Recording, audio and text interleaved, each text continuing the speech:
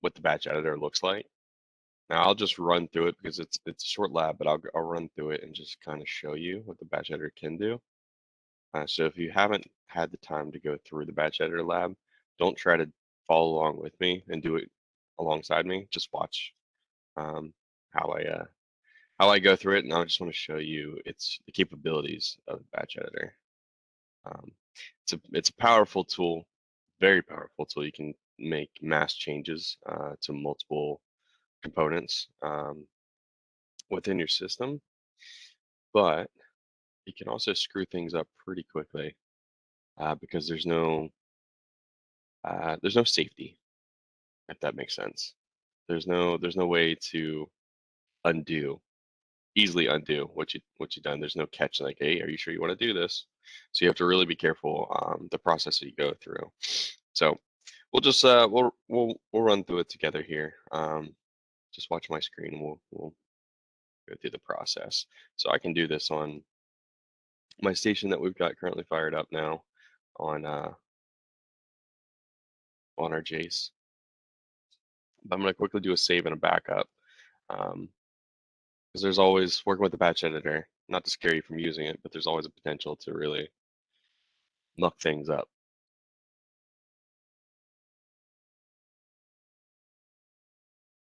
Especially if I'm not careful of what I'm selecting to change.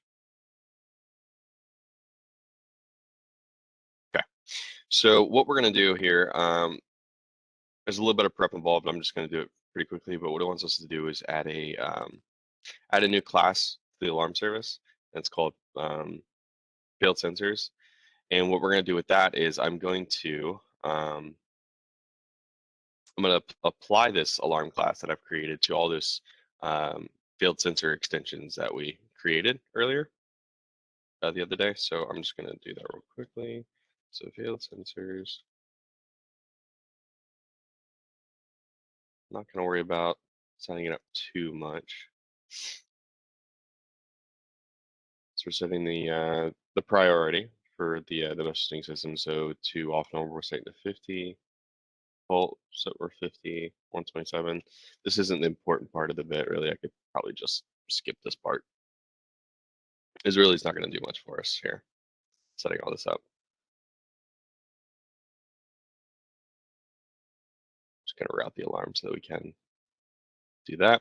Okay, so that looks good. That's a good place to start.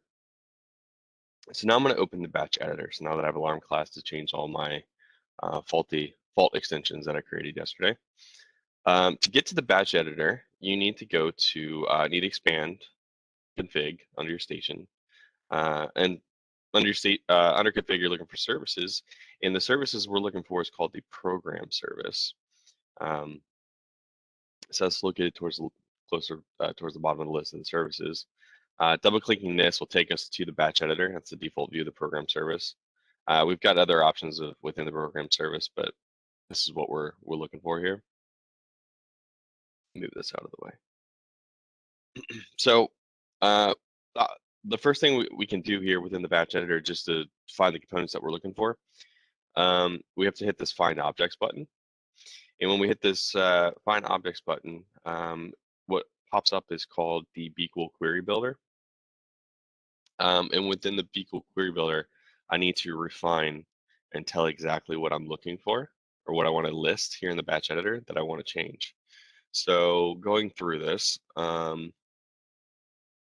know I need to change a few things here. So we need to restrict the scope to objects that contain within driver. So it might take me a second here to remember exactly where to go for all of these things, because I actually don't use it a whole lot. I don't get the opportunity to use this a whole lot. I remember how to use it. It might just take me a minute to exactly remember what goes where. Okay, so I hit this little magnifying glass. I can open up config. I'm going to select drivers. So what this is doing is saying that, hey, I only want to look for, double check, make sure it's actually what I'm supposed to be doing. Yeah, magnifying glass, hit the driver containers, yeah. Okay. So what I'm saying is I only want to look for components that contain within the drivers module. So I can, by hitting this magnifying glass, I can restrict or for the filter out which module or what in which areas of the station that I actually want to look. Um, so I just want to look within my driver section. So I've set that to drivers here in this top section.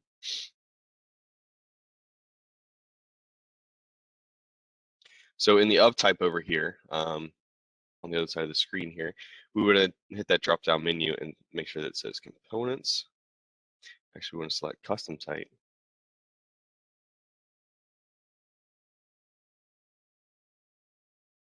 So I'm going to close this.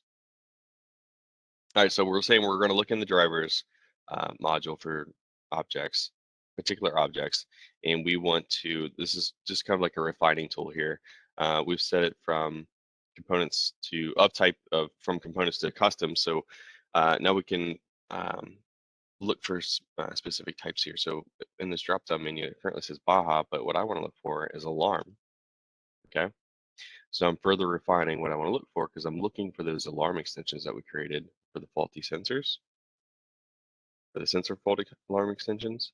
So I've changed it to alarm, and now I can further refine it and say, hey, I want to look for alarm source extensions.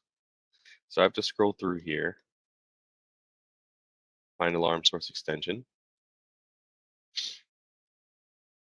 But I don't want to return all the alarm extensions that are within my driver section. I want to refine it a little further. So this is where we would hit this plus icon here. Now this would be depending on what you're actually looking for. So for example, if you're looking for, let's just keep it about what we're talking about here. All my alarm source or all my alarm extensions that I added to my project, and I don't want to return all my alarm extensions. I would need to further refine it to hit this plus icon down here. In the left drop down, we're going to select from absolute order, we're going to select name. All these are alphabetical order, so we can scroll through here and find exactly what we're looking for. So what we're saying here is we want the name to equal something. So we're looking for the alarm extension, any alarm extensions that reside within our drivers, but we're also further refining it and saying, hey, these extensions need to have this name. And we named all of our alarm extensions for the sensor fault, like named them sensor fault, because we copy and pasted them within our station there. So what this is saying, again, we're looking in the driver section, we're looking for a custom type, we're looking for the alarm, something contains an alarm category. What we're looking for is an alarm extension, or alarm extensions, plural. But we don't want to pull up all of our alarm extensions. We only want to pull up our alarm extensions that are called sensor fault. So that's what we're doing here. So we'll press OK, and it will go ahead and do a run to execute the search. And then at this point, this is where you need to review anything that shows up in the batch editor, because I have options down here at the bottom of my screen, and I can rename, clear all, I can change, I can add tags to it, I can edit slots, I can do various different things. But the thing to keep in mind here is whatever shows up in this batch editor window here will get changed. Now, if I wanted to remove, maybe I did a search and maybe one or two things popped up on my search that in my batch editor that I don't actually want to edit, mass edit. You can select one or more items and remove them from this window here so that they will not be changed. So that's something to keep in mind. So anything that's within this search window in the batch editor, if you initiate some sort of change or edit, all of the components listed in the batch editor view window here will get changed. Just because I can select them doesn't mean I'm only selecting this one to get changed or these top three to get changed. Anything listed in this batch editor is getting changed unless I clear it from the list. Okay, so with these all here, I don't need to select any of them. What I want to do is I want to edit a slot for them. So they're here. Down here at the bottom of the screen, there's this edit slot button. And from here, we can see that we can change a property. By default, right here, we have alarm class, and we have other options here that edit other slots we could edit here. But we're looking for alarm class. So from the new value section, we are looking for the failed sensor alarm class that I just created. We'll select that. I'm going to press OK. And once I press OK, it's just going to initiate, and it's going to tell me the results. So that's what I'm saying. Like you have to be careful working in batch editor. There's no, are you sure you want to do this? And then hit apply. Once you make a change and you press that OK button, it changes things. It goes ahead and just changes those points, whatever changes that you initiated. So we can see here that now I just have the batch editor results. So it already went ahead and made those changes. So it's a powerful tool. It can be an unforgiving tool. It's just something you have to be careful. There is a way to, and we've gone through and done some things about tagging. There is a method that we could add tags en masse to a group of components that we did a search for. This isn't the most efficient way to add tags in a large variety. So if I pulled all these points up, but it is a method that you can use. So if I pulled all these up, and I'll say that I had a tag called faulty sensor or something, just random. I could select add tag, and I would get the edit tag window here, right? Now it acts a little different because I can go through and add individual tags through here, depending on what I'm looking at. If such a tag existed, with the difference here is so I'm looking at extensions. You can't always necessarily go through the batch editor and do a large scan and then do a remove tag process. So this isn't an efficient way to edit the tags for a group of points. This method allows us to add tags, but it restricts us quite a bit on actually editing the tags within its components. Oh, I can do all sorts of editing tags. Okay, well I'm mistaken, and I've told you wrong. I will be the first to admit that one. So Damon has corrected me. You can edit all sorts of tagging information within the batch editor. My personal experience, I hadn't done that much, and I found a couple instances where I couldn't edit a couple tags on some points when I was playing around with this. So I'm mistaken. You can do all sorts of add, edit, and remove tagging within here. So disregard what I said a few seconds ago.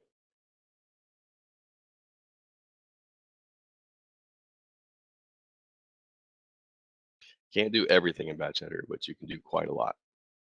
Like I said, I haven't used this tool a whole lot, so I don't even know the full capability of this tool. If you sat down and actually played with it quite a bit and scanned in different components, I'm sure you could really see what you could do with it. You try to talk? I cannot hear you. No, no. You have the worst luck with your headset. Damon's trying to chime in here. He's just, as we've seen yesterday, he's got the worst luck with his headset. I don't have this issue. My headset works every time.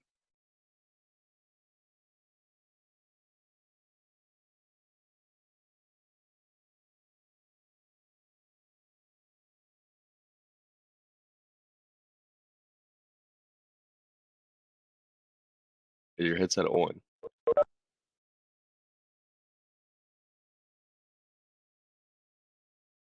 Okay, how about that? We can hear you now. Wait a minute.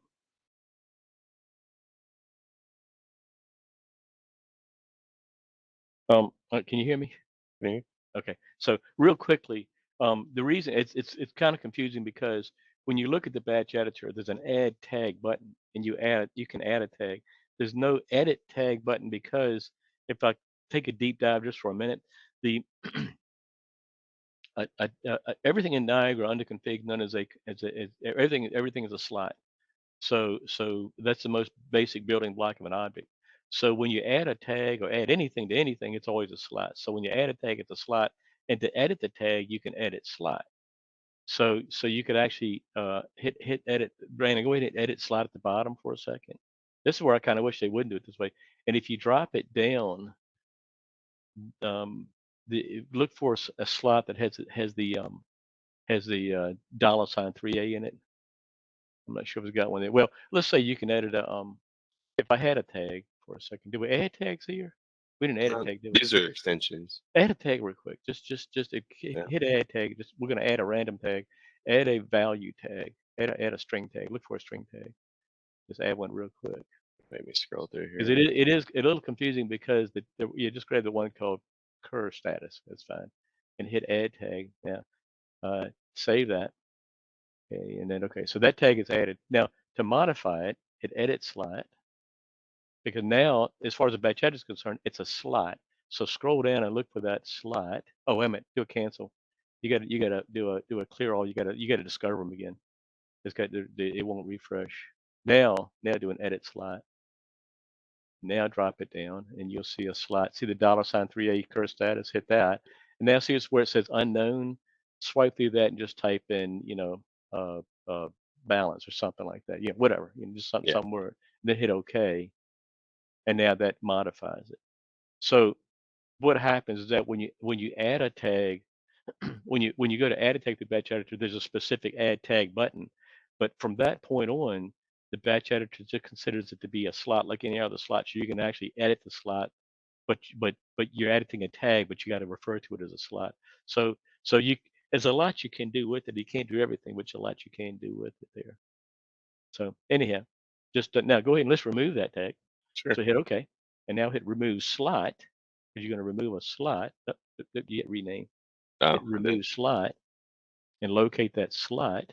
There it is, and hit OK, and there, and that's all gone. So you can add. So you can do a lot with it. You'll notice that when you drop down and you went to remove it, it only showed that. It didn't show all those other slots because some slots what's called frozen, and you can't remove them. So when you go to remove one, it'll only show the ones you can remove. But anyhow, it's a lot you can do with it. Brandon mentioned it's a lot you can do with Batch Editor. It's a dangerous tool. When I was in the field, never did Niagara4 did AX in the field. I never used it because I was kind of scared of it, but that's really not the way to be. It's a very handy tool to use. You want to practice with it offline. Grab a station, run it, on your laptop and play with it, and practice with it. But it's a real time saver. But you gotta be real careful because you can do a lot of damage with it. But anyhow, I'll shut up from there. But I thought I'd just pass that on. Let me try to mute. You're muted. It sounds like you got. So I'm gonna have to teach Damon about computers here in a second.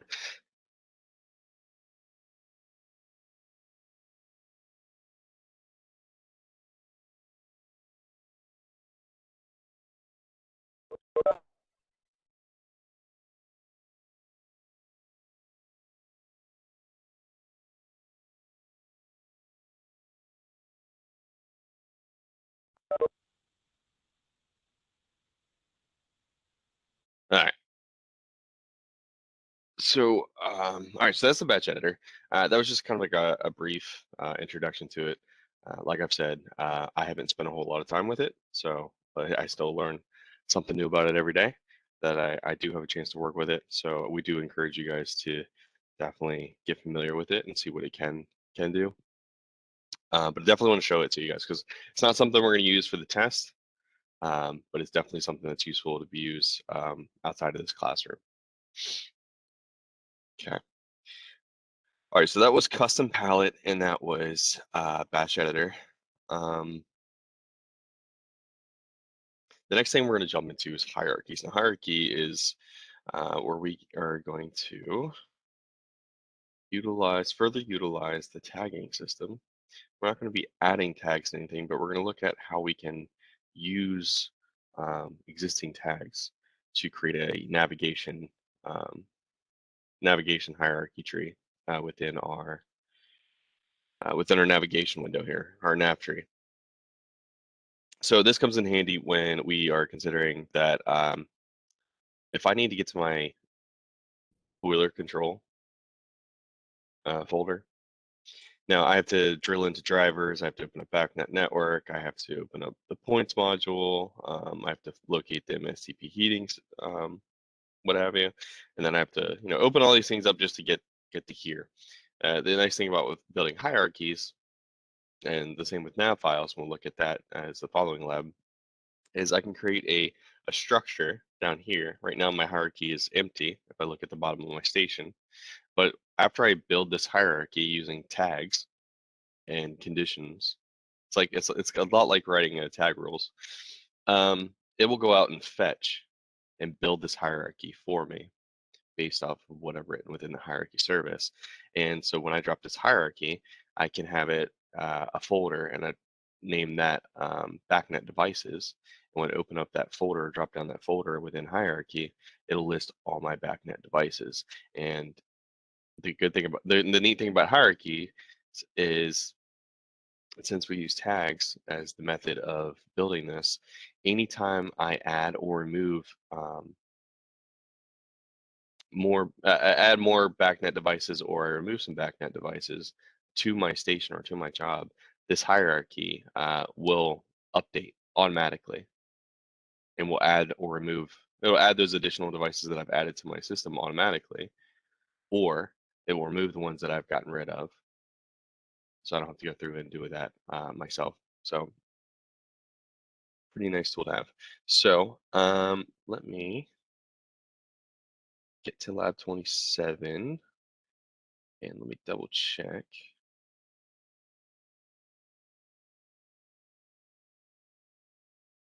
something here.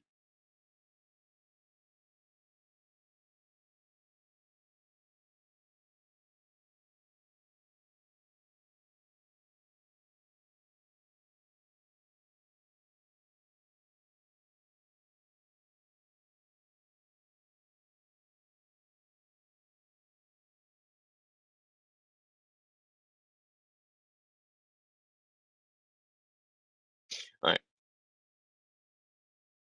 let's open up the slideshow, and I had to run through it real quick to make sure that's the support document that I actually wanted to use. I couldn't remember if I used the PowerPoint or not. All right, so in this, it's going to cover hierarchies and nav files. We're going to go ahead and just go through the hierarchy portion, and we'll put a pause on the nav, because they ultimately do similar, have a similar outcome, but they handle it in two different ways, and how we apply it to our station is slightly different. So we'll go over that in just a bit. But to touch on hierarchies first, so the objectives for the completion of the session, the objectives are general knowledge of the hierarchy service, the hierarchy node, which is the container. So any configuration that we do in the hierarchy service will reflect into the hierarchy node. So there's two different spaces there. We have hierarchy definitions, and there's different levels of definitions. So there's group level, query level, relation level, list level, and named group. And we'll see more of those in just a minute. And then we have hierarchies and roles. So why the new N4 hierarchy provides an efficient method of creating one or more logical navigation trees for the Niagara application. Leverages the tags and relations applied to entities in the conjunction with equal queries to define the logical navigation tree structure. Dynamically updates based on changes to the Niagara application, such as adding devices or changing tag values and relations. Alternative to using nav files, which require manual mapping of each entity in the navigation tree, and also require manual updates to match changes to the Niagara application. So the hierarchy sequence, best practice, you want to form the idea in your mind, sketch it out on paper, and plan level one. So i.e. query that generates a list of all HUs. So we have these different levels that we need to create within our hierarchy, and the best way to kind of break it down before we dive in it too much within the PowerPoint here, you have your containers or your folders level, and this is where you kind of create your category. So if I want to create a category in my hierarchy or group level, this would be, that's for example, my air handling units, or if I wanted to specific communication integrate. I could say all my backnet devices, or if I want to look at all my points or all my set points, this is how you kind of want to plan it out. How do I want to break it down and categorize, and what do I want to show? So plan level 1. Locate one error handler that needs to be represented in the tree. Edit tags to see what tags exist. Use the quick search to find a query that works, and then we're going to use that query within the level definition within the hierarchy service. Populate that. So then define level 1, add a name to hierarchy, / refresh the hierarchy node, create the query level def, and define the query and its scope, refresh the hierarchy, and verify the outcome is as expected. So in this manner, we can play around and see which tag systems we can use and use the search window to see what it returns. And when typing it into the search window to see what returns with using certain tags, that's how our hierarchy, or we can expect how our hierarchy,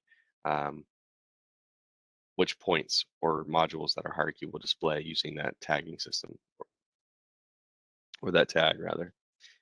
So I know some of this might sound a little confusing.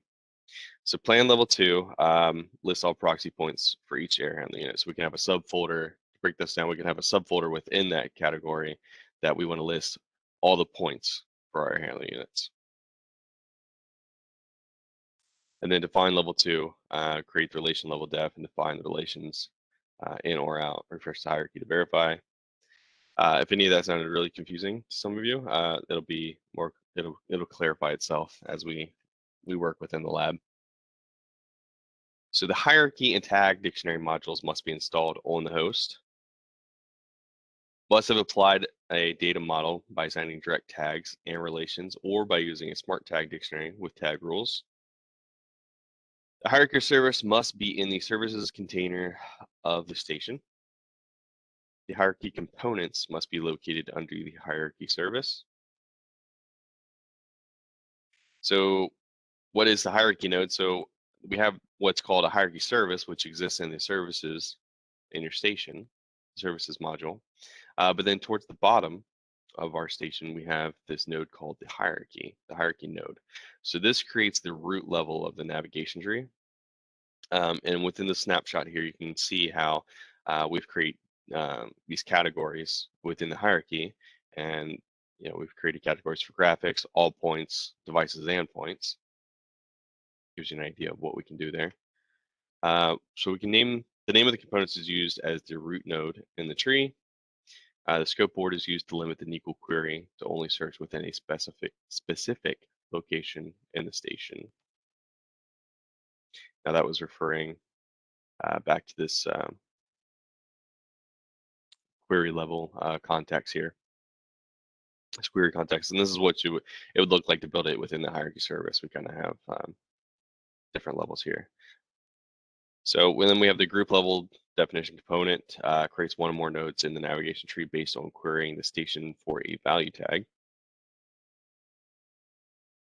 So for example, we want to return air handlers. So we have a category level, and then we have a group level, and that's like, it's kind of like a subfolder that's going to show exactly certain things that we're looking for here. Each unique value of the value tag results in a node with the matching name in the navigation tree.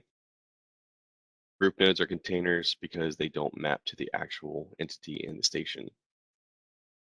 So then the query level definition component uses a NQL query to return a list of nodes to be displayed under the parent hierarchy node. So this is refining our hierarchy, our search window even further for the category. This is where we actually return certain devices or points. Include grouping queries includes the parent group. We can sort configures whether results are sorted and in which order we want them to be displayed. Because then we have the relation level definition component, traverses the specific relation from the parent hierarchy node to return a list of entities to be displayed under the parent hierarchy node. So here we have the query level definition where we look up specific devices, for example. but maybe we want to display um, some of the components listed within those devices that we previously had set up in our hierarchy, and we can return the points that exist within that device. So filter expression can be used to further limit nodes displayed under navigation tree. Repeat relation displays nodes to the leaf. And then we have the list level def and named group def, working in conjunction to manually define nodes in the navigation tree. The nodes in the navigation tree match the names of the named group def items added to the list level definition component. List nodes are containers because they don't map to an actual entity in the station. Cannot assign PXUs to list nodes. Okay, so summary, this is where we kind of break it down a little bit better. Hierarchies are designed to provide an efficient method for creating dynamic trees based on navigation, based on the Niagara4 station's data model. Group level definition and list level definition components are used to define container nodes in the navigation tree. Query level def components are used to populate entities in the navigation tree using NQL queries. So this is where I would use if I want to show all my BACnet devices. And then we have relation level def components are used to populate entities in the navigation tree using relations. So what that means is relation to the query level def return. So if I'm looking for all my BACnet devices, I can show components that are related to those BACnet devices. We can refine that even further and show all points contained within those BACnet devices. So users are granted access to one or more hierarchies based on their role assignments. Okay, so that's lab 28. If I lost any of you, I do apologize. Hierarchies takes a little bit to kind of wrap your head around it, and some of the wording can be a bit confusing, but ultimately what we're doing here is we are working within this hierarchy service right here. So it's in services. This is where we build our hierarchy. So any building of the hierarchy is done within the hierarchy service. We then view the hierarchy that we've created within the hierarchy node here in the bottom.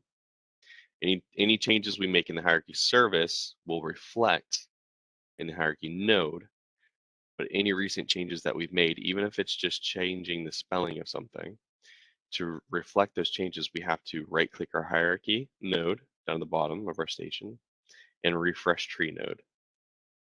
This will collapse the hierarchy node, and then we have to expand it again to see any additional changes. So within the hierarchy service, we'll actually use a palette, a hierarchy palette, I believe, and we'll be creating these groups or list level containers. Then we'll do relation level defs where we look at certain tags to return certain items. So again, the example would be looking for BACnet devices, or we're looking for graphics. That's what we would do in the query level definition.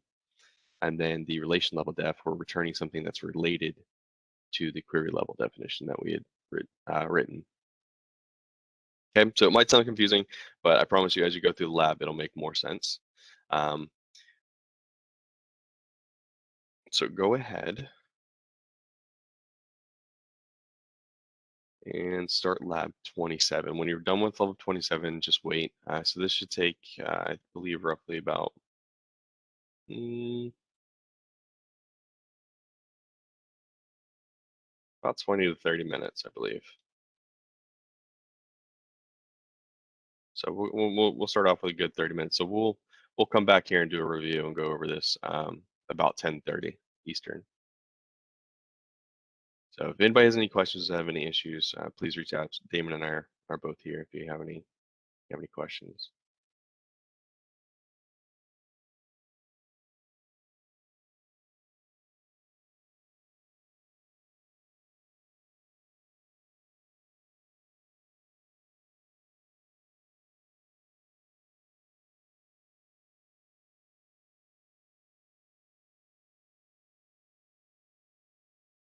Hey Brandon, this is Syed from Workstation 15. I Yeah. can't able to log into my workstation. I don't know what happened. You said you're on 15 Yes. and you can't log into it through Zoho. No, well, I'm on the Zoho, but the station that I was working on, doing alarming, setting up, somehow just like disconnected. Yeah, because It's it looks like you're trying to access your station under my host. yeah. We're working on our station under our Jace. So you see that Oh, okay. IP address there? Yeah, Yes. expand that. Okay, so now you can double click your station and it should go through the process trying to connect. Yeah, because we don't have a station running on our local computer anymore. Oh, okay. So we might have to do a platform connection first. So double click on that the IP address there. Oh, this one. Yeah, so that platform under my host and the platform that exists under the IP address are completely different. So what we probably need to do is make a platform connection. So we have to reestablish connection to our Jace. So right click your IP address and select open platform.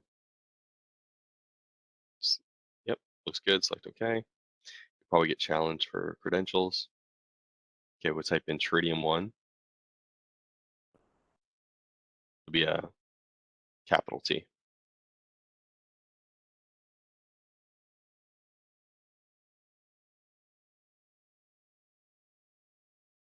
Okay, and then Niagara123 with a capital N.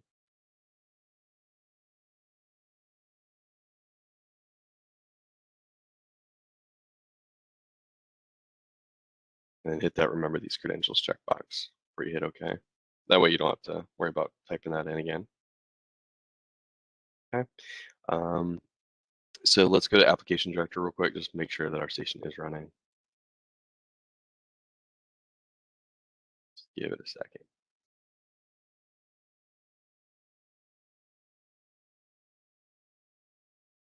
Interesting. Okay. Hit the back button and click on station copier. Where? It's like the fourth to last option. This one? Wow. No. No. Keep going down further down the list. Station copier. Oh, station copy. Okay.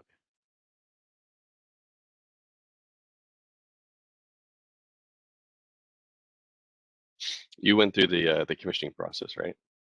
Yeah, I was in the middle of it, doing that, but then I went back to do the alarming because that wasn't done. And when I tried to do alarming, it's just kicked me out.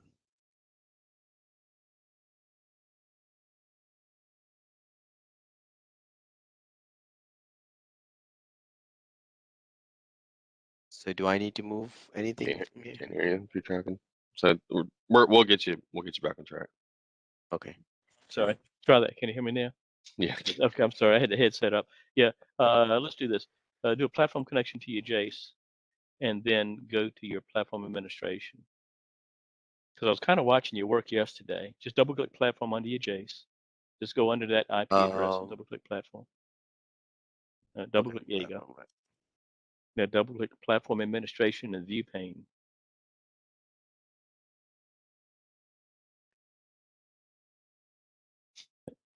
You keep passing by it there. Platform administration. Oh, platform. Where is it? Right here. This one. Yeah, double click that guy.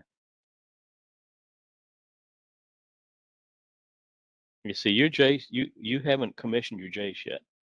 And the way you know No. that, see that the top property that says Baja version. Notice it's empty. That Yeah. you have. So what you need to do, you need to kind of back up a little bit.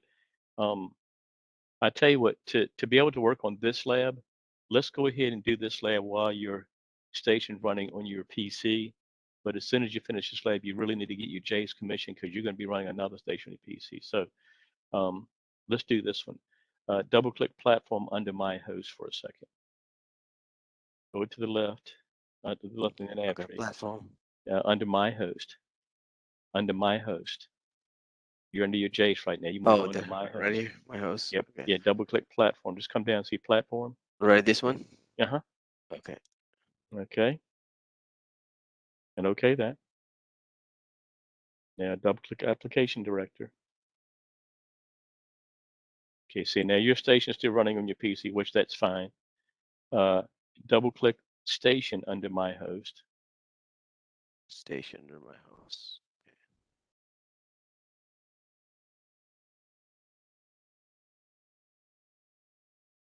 And hold on a second.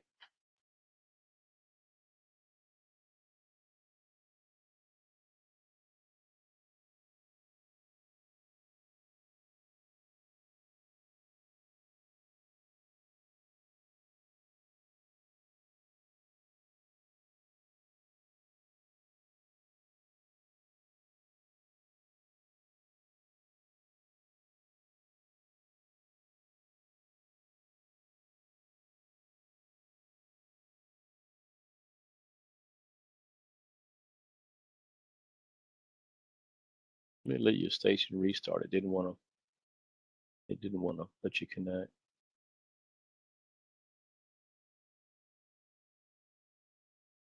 But after you do the hierarchy lab, you need to back up to the Jace commissioning lab and do that lab, because Okay.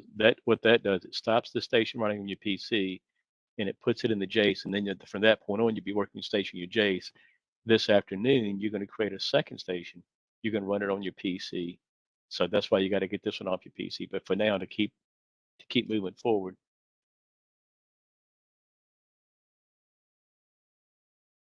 All right, there's still a problem here.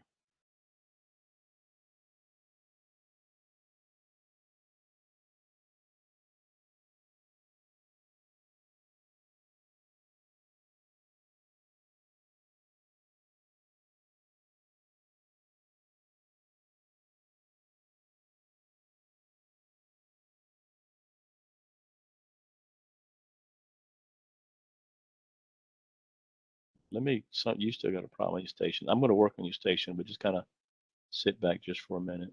Okay.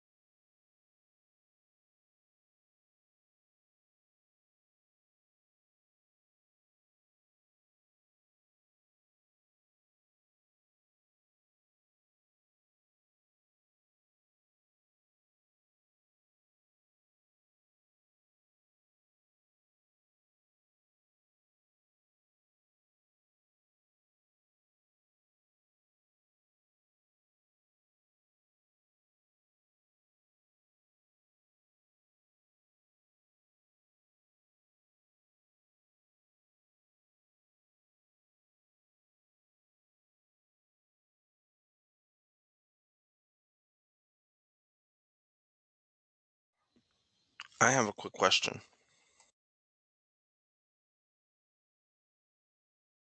Sir.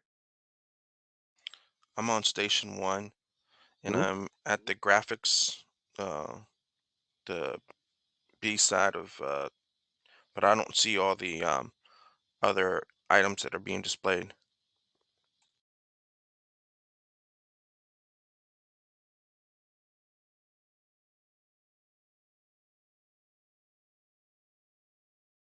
All right, run me through that one more time. Sorry. I'm heading your way. Okay, so I'm in station 1 and Mm-hmm. I'm at the B section of 27, step number 5, where it says expand graphic, Yeah. and it's showing like 3 or 4 different other pieces of equipment that I don't have. Oh, in the lab book. Mm-hmm. Yeah, one of the steps that if we didn't get to the custom tag dictionary portion, we may get to finish it. Towards the end of it was create a custom graphic tag and then add the graphic tag to the components that had your PX view on it. So it might be missing that element. So that might be why they're not showing up. Oh, okay. I just wanted to know if I did something wrong and I have to go back or something. No. If yeah, so if you so for anybody who didn't get all the way through the custom tag dictionary, because remember I kind of cut that one short. It's not a big deal. You'll be missing the graphic tag that towards the end of the lab we added the custom graphic tag that we created onto anything that on our PX view. So we won't be able to actually return any graphics in the hierarchy service. So just go ahead and just continue along with the lab. Ignore the and do that section. So if we have some time, we'll come back and we'll take care of that. But it's not a showstopper. Mainly wanted to show you how to do it. So like after the graphics hierarchy, the next one you see will be just as important. So I have a graphics tag on one of my things, but I can't get it to show up in the hierarchy service. what station are you at? Station 2. 2?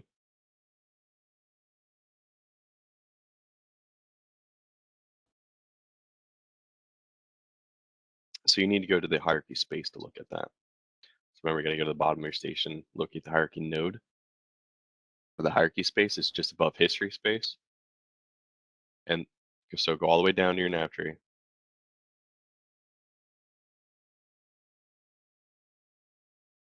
Go all the way to the bottom of your nav tree.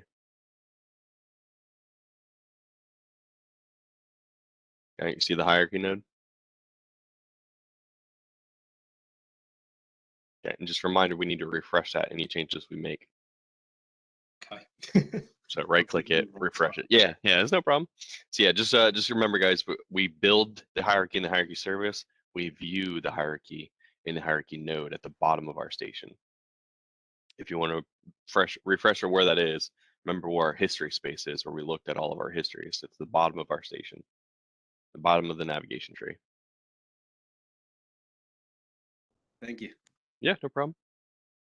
It can be a little confusing at first. Hierarchies can be a little confusing at first, but as you do them, they start to make more sense.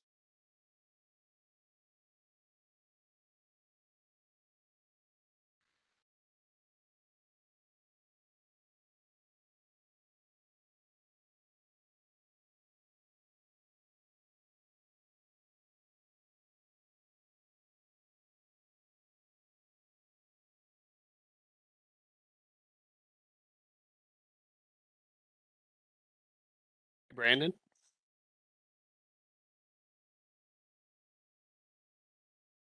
Yes. I'm over on station 12, kind of like the last gentleman who just talked to you. I'm having a little issues where I'm refreshing the tree node on the hierarchy, Uh-huh. and when I expand it, I can see where graphics pops up, but then when I expand graphics, none of my PX files are coming over. Okay. Did you were you able to finish the custom tag dictionary lab? Which lab was that? Uh, I believe, I'd like to say I did, but maybe I didn't. so if you did do that, and you did apply the custom graphic tag to your PX views, it's case sensitive. The query in the hierarchy, excuse me, in the oh goodness, tripping over myself here. So in the hierarchy service, in the query level depths are the different definitions that, especially the query, when we're looking for specific tags, we got to check the spelling and the structure of the string that we input. Okay. So just double check spelling, make sure, because none of the tags should be capitalized. Gotcha. So if I go over to the quick search in the top right hand corner and did the C, what was that? Yeah, C colon graphics. Graphics, yeah. So it pulled up 4 of my PX files. Okay. I'm assuming that means I tagged them correctly. Correct. Okay. So yeah, go and now double check your tag. So in the lab, we had you write it as C:graphic singular. You might have wrote your tag as graphics with an S plural. Mhm. So you, yeah, write it however you did in the search bar at the top. Gotcha. Make sure that's how you have your query level def written. Look at your query level def and make sure you spelled it that way. So double click get graphics. See, notice you got an S graphics. Okay. Yeah. See, that's got to match up there. So I think you'd be in Gotcha. Believe it or Now not, that I took away that S and saved that, I should be able to that's refresh that's the tree I, node. I tell you, that's a very commonplace thing that a lot of people do. it Is happens to you're us as thinking well. multiple, so you type in get graphics, but it's Gotcha. actually you got to tell it the exact tag name itself, which is graphic, which I think you'd be in business now. Gotcha. Let me double check that. Yep. Okay. They all populated. Yeah, but you were doing the right troubleshooting there. Go to your search window and double check your tags there. So you were on the right path. Yeah, believe it or not, we misspell or have to double check our work every once in a while too.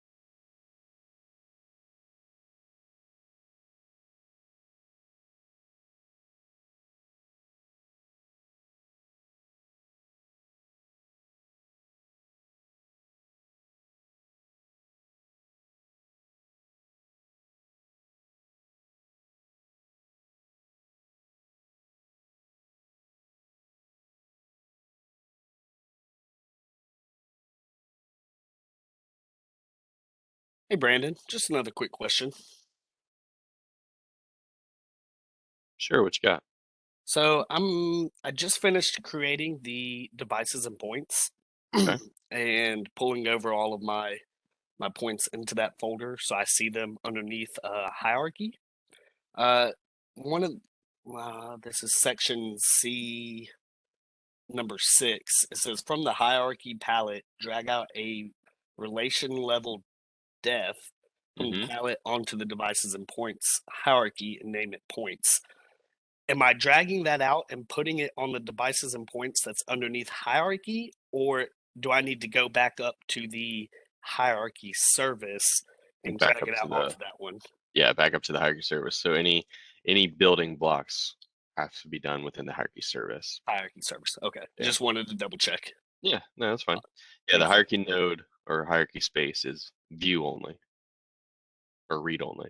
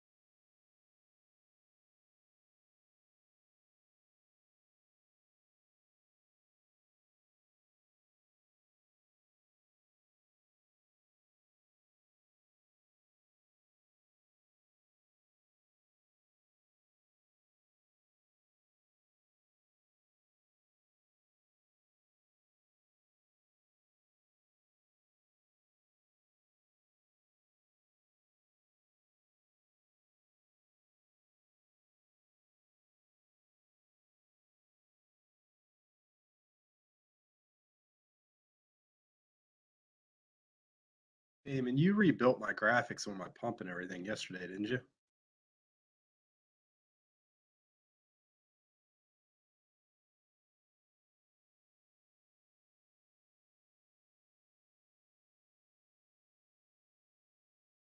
I was playing with the stations. It was still on your PC, but not in the one of the J's. Oh, I didn't okay. really I fix was gonna say anything they're gone that I know again. of. Okay.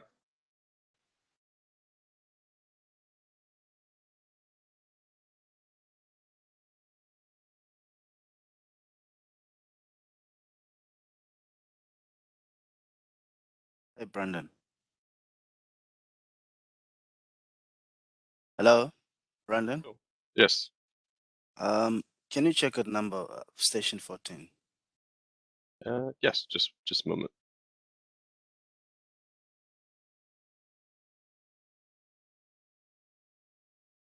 under the hierarchy? So maybe I didn't do those custom tech dictionary. I didn't finish maybe that lab. I'm not sure, but I did the points. I think I'm on number like the outbound relations IDs. Mhm. The folder is it supposed to show under devices and points? Even I mean the folder itself, not the points. Right. Okay. So let's see. Expand devices there, just above the points there. No, go back. I'm sorry. Within your property sheet, your view window. So you go up just a couple of places. Yeah. Expand that for me. Okay. Tell you what. Just go. Okay. So go back to your nav tree. Right click on hierarchy. Yep. And hit refresh node. And now expand your devices and points. Okay. Nothing's showing up.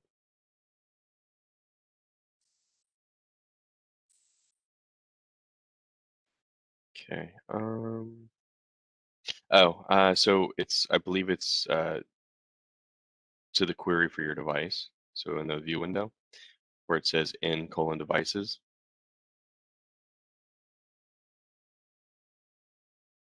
No, Yeah. it's right. Yeah. Delete that S. I believe it's just in colon device. So hit save. Now refresh your hierarchy. Yep. There we go. All right. So now it expands your expands one of your devices there within the hierarchy. Let's see. Yep. There you go. Yeah. It's very Oh, specific. Sometimes the easiest, the simplest fix is the one we're looking for. thank you. No problem. I'm having a somewhat of a similar issue. Station 1, and Okay. I am on. Schedules.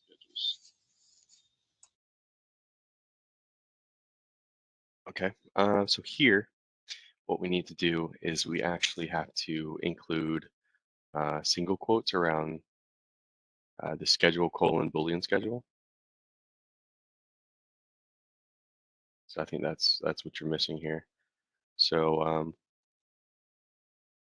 if you want me to drive, I can show you. So we'll put a space between the end type and the equals. We'll put a single colon or quote here and a single quote here. And now if we do the search, we should get something back. There we go. Yeah, so when we're doing, so this goes for everybody who might be having issues with the end type. So if we're doing an end type, if you look at my screen here, you can see just under in my property sheet there for all my schedules. So if we do an end type equals, the end type equals is actually, the end type is a value tag. So if we're using a value tag, we have to also include its value or its string. And when we do that, we have to use quotations around the value section. So I keep in mind, so try to break it down one more time. In colon type is a tag, but it's a value tag. And we're looking for an in type tag with the value of blank. Whatever blank is, we have to put either single or double quotes around that to specify exactly what we're looking for. So keep that in mind. So if you go back to your hierarchy service,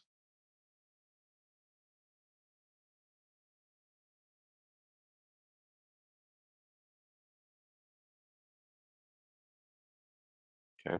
Now let's now you should be when you go through and add the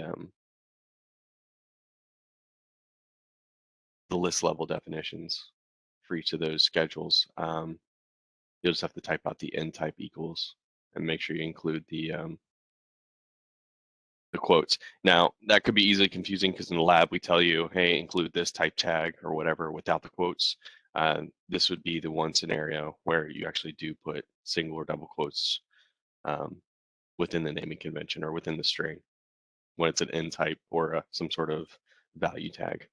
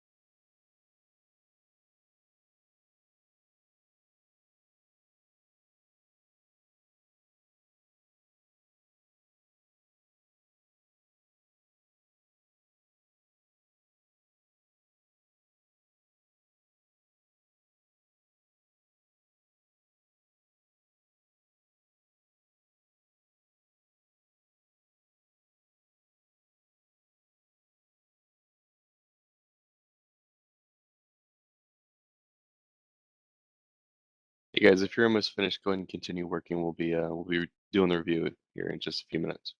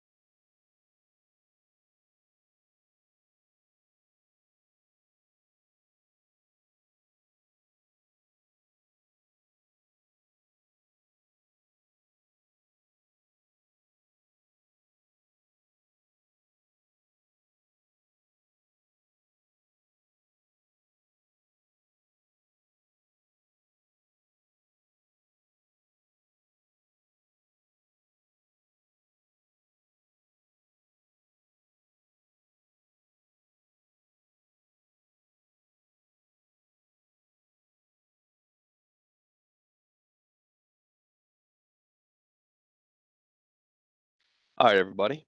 I've given you an extra 20 minutes to get through this. I know some of you were trying to wrap up. So we're going to do, if you're not quite done yet, that's fine. Just take a pause. If you've gotten through 3/4 of this lab, at least you've taken away some of the most valuable knowledge of it so far. I'm going to show you some important bits that you're going to need for the test tomorrow. But first, let's go ahead and take a look at a couple hierarchies that we created. So we can create a hierarchy for our handlers, right? And we can, or for our graphics rather, and we can make a list of all of our graphics. Now, if you didn't get all the way through the custom tag dictionary, you wouldn't have the custom or the C:: graphic tag that we ended up adding to our graphics in that lab, which is fine. That's fine. I wouldn't worry about that. I wouldn't stress trying to get that done and going back and doing that. Not important. Learning the basics of hierarchy is more important than going back and adding a tag and doing the custom dictionary, because you will not need the custom dictionary for the test. So we can create a hierarchy just for graphics here. And that was just simply creating a hierarchy, which is the graphic. Remember, that's like a container, or a folder rather. And all we had to do was do a simple query level definition to return anything that had that one tag, that C:: graphic tag. And it displayed here. And since all these devices that were listed that had that tag on it, their default view is the PX view. So when we click them, it'll take us to the PX view. And it's to be the same thing as if we clicked on this component within the driver. It's the exact same thing. So I can just as easily from this view here, go to my view selector and go to the wire sheet as well. So this isn't necessarily a special instance of this point folder or this air handler device. It's the exact same thing. So you can kind of see how that could be useful. So that's the graphic one that we created. And then we had devices and points. So we created the device and point category. Then we did a scan for N::device. Now, some of you may have noticed, but it's very particular, the spelling. So if you're using tags as your definition, as your method of mapping these devices or whatever component into your hierarchy, it's very specific spelling. So you have to type it out exactly as the tag. And so this is where using the quick search really comes in handy to double check your work. So if you type in N::device, or devices rather, which is an easy mistake to make, and you hit save, and then you go down to your hierarchy node and nothing shows up, and you're like, well, I know that device exists because it's a Niagara tag. So every device in our station should automatically have the Niagara, the N::device tag. Okay, well, let's just do a double check. You can go up to the quick search bar at the top here and just do a quick little check, right? Oh, I used a semicolon. Goofy. So I can do a search and it'll go through its process. It's going to take a little bit because it's, so we can see that we have devices here. Okay, so clearly the tag works. And then I need to go back to my hierarchy service. And maybe I need to double check my spelling. Maybe I accidentally added an S. Maybe I accidentally capitalized the D in device. Or maybe I capitalized the namespace in. So it's very, very specific. So we might have to double check our spelling, capitalization, and so forth, because the string for the tag has to be exact. Okay, so something to keep in mind. So hierarchies take a little bit of work to set up, right? But the neat thing is, any new device that I add to this into my station will automatically be updated to my devices and points, as well as the points contained within that device. So if I added a few more BACnet devices or LAN devices further along in the project, and I come back and refresh my hierarchy node down here at the bottom, that device or devices will show up under my devices and points hierarchy, as well as the points contained within them from the relation level definition. So Hierarchies take a little bit of time to set up, but they are intuitive, they're adaptive. So once you kind of get your head wrapped around how the setup to create the hierarchies, it's really a powerful tool to have. And once you have this set up, it makes your life so much easier navigating through your station or your project, because you no longer need to drill in through each do the config through each driver, find the network, go to the go to the network, find the specific module that you're looking for. Okay, I found the device, open this up, and so forth. Here I can create a hierarchy to quickly get to my devices and points, no matter what network they belong to, and see their points. Now, we made mention that you can limit the view of specific hierarchies to a given user or role. Now, we'll go over that more when we get into security section in the next couple labs after we do navigation file. And we'll take a closer look at how we can restrict or enable certain hierarchies to be visible to different roles. So, for example, maybe if I have an end user, just as a quick example, if I have a tenant or an end user that doesn't need access to each individual device or the schedules, maybe all they need is access to the graphics, just to see what's going on with the air handler, maybe at a glance.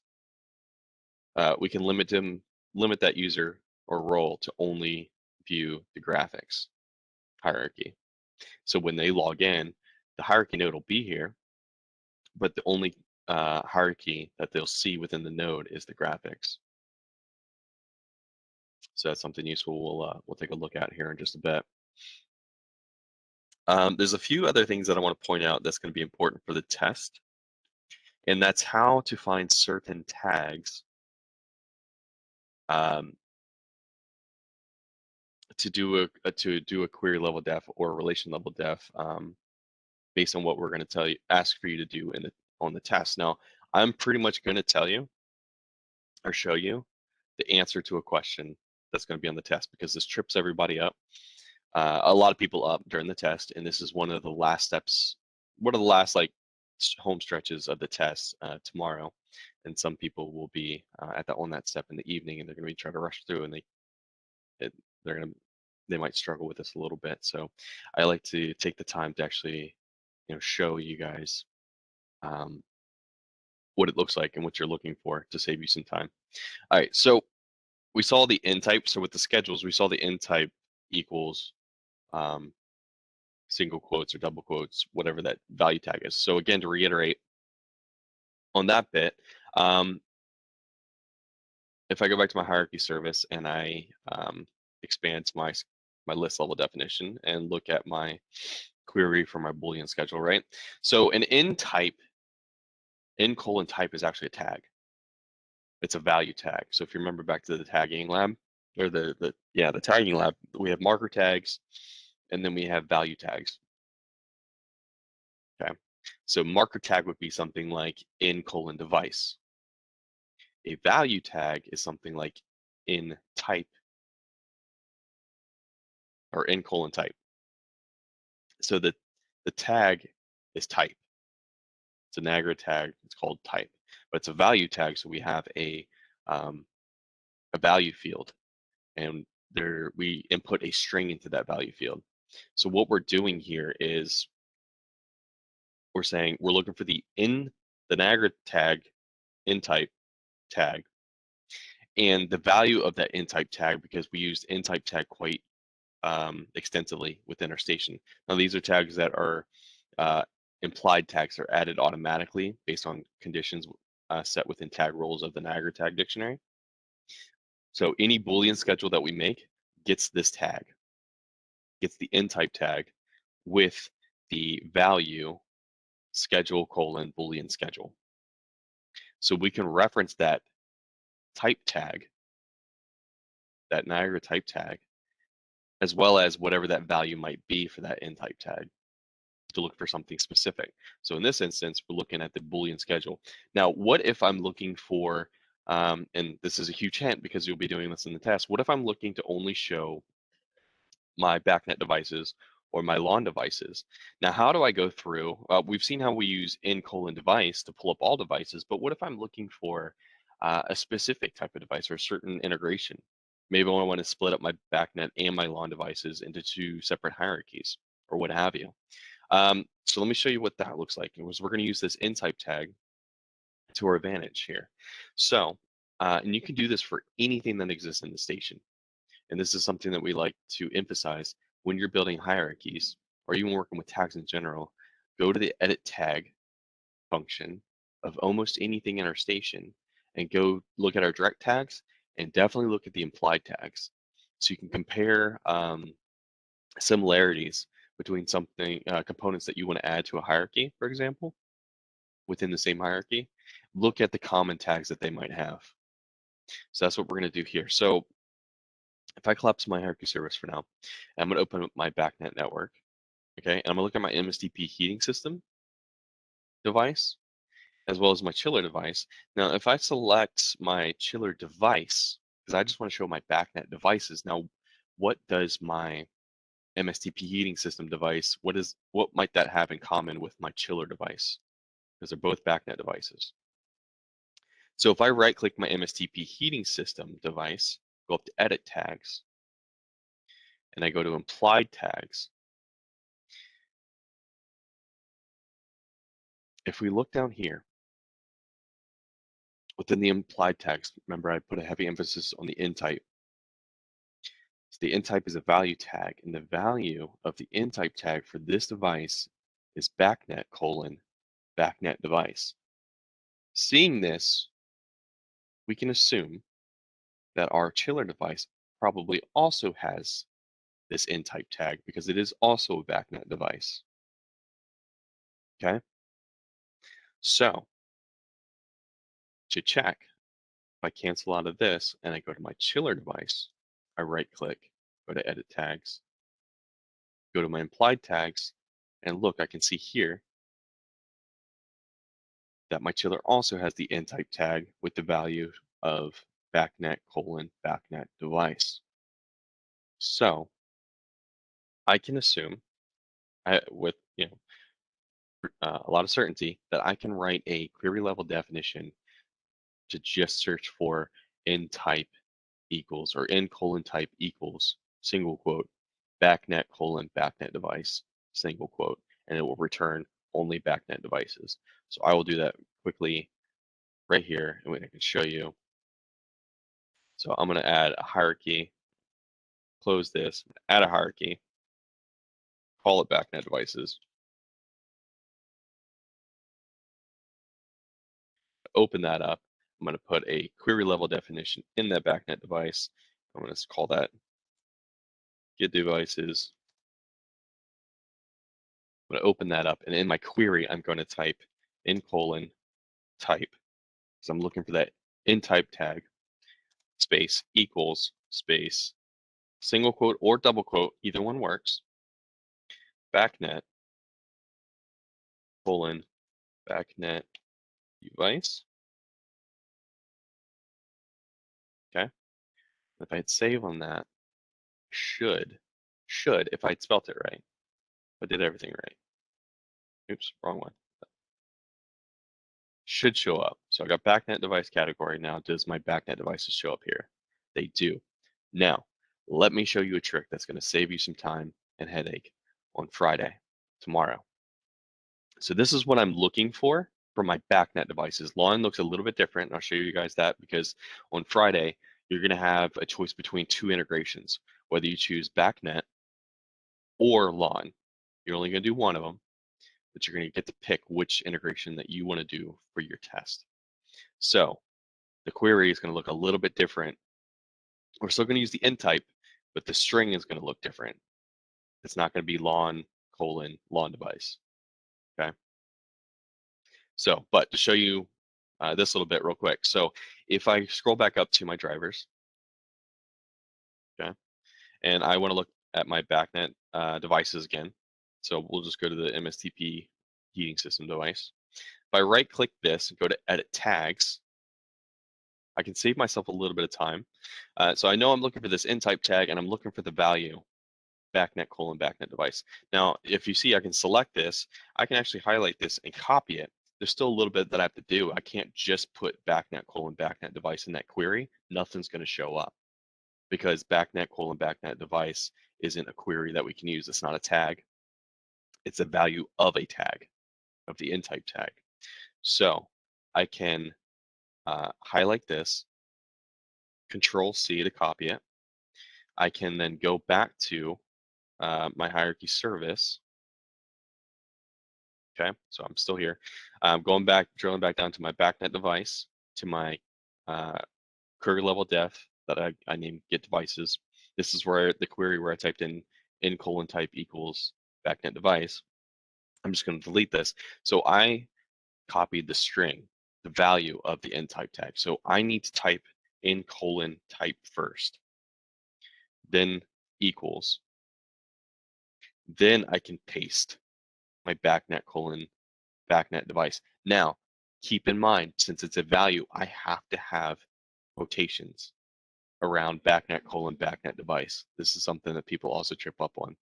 They'll be like, they'll say, I have it typed out exactly like you told me to in class, and in colon type equals backnet device, which isn't going to work until I put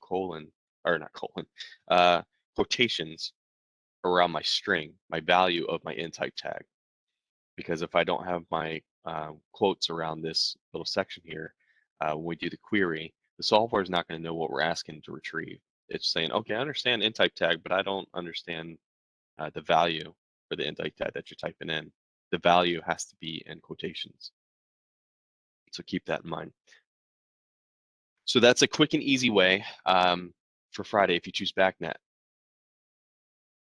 Okay, and just after I've done that, I can easily do a relation level def within my backnet device as well. I can say points, just like we had already done. I can do my outbound in colon child points, or point, can't remember. Let's see if this works. I know there's one or two ways of doing this.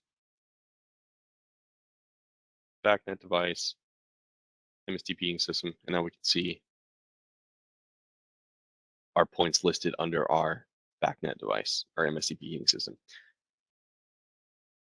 Take a snapshot of this in your brain because this is literally an answer to a question tomorrow. I take extra time to show you guys because this trips a lot of people up, and I don't want you to spend too much time. I've seen people waste 20 to 30 minutes trying to figure this out, type in different queries and try to make it work. We don't necessarily do this exactly how we ask you to do it in the lab. We show you examples of it, but I really try to drive it home because this is very important outside of this class. It's not only important for the test, this is important function or feature to use outside when you're building hierarchies. This will save you a lot of time when building hierarchies, looking at various tags within your system, looking at points that you want to list together or devices you want to list together, look at their similarities in the implied tag section or even in direct tags, and learning how to build with hierarchies using this feature.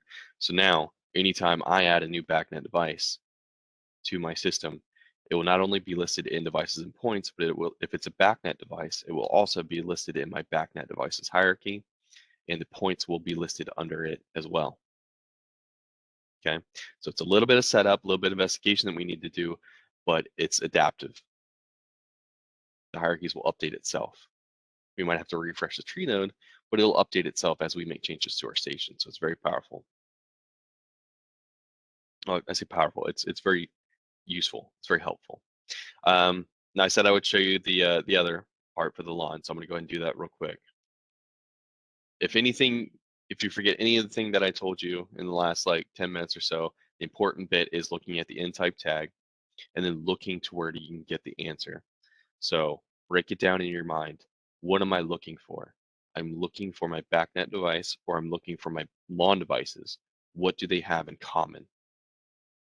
I can use that to create a hierarchy. Okay, so I go to my air handler device. This is a lawn device. So I right click it just like I do with my backnet. I go to edit tags. I don't have any direct tags I can use for this purpose. We have the the custom graphic tag if you had gotten that far, but I can go to implied tags because these are tags added automatically by the different dictionary services based on relations and tag rules. Okay, so these are already here for us, so we don't have to add any extra tags. Now, just like we did with the backnet, you can find the in type, and this is applied to any LAN device within this network here that we had created. We have a LANWorks dynamic device, and it would work just in the same way. So in type equals LANWorks dynamic device in single quotes. And just for fun, we're going to go ahead and just do that real quick. So I'll close this just to go through the process again, just so you can see how easy it is. I pick a hierarchy, I drag it into my hierarchy service. I name it LAN devices. Okay, that's done. I expand LAN devices category that I created, or the hierarchy that I created. I take a query level definition because I'm querying for specific devices or what have you. So I'm looking for my LAN devices. So I'm going to name this get devices. I'm going to open this, and my query is going to be in type equals. I can't remember if I copy and pasted it. I did. So I copy and pasted it from the implied tag, the values section of the in type tag. Now all I have to do is add single or double quotes around this text string, which is the value of in type tag. So in doing this, I can save it, come down to my hierarchy node, refresh it. I should now have LAN devices. Now I should see both my air handlers. Okay. Now I need to double check because I think the points are worked a little bit different for LAN. I want to show you, I think these tend to be a little bit different than just in child point.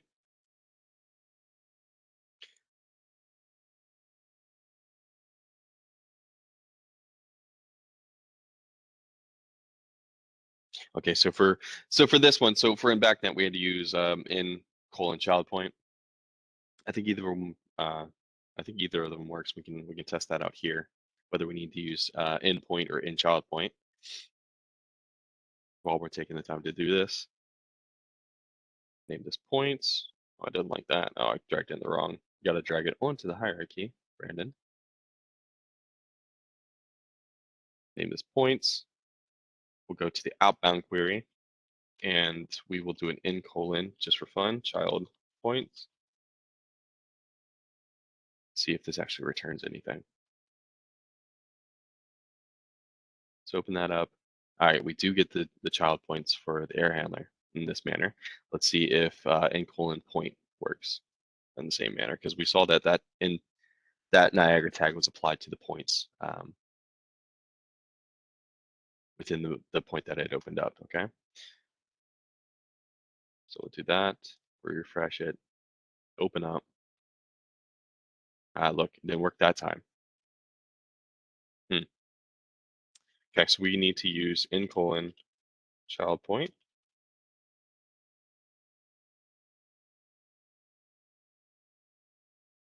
I'm gonna go up there, take a look, and I might have Damon fill us in on this one. So Damon, you're not paying attention? Oh, goodness gracious. Can you put your mic on there for a second? How's that? I can hear you. Okay. Okay. So this is not only clarification for me, but maybe for everybody else as well. Yeah. So I've looked at this point under the the air handler, my LAN device. I went to the implied tags. I see that I have the tag in point. Right. But when I type in point into my relation level definition, and this is probably because it's relation level def. Okay, so what's going on is that it's a relation, not a tag. A relation uses relations. So in child point is a relation. Grab, for example, right button click damper and go to views spy remote. That'll show you everything. Okay. Now in there, notice, look down, and you'll see implied relations. This is the only place to see relations. There they are. See, there's in colon child point. In colon child point. See, notice in parent, in child, they're all relations, not tags. So when you add a relation level def, it has to be a relation you enter into there, not a tag you enter into there. All the other definitions, group level def, career level def, list level def, name group def, they all use tags. The relation level def uses a point, uses a relation. The naming scheme is similar. You just have to know that some things are relations, some are tags. So in the case of the relation level def, it had to be a relation you enter in there, not a tag name. Okay, good to know. Yeah, it's a little, it's relations. Always, you've heard me say, I call them the Kardashians of the station. You hear a lot about them, but they really don't do much. So anyhow, but I mean, they're good. To me, tags are a game changer. They're wonderful. I encourage everybody to learn as much about tags as you can. You can get a lot out of Niagara the more you know about tags. Relations are good, and you can get some pretty good use out of them, but they're not the game changer tags are. But tags and relations are both housed in the tag dictionary, so the naming scheme has the same pattern. Yeah, dictionary name colon in either tag name or relation name, and it's hard to kind of really tell them apart sometimes. But yeah, I've had that same thing happen. Okay, good to know. Glad we got that clarified. So on your test tomorrow, you will be doing a query level for the device type, and then you also need to list the points on our relation level def. And as we just learned, that we need to use a relation to the device. And so this would be the format that we would be using. You'll be using this one, in colon child point. Huh? Let me unhighlight that and then zoom in. It might be easier to see it. So in colon child point, spelled exactly like that if you want to take note of that if you need to. Okay, so that's the difference between adding specifically a LAN device and a backnet device, and we've seen how we can use relation levels, relation level definitions to pull in the points. Those are the two main things to take away from hierarchies for the test tomorrow. Everything we've done in this lab is important to use outside of this class. Very useful, very helpful and useful tool. But as far as we go with the test, again, we show you guys a lot throughout the week, but we only, ask for a snapshot of everything we've done this week on the test side. So this is your little snapshot of what we're going to be doing tomorrow. So I better not see anybody get this wrong when I'm grading tests next week. All right, I'm giving you the answer. All right. So that's hierarchies. Okay. Before we move on, does anybody have any questions? Are you able to hear me? I can barely hear you, Bernard. So to be honest, this test has got me a little nervous. I mean, most of this stuff makes sense, and we've gone over a lot really, really, really fast. Like, do most people, or is it common to have folks have issues with that test? I don't know. Maybe I'm the only one in the class that's a little nervous, but like, how what's the norm as far as the test goes? What Right. do people So do? we'll go over this more later today, but I'll give you a little briefing. Yeah, no, it's completely normal. I would take a fair guess and say that most of you are probably a little nervous about this, about the test. It's not something to stress out about. So tomorrow, things go a little differently. So you guys log in, and we actually start an hour early. You can choose to log in an hour early if you wish. But once you log in tomorrow, it's game time, it's go time. The test will be available to you. It'll be on the WebEx call. Much like how I'm sharing my screen, there will be a document that we share, and it's actually interactable. So you'll be able to scroll through the document, which is the test. So we don't actually give you a PDF version of the test for security reasons, but you get to scroll through the document on WebEx. And it'll go through the process and steps of kind of like what we've done so far this week, in a little bit of a different order. So like one of the first things that you're going to do tomorrow is actually set up like a user, and then you're going to go through the process of commissioning your Jace. That's one of the first things you do, and this is one of the last things we do during the labs during the week. But everything you do tomorrow is actually going to be on your Jace. So you'll start that. It's like almost starting a project from scratch, but we only ask you to do like a snapshot of what we do. So, for example, you'll connect to your Jace, the one you've been working on. At the end of the day today, we're going to wipe all of our Jaces so that they're clean. And there's no need to try to be sneaky and pretend to delete your station because on your Jace, because one, we'll be able to tell. Two, everything that we've done today is far exceeds what we expect to see on the test. And it'll be a different format. But anyways, so you'll connect to your Jace, you'll do the commissioning process. After that, you'll do a few things and then to set up your station. And we haven't gone over some of those things, which is like creating users, accounts, and roles, setting up the security side of it. You'll then do an integration where you'll choose between LAN or BACnet. You'll do a little bit of, you'll add some points in, you'll do a very little bit of logic. So if anybody was nervous about logic, it's what we ask you to do is very condensed. A lot of it's just like controlling a damper based off of a couple variables. And then the next chunk would be creating a graphic. So for example, creating graphics for like an air handler, intent. Yeah, and then let's go through the process of like creating a hierarchy and so forth. So I mean, that's kind of the flow of test. The instructions on the test pretty much say, hey, this is what I want you to do. We give you some hints of what we're looking for. We're not going to try to trick you or anything, but we don't hold your hand through it like the lab book does, where it says, all right, go here, now click this button, now go over here and set this to this. It'll more or less be like, hey, we're doing some simple logic, create an object to represent a fan. Okay, so then it's up to you to say, okay, I'm actually looking to just create a Boolean point to represent my fan, or Boolean writable to represent my fan. So I'm going to create that on my wire sheet. So we point you in the right direction, but some of it's information recall.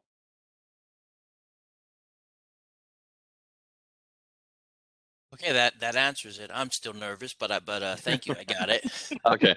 Yeah. So I'll tell you, let me just jump in real quickly and yeah, tell go you ahead. guys something. What I like to tell students is that tomorrow will be the second time that you can do all this stuff, because there's nothing new, nothing you can do nothing tomorrow that you already haven't practiced at least the technique of how to do it. You're gonna add a schedule and configure a schedule on the calendar. As Brandon said, you're gonna create a graphic of an air handler. You've already done that. You're gonna create a little bit of logic. The logic you do is very light duty. As a matter of fact, you're gonna have I think it's two wire sheets you'll work on. One of them has 2 objects on it. One of them has, I think, 4, maybe 5 objects. Much light duty. We don't, because we know that during the week, we really want to kind of do it, as Brandon has mentioned, do a lot of show and tell. What's the system capable of? Let me practice that. But on test day, much lighter. Like I'll give you an example for tagging. You went over tags. You created a custom dictionary. You created a tag group. You created a tag rule. Tomorrow for tagging, it's going to be add the haystack dictionary to your station. That'll be one step of tagging you got to do. And the other thing is, from that, for the rest of the day, the only thing you'll do involving tags is right button click edit tags. It'll just say add these tags as component. That's it. No custom dictionary, no tag rules, no tag groups. So we show you a lot during the week, but actually for test day, we dial it way back as far as what we ask you to do.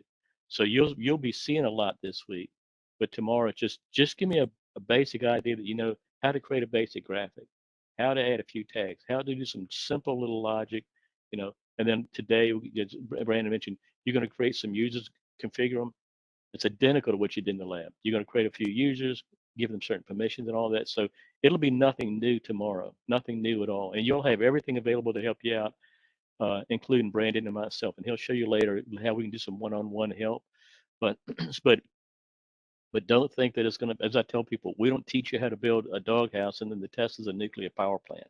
No, well, all we do is let us show you how the system works. And then on Friday, we're going to get you to recall some of what we taught you, but not everything.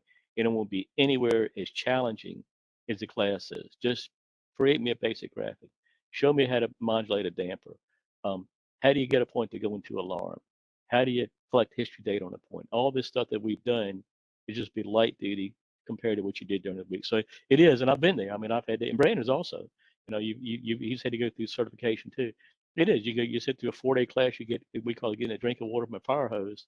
And then on Friday, you got to recall some, but not all of that. And it is kind of stressful, but I want to promise you that we do all we can to prepare you for it, and you'll certainly be ready for it. As long as you did all the labs, that's the key thing. Don't skip any labs. Other than the labs we say are optional, don't skip any labs. Don't skip any steps of the labs, and just take good notes because you'll have everything available for you tomorrow to help you out.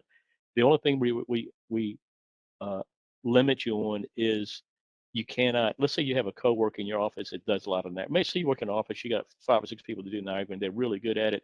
We're going to ask everybody to be on the honor system and not get that person to help you out. Don't have somebody sit down tomorrow and say, hey, I got to take a test. Can you help me out? And they just sit there and pretty much do the work for you. We're going to trust that the work you submit is your work. Other than that, notes, health documents, asking Brandon and I for help, any of that, we're there for you. The way we look at it, you're a customer. The last thing I want to do is have you come to class, get frustrated, get mad, get upset, leave. I hate the class. I hate the instructors. The product sucks, whatever. That's not our purpose. Our purpose is to say, let me show you how the product works. And then let's just get you to prove to us that you've been paying attention, follow along, you can recall some of this. So it is, I can understand it can be a little bit tense, but as long as you've done the labs, as long as nothing's completely stumped you to where you have no idea, you'll do okay tomorrow. It will be tough. You will need some help. Some people need some help. Some people need more help. Some people need less help. And whatever you need, we'll do what we can within reason. Like Brandon said, it is a test. So I can't say, okay, open this palette, drag this out, double click this, set the truth. You've got to basically say, okay, I've got to control a damper. So a damper is modulating. That's a numeric point. I want to modulate it so I control it with a loop. And a lot of it we tell you what to add to it as well. But don't get too stressed out. And then tonight, don't stay up till 4 o'clock in the morning going over all the stuff. You got all the resources available to you tomorrow. Just sit down and just start recalling. And a lot of people, I'll finish with this one. A lot of people like the test because the test causes you to recall what you've been taught. And a lot of people say, I learned a lot on Friday on the test because we went through it in the lab, but then I had to go back and reproduce that, and reproducing it taught me a lot more. I learned a little bit more by doing it the second time around. So it'll be a tough day. It'll be a full day, but as long as you've done the work, paid attention and everything, you're prepared. You're ready. No curveballs tomorrow. Just straightforward. We showed you for 4 days how the system works. Just let us get you to recall some of what we showed you. But you'll be ready. You'll be ready. Yeah. So you'll have the resources available. You'll also have, and again, we'll probably kick this dead horse a couple times. Towards the end of the day where we go over this stuff again.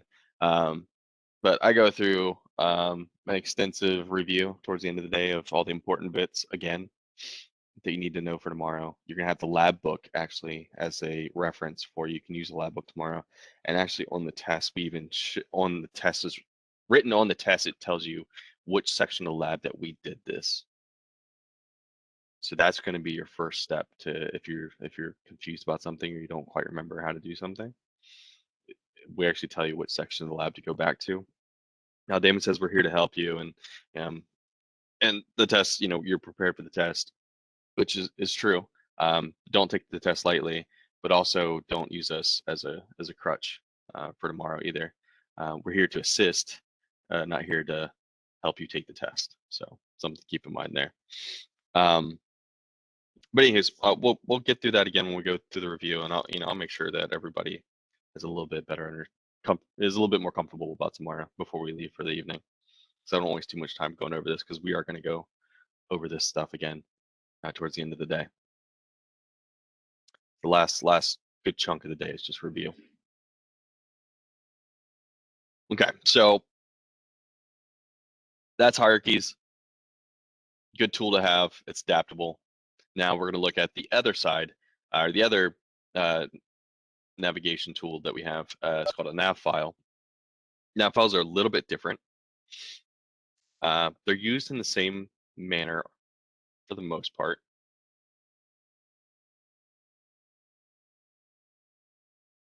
So used in the same manner for the most part. They're easier to set up, but they're not adaptable. They're not adaptive. Whereas if I make changes to my station, I add or remove devices or points or what have you, my nav file doesn't automatically update. I have to go into my nav file and actually manually remove or update or add to my nav file. And we can have multiple nav files, and we can assign a single nav file to different users. So we can create nav files for an engineer user, an end user, a tenant, a building manager, whoever. We can make it expansive or as compact as we want, depending on who we're assigning the nav file to. So the nav file is a little more personal to the user or role that's assigned to. So the objectives of this one, of this lab, you'll have a basic understanding of the purpose of a nav file, how to create a nav file, defining a home page, assigning to user profile, and embedding navigation menus into the UI. So the purpose of a nav file is to find a user's home page. So in the hierarchy, we scroll down the navigation window, navigation tree, and at the bottom went to the hierarchy node, and that hierarchy was available to us just by expanding and collapsing it. Now, on a nav file, we can actually set a home page for a specific nav file for a user. So for example, if we make a home page that lists has a graphic, maybe we want to make our homepage a graphic, the homepage graphic that we create that has, like, you know, the building picture on it, maybe the outside air temperature, and a list of some of the devices that we want to take us to, like our air handlers, or a floor pan that contains our VAVs. We can create that PX view to be our homepage, and then assign our homepage and our nav file to be that, so that when somebody logs in, particularly on the browser, you see this more with the browser than within Workbench. So if somebody signed into the IP address of the Jace, for example, within the browser, the first thing that they're going to see is the home page. But they're going to have that little navigation index on the side, but the first thing that they're going to see when they log in is the home page that we assign to it. Excuse me, I'm sorry. So we have the nav file editor. So this is kind of what it looks like when we're creating our nav file itself. It's a tree structure, and what's there by default is the home page, and we can assign. This is where we assign the home page, and then we can drag other components or add other components into the nav file editor in a drag and drop fashion, and we can reorder it in the same manner. It's pretty easy to set up in comparison to hierarchy. It's just not as adaptable or intuitive. So how to define a home page within the nav file editor. You would go to the home page, you would click on that target OR box. You would drill through a menu system or a file system, just like we had done with some of the graphic stuff that we had done. Show the components and go down to a specific a view or component with a view that we want to use. So in this example, for the lab, we're going to use the dashboards. Now, if you didn't get to the dashboards section of the graphic labs, that's perfectly fine. What I want you to do for the lab, if you did not get to create a dashboard, just pick one of your other graphics to make it as your home page, whether that be your air handler or your boiler or your pumps, whatever. Just pick a view to make as your home page. The main takeaway here is just to see how it's done. Doesn't have to be specific, so keep that in mind. So how to assign nav files. So after we've created the nav file, we've created the structure for it, we actually have to go to the actual users. So we have to go to the user service, which we'll see more in the security section. I will get to those labs. But you'll be able to go to the users property sheet, the individual users. And there's a section within the property sheet that's called nav file. Whether we have one nav file or multiple nav files, we'd be able to assign an individual nav file to a user, and only one nav file can be assigned to any given user. So we can make a nav file for a group of users, but we can only assign that nav file to individual users. Okay. So that's the kind of mindset that we want to have when making nav files. Who's the user that's going to be using this, whether it be an engineer, building maintenance, a tenant or some sort of building manager maybe, or somebody who just wants access to the schedules so that they can, do that. So that's the kind of things we can do with nav files. So how to test the nav file? This is where we can see the home page and everything else. So after we create a nav file and assign it, they'll actually be just above the alarm database, that section here within our station. We see that alarm and the config and all that. Once we create and assign a nav file, within Workbench itself, we actually get the navigation index created just below our station. And the top of that will be home. So when we double click the home, it'll take us to the home page that we assigned. And within Workbench, there'll be a drop-down arrow next to home, and that'll show us the navigation indexes that we've created to take us to either, our air handler devices or schedules or what have you. But looking in a web browser, would have a little bit of a different setup.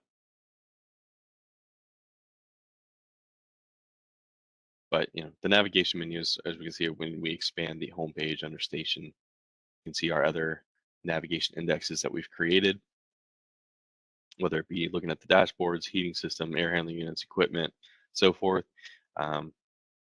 Within the locator bar here, that gray bar that I've been telling you guys about, whether you chose to use it or not. With that opened up, we can actually have a drop-down menu from the home section on top of the locator bar and jump between views there as well.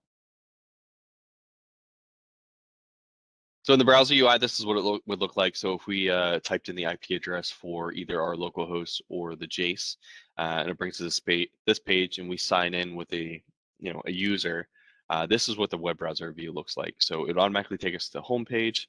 We can see that our options within the navigation tree are a little bit more limited within the browser compared to the Workbench. So we would have the config section and the home navigation file that we had set up, as well as a few other our hierarchies down here at the bottom. So there's some differences, and then we can either, not to jump too far ahead, but we can even refine this even further when we get into security. We can limit exactly what a user can see within the browser or within Workbench. We can make it to where they only see their navigation file or the navigation index or just hierarchies. Okay, so that is the briefing on lab exercise 28. This one's actually fairly quick, and if you had any struggles with hierarchies, you're going to think this lab's a breeze because it's much simpler. It's easier to set up. There's pros and cons to both of them, but this is where we kind of see the pros and cons to them. So go ahead and start lab exercise 28. This should take, it says 15 minutes, but really we're going to probably give you guys about 30 minutes to do this one. So what time is it on my computer? 11:38. We'll meet back here about 12:10. 12:10 Eastern. According to my computer, I know some of the computers are a little off. So 12:10, go ahead and start lab 28, and we'll be here if you need any assistance.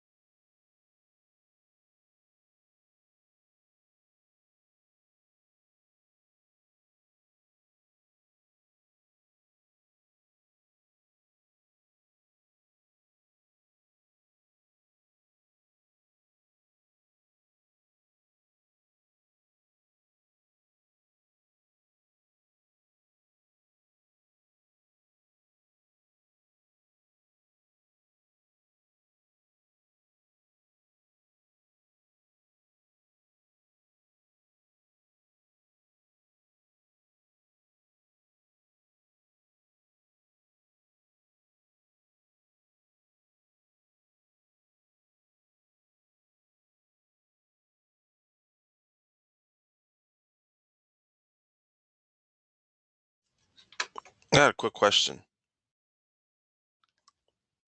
I'm on station 1. Yeah, what you got? What's your question? Mine's not pulling up that dashboard for some reason.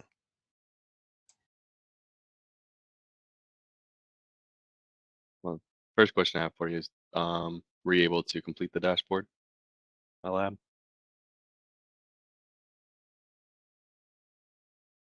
It's okay if you didn't, but if you didn't do the dashboard lab part of the Which graphics, you wouldn't have it available. which one was that? But I tell you, I'm looking at your screen. Let me kind of give you a little help here. Hit cancel in that window for a moment.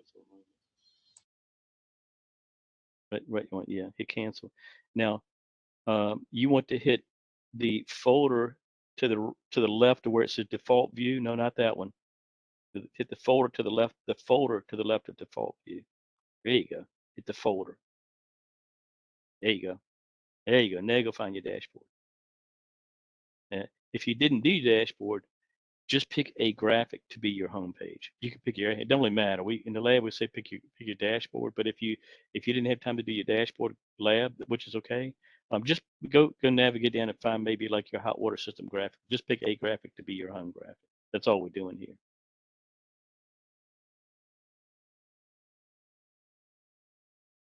Okay, got it. So yeah. If it's I'm kind of wonder if I ought to change it because sometimes people haven't got the dashboard done yet. But the first one you do is the pumps.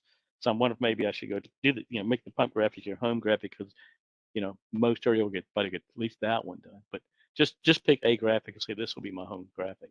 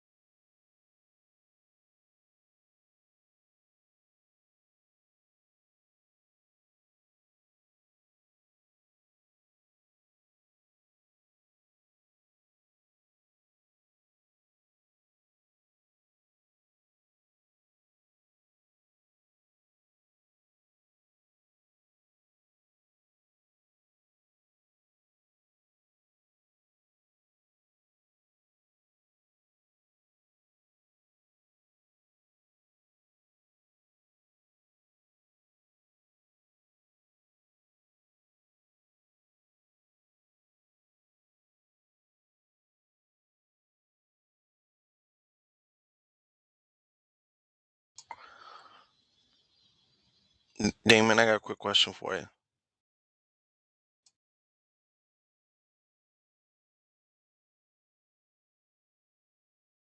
Yeah. You said to choose a air handler And any or graphic. okay. You just pick. All You right. just make you're kind of just designing saying when somebody logs in, this will be the home page. Whatever one you want to pick this time. All right, thank you. Okay.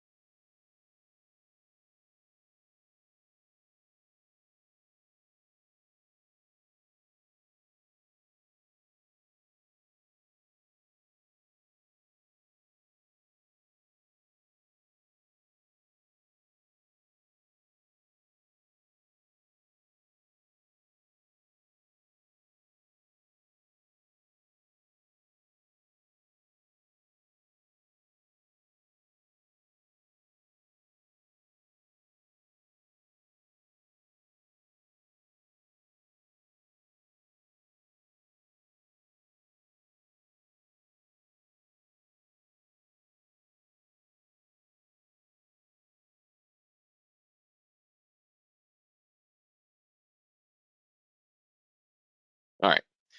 So now we're going to talk about security.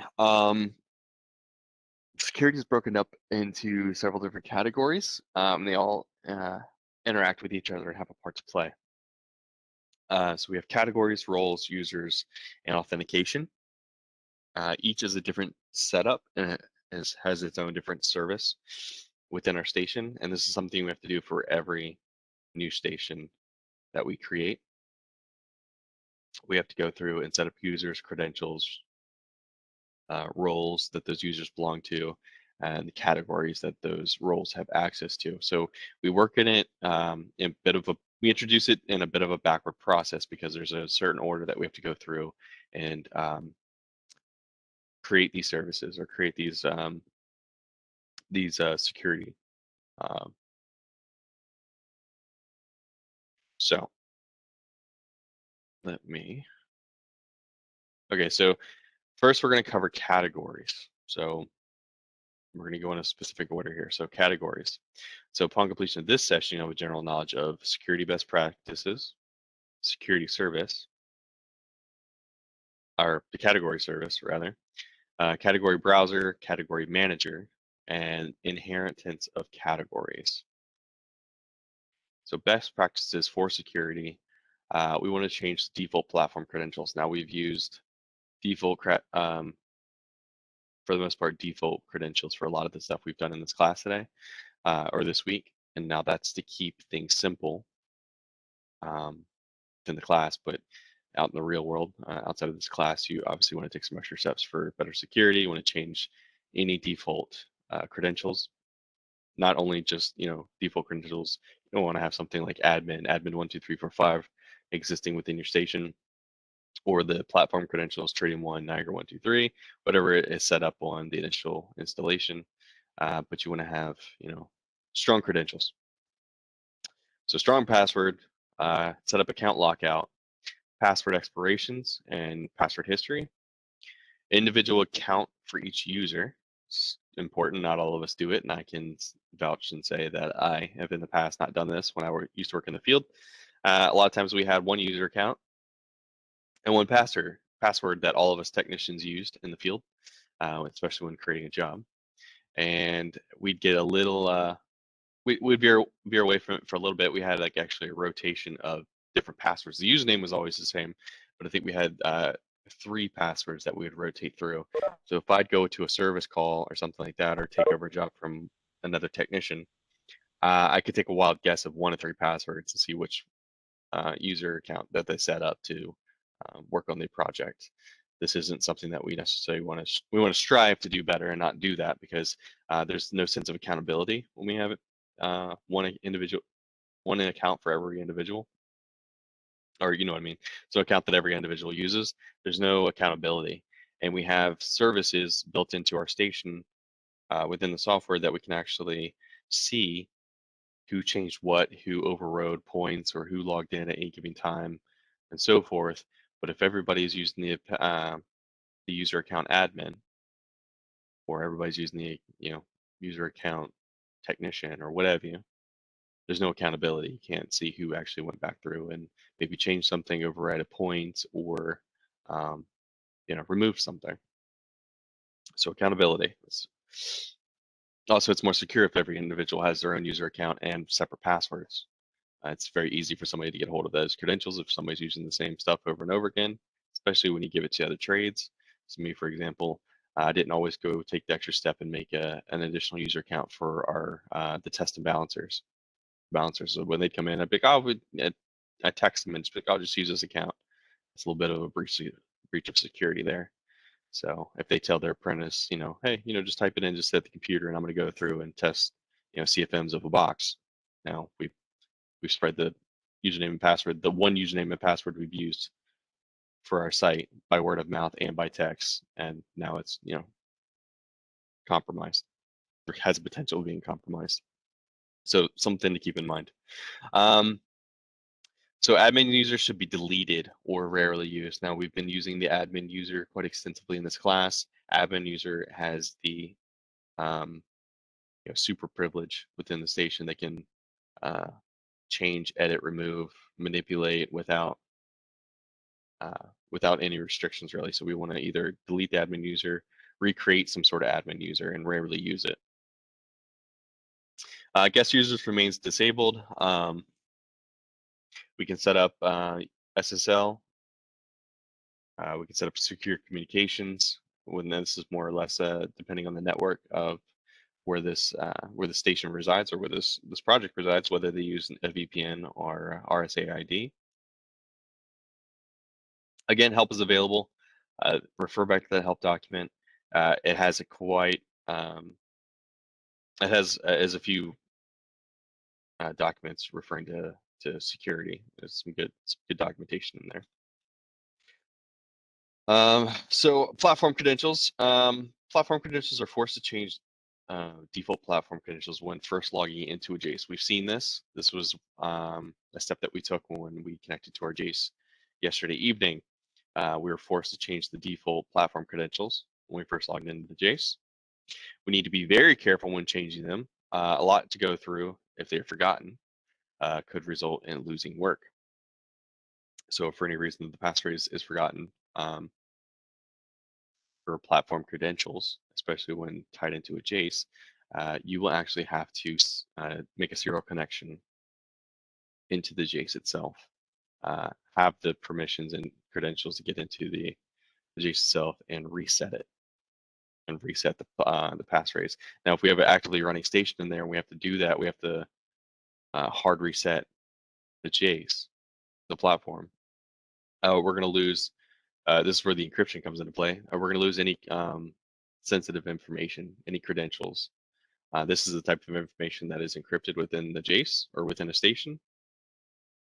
It is actually the sensitive information, such as login credentials, not only for just user roles and so on, but also network credentials. So if we have a complicated network or advanced network set up, and we have to have certain credentials signed in the network section to be able to access the network in general, all that information would be wiped. So we don't lose all the information as a whole on our station when we have to when we do that. We still have like the core content, such as our integration, our devices, our points, graphics, and stuff like that, our core content. But sensitive information such as credentials in various forms would be wiped, and you'd have to go through and re-enter all that information. So for localhost platform connection, must use a Windows user account that is a member of the local administration group. So you have to have administration rights within the PC that you're working on to create a local platform connection, like we've done at the beginning of this class, where we made a platform connection within the computer itself to run our station on our computer. And this is important when you're setting up something like a supervisor station. So system passphrase is used to encrypt sensitive information in a station when station is not running. Sensitive information is encrypted continuously on a running station. Sensitive information includes, but is not limited to, client-side passwords in the config.bog file and Wi-Fi configuration files on a Jace. These are just a couple examples here. Client-side passwords are basically passwords a station uses to make a remote connection. Examples would be email services, remote database service, Niagara network connections. Local station user accounts are not encrypted by the passphrase. Passphrase is set when installing Niagara4 on a PC or when commissioning a Jace. So on the workbench side, on the computer side, this is set upon the initial installation of Niagara4 on a workstation or computer. We set that. So for us, it was passphrase 123, I believe, and then we changed it to on the shelf, and then we changed it back to passphrase 123. Well, not on the PC. When we did the Jace commissioning to the Jace, we changed it, but the passphrase on the PC is set and remains to be the passphrase. Anything that's encrypted on the PC side by that passphrase that we set upon the initial installation of Niagara4 on the workstation. Now, again, if this is something that you must reset, there's a process that you can go through and reset the passphrase for the workstation workbench, but the same process holds true. Anything that might be encrypted on the workstation, or on workbench on the workstation computer side, the encryption, we'd have to re-enter sensitive information credentials. So the passphrase will be needed when copying to a platform daemon, restoring a JACE, or when making offline changes to a BOG file. Must use station copier to copy a station to or from the daemon. Now, we say this, and this is true for outside of the classroom. We'll go over this more later, but there are very, very, very few exceptions to when you would do this. So a station copier must be used to copy a station to or from the daemon. Tomorrow is one of the few exceptions where this comes into play. Tomorrow we're actually going to have you copy a station in from the file space, not with the station copier to initially get moving. We have a reason for it, but just know that we say that it must use a station copier to copy a station to a daemon, to and from. Tomorrow's the only exception, just because we have to do a workaround for the test. And we may not use Windows File Explorer.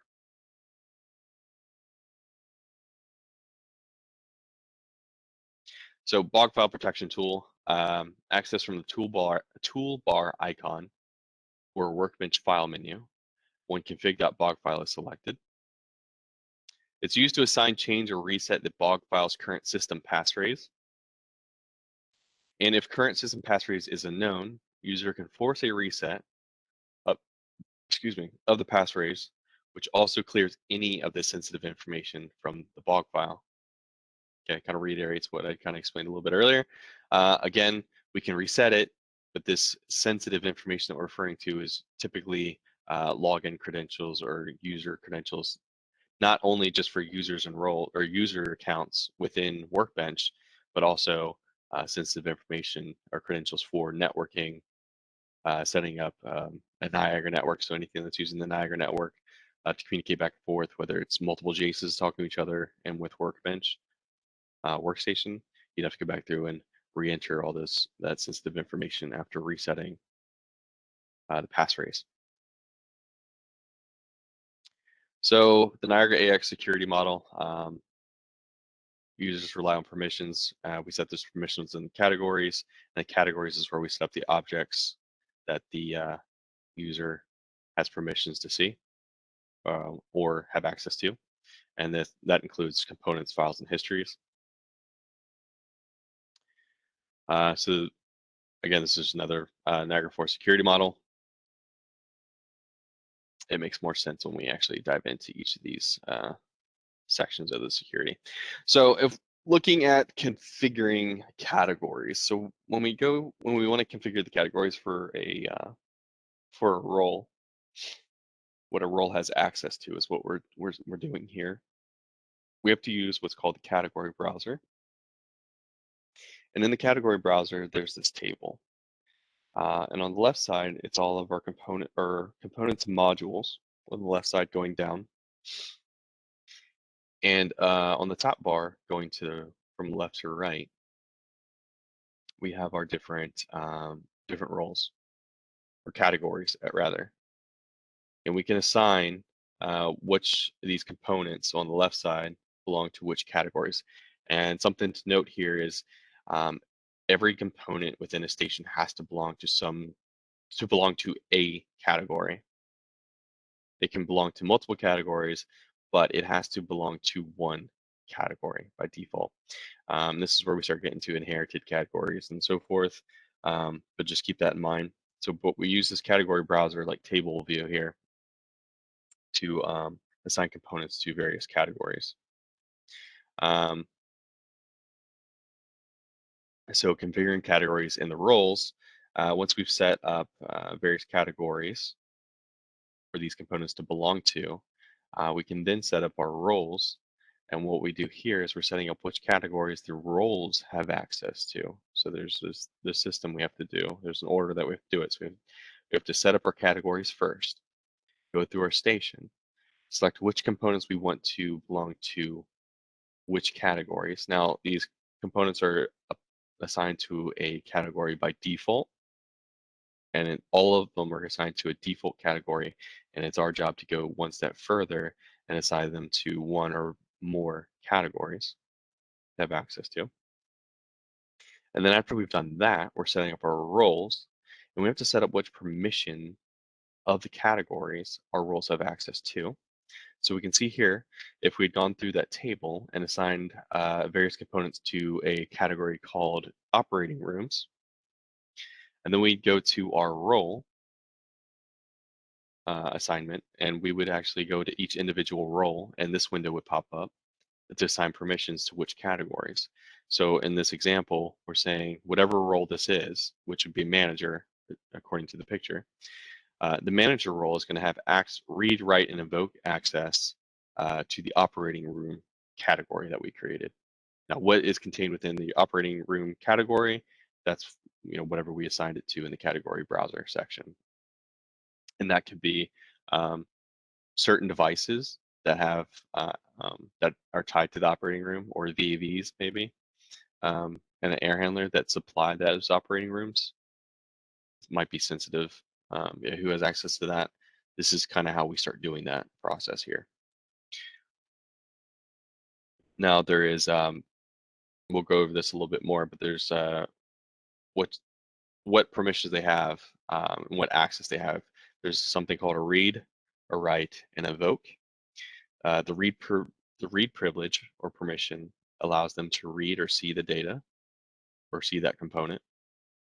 A write permission gives that that role permission to not override, but to set or change values of something. So for example, if we want somebody to have access to change the set point of our air handler or our a space temperature sensor or room sensor rather, that's a write privilege.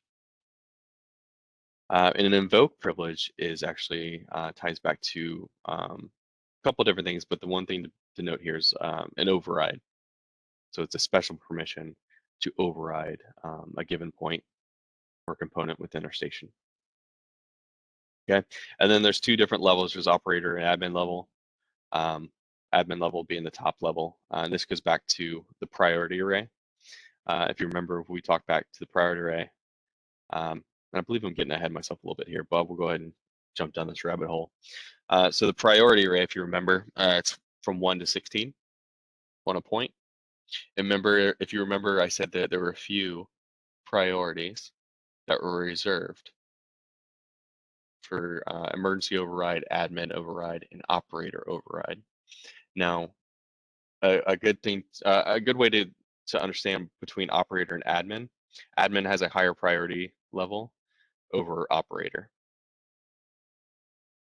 So it's what priority do we want to give them these permissions, whether an operator level or an admin level.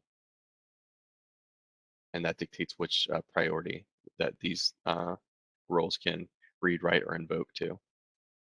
Okay. It's not quite making a lot of sense just yet. It will. So after we have created the role and given it permissions, that we can go through the step of assigning those roles to individual users. So when we go through the process of creating individual users during this initial creation of a user and and within the property sheet of an existing user, we can assign it a role and we can change a user's role.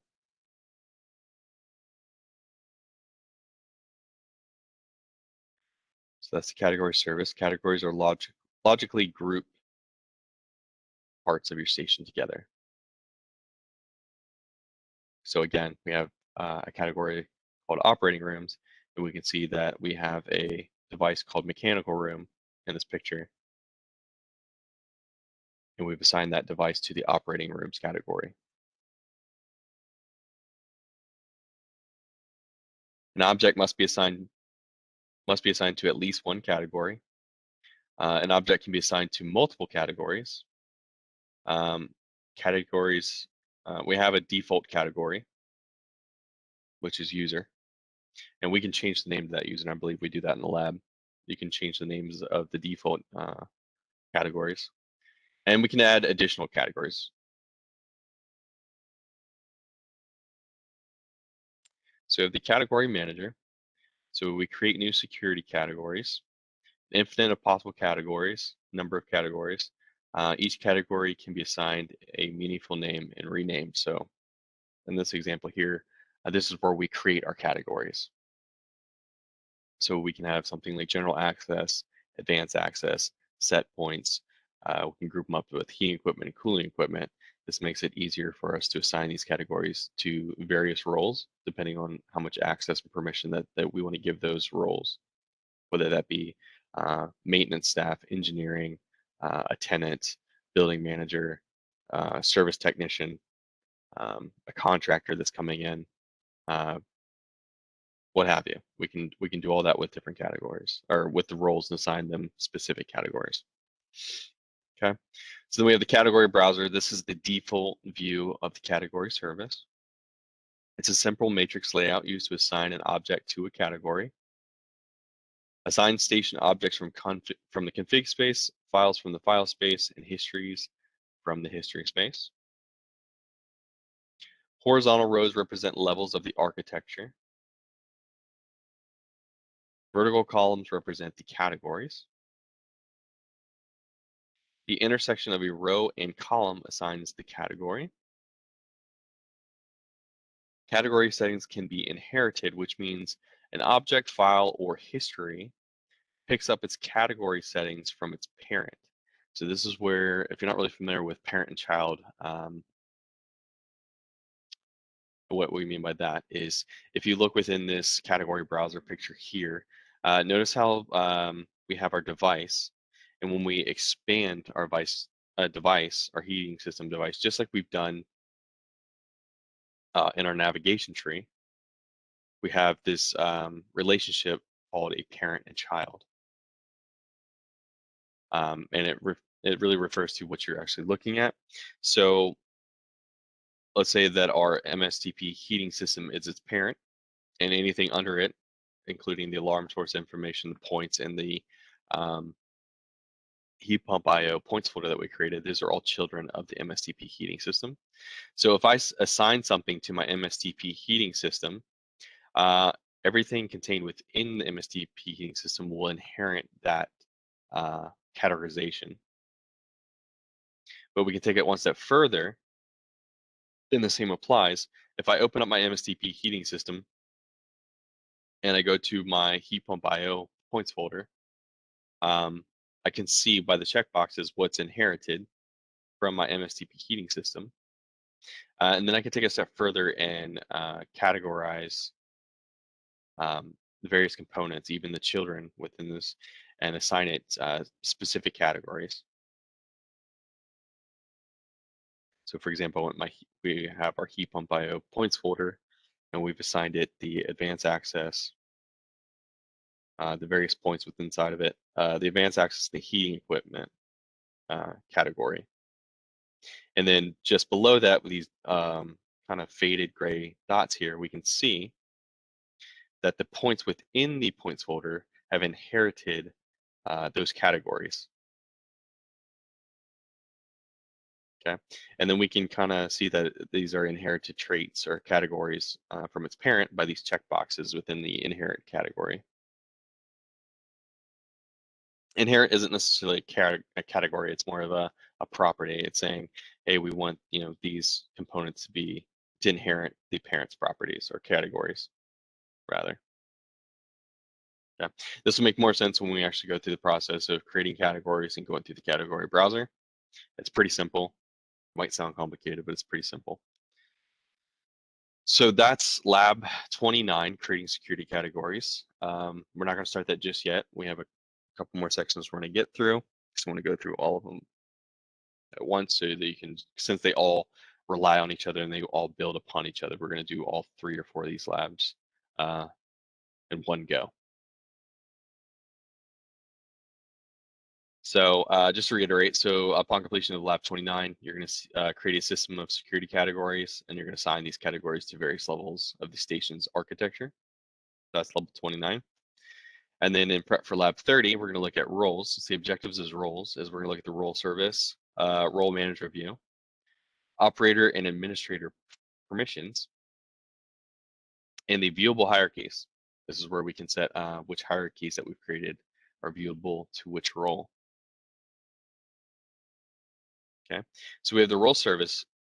This defines which categories are assigned to a role, defines what level of access a role has to a given category or categories,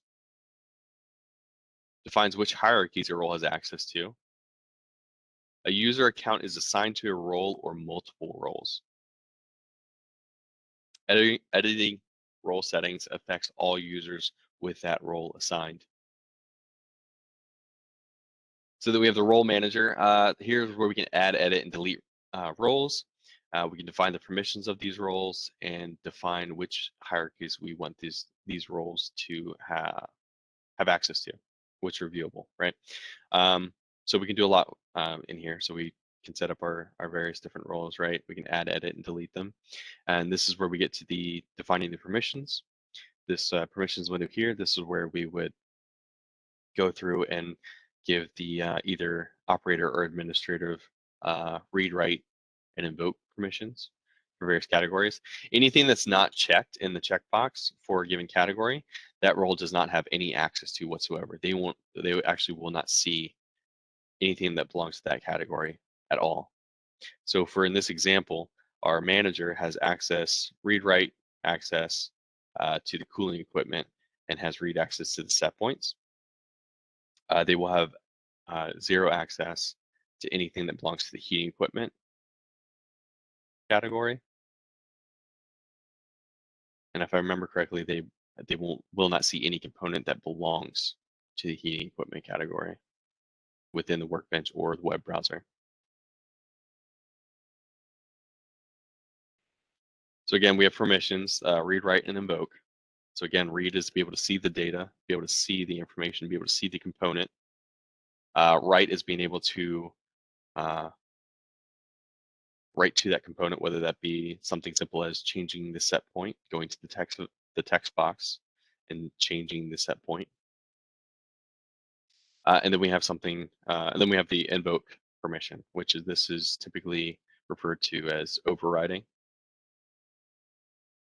So overriding a fan on, overriding a certain set point outside of the set point window, so forth. Then we have a super user, and this is typically given to your admin role. You want to use this sparingly. You don't want too many super users, because super users, when you select the super user permission, this gives the read, write, and invoke permission across all categories within the operator and admin level of permissions. So your super user is exactly what it says. It's the super user has permissions across the board. This is typically what you use upon initially creating and working on a job site or a project. This is how you would. This is the user or the role that you would use to set everything up. This isn't something you want to give to the guy who's just stopping by for a little bit to help you out. So want to use that very sparingly. So that's lab 30. In lab 30, we're going to create new user roles. We're going to assign permissions to those roles. And then we're going to declare which hierarchies are viewable to each role.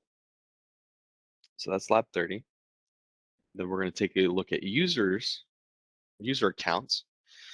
So we've set up categories, or we're going to be setting up categories and thus grouping up the various components within our station to specific categories. And then we're going to set up roles, and we're going to set up which roles or which categories these roles have access to and the permissions that those roles have access to. And then after we have that, we need to set up our users, and we need to assign those users to roles. So we can see that each of these steps or sections have a part to play with one another. So upon completion of this session, we'll have a general knowledge of the user service, the user manager view, password lockout configuration, user profiles, user authentication, user roles, in web profiles. So the user service, this is where we create station login accounts for users. We've seen this a little bit when we assign the nav file to our admin user. We have access defined via role assignment, so we'll be able to assign the various roles to an individual user, and this allows specific settings of per user basis. We'll be able to dive into this more when we actually get into this lab. So we have the user manager view. This is where we create new user accounts, edit existing user accounts, as well as deleting them. We have different access things that we can do here within the user manager view, and we can't see everything within the screenshot. But there's a lot we can do just by taking a look at the what's available just within the user manager window here. So we can give the user a name, and then we can have the full name of the actual user. But the name of the user is actually what you would use to log in as that user. We can enable and disable a user just by a drop-down box here. We can set an expiration for a user. We can set it to never expire. We can set an expiration date and time for a user. So let's say we have somebody like a service technician or somebody that's coming in temporarily, going to be working on our system or needs access to our system. We can set up to disable this user at a certain date and time. So we can kind of automate that a little bit. Now it doesn't delete the user. It just, upon expiration, it disables the user. So if we wanted to delete that user, we'd have to go back through and actually delete them manually. Just under expiration, we have our various roles. Okay, so here we can assign one or more roles to a given user. Allow concurrent session. I like to just point this one out because this tends to be a question that pops up. Allowing concurrent session means allowing that user to log in over multiple platforms, meaning they're logged into the workbench. While logged into the workbench, they also can log into a smart tablet, as well as having somebody else across the street with another workbench tied to the system using that person's login access as well. That's what concurrent means. Typically, you would want to have that set to false unless you want to be able to log into multiple devices at one time. Could be handy. I don't know. So auto log off enable, that's set to true by default. This is what logs us out after a period of time. We can either use the auto log off period, which is about 15 minutes, which we've all seen so far in this class when we step away from our computers for a bit or haven't done anything. After about 15 minutes of inactivity, the log is out. We can further define this if we want to whatever time span or time frame that we want to use. So that's some of the basics there. So we have user accounts, and this is more of like this is the lucid view of the AX. So that's why it just looks a little bit different. But this is pretty much the same window we were just looking at, just a little bit bigger, but with a different theme to apply to it. But here we can edit the roles that the user is assigned. I think this is what this slide wants us to see. Okay, so we have the HTML5 HX profiles. And this uses a set of open web technologies for HTML, CSS3, JavaScript, and so on to provide modern web interfaces using common standards. Does not require Java plugin in the browser. Typically does not require redesign of PX views. So what does this thing do? This is towards the end of the create or edit user window, the user manager window.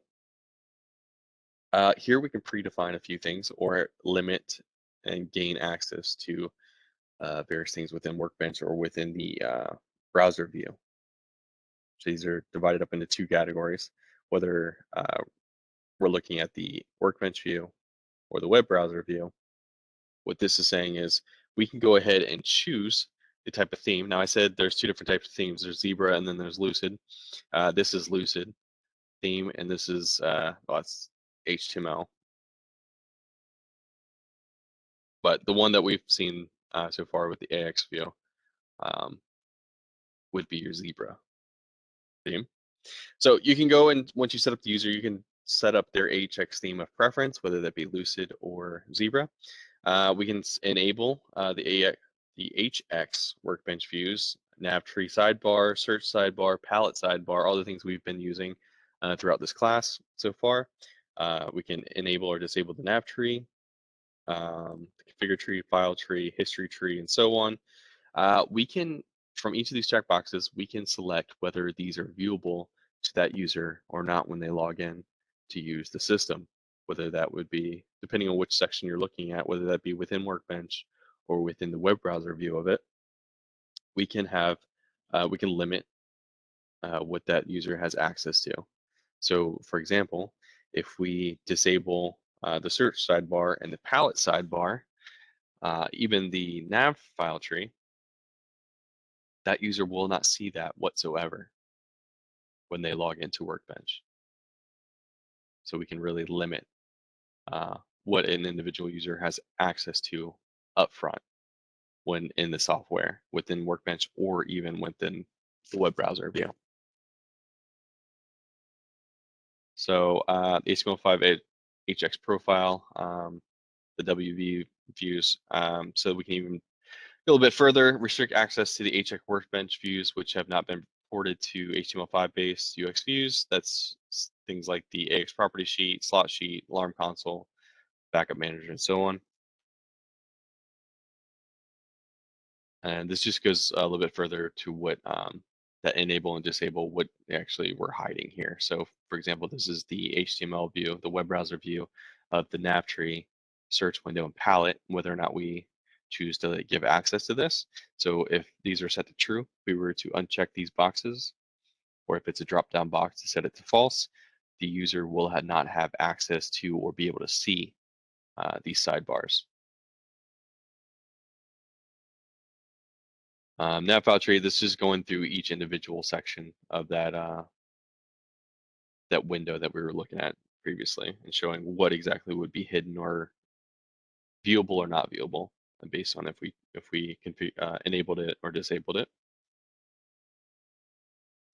That's really what these slides are showing here. So this is the hierarchy trees. We can, so that's lab 31. Okay, so that's 3 of 4. So there's one more. The fourth one is very short. This is the authentication service. The authentication service is just, in this lab, we're just going to an authentication service, and we can do various things in here, but it's important things because this has to do with passwords. So it's a new service used in Niagara4 stations. It allows the same user service to be used for various authentication schemes, including but not limited to Fox, HTTP, and LDAP. So here we can change or adjust password strength, history, and expiration properties assigned to each scheme instead of globally on the user service. So each user must be assigned an authentication scheme. And we can set that up here. And there's various things we can do with this. We can set up the minimum password length, the minimum lowercase letters need to be used, the minimum uppercase letters need to be used in the password, minimum digits, so numbers, minimum special characters. These are all things that we've seen when creating new accounts or even just editing accounts within web-based views of various websites, right? Sometimes they want us to have at least one uppercase letter, can have so many characters, and it has to be 10 characters long. It needs to have a special character, and we all like to use the exclamation mark or the $sign, right? That's how we can do that here. Yeah, that was a quick slide. So, and then we also have expiration interval. So we can set our passwords for all users to expire after a certain time frame. So in this window here, the expiration interval is set to 365 days. So we're setting by default the passwords to expire once a year. Now, if we want to tighten down the restriction on that a little bit, we can have our users have to create a new password, something like every 30 days. We can do that here. We can say, hey, we want to set this your password to expire within 30 days. And just under that, we see a warning period. We could set that up to something like 15 or 20 days ahead of time.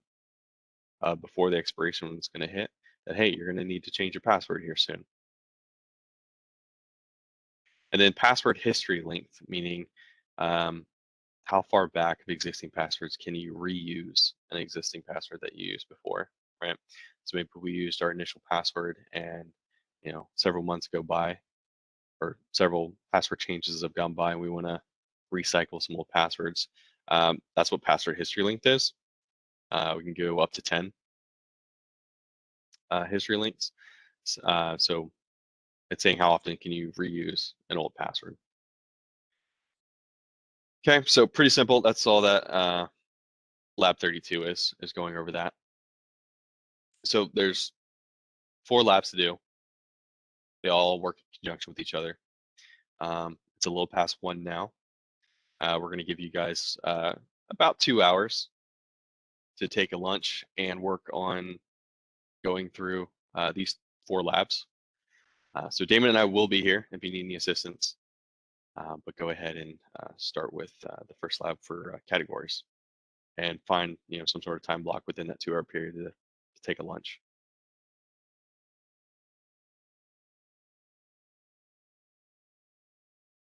Hey, Brendan. Hello. Yes, sir. How do I go back to Workbench from the web browser? Should just be able to close the web browser. Close it out like you would any other web browser. Okay. Are you just seeing your desktop? Your No. workbench might be minimized. Yes.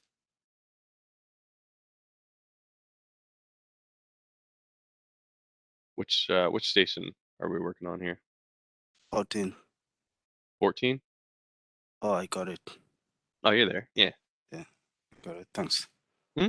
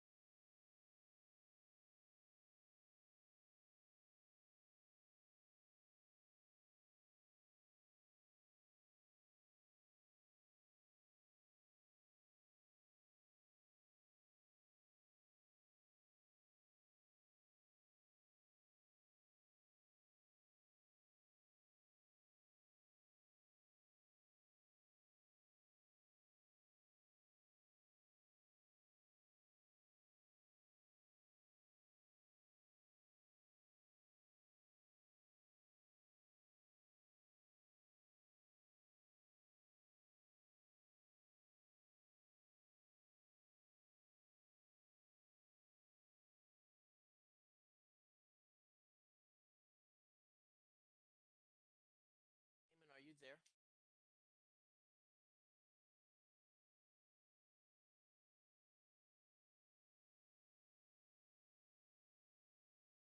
Damon or Brandon?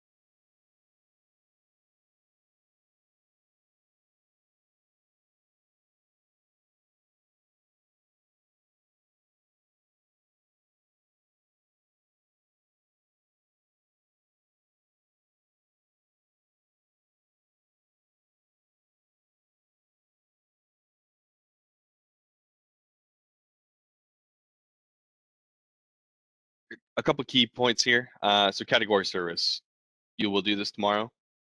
Okay, so you'll create new categories. So again, to do that, double click on your category service under services in your station. Default used category browser, but when we want to edit or create new categories, we need to go to a view selector at the top right of our screen here and select the category manager. And from here we can, and what we did in the lab is we changed user and admin to general access and advanced access, and then we created 3 more categories. Remember, we can create as many categories as we want for various things. Again, it's to categorize the components within our station. So whatever you might use that for outside of this classroom, that is completely up to the project or site that you're working on, or whatever your station might entail. So after we've created some new categories, we want to go back to our category browser, because this is where we can assign different components to those categories. So key thing to remember here is when we get to our category browser, we need to populate or repopulate our category browser. So the best way to do that is just to show the configured, which is these binocular icon up here in the toolbar.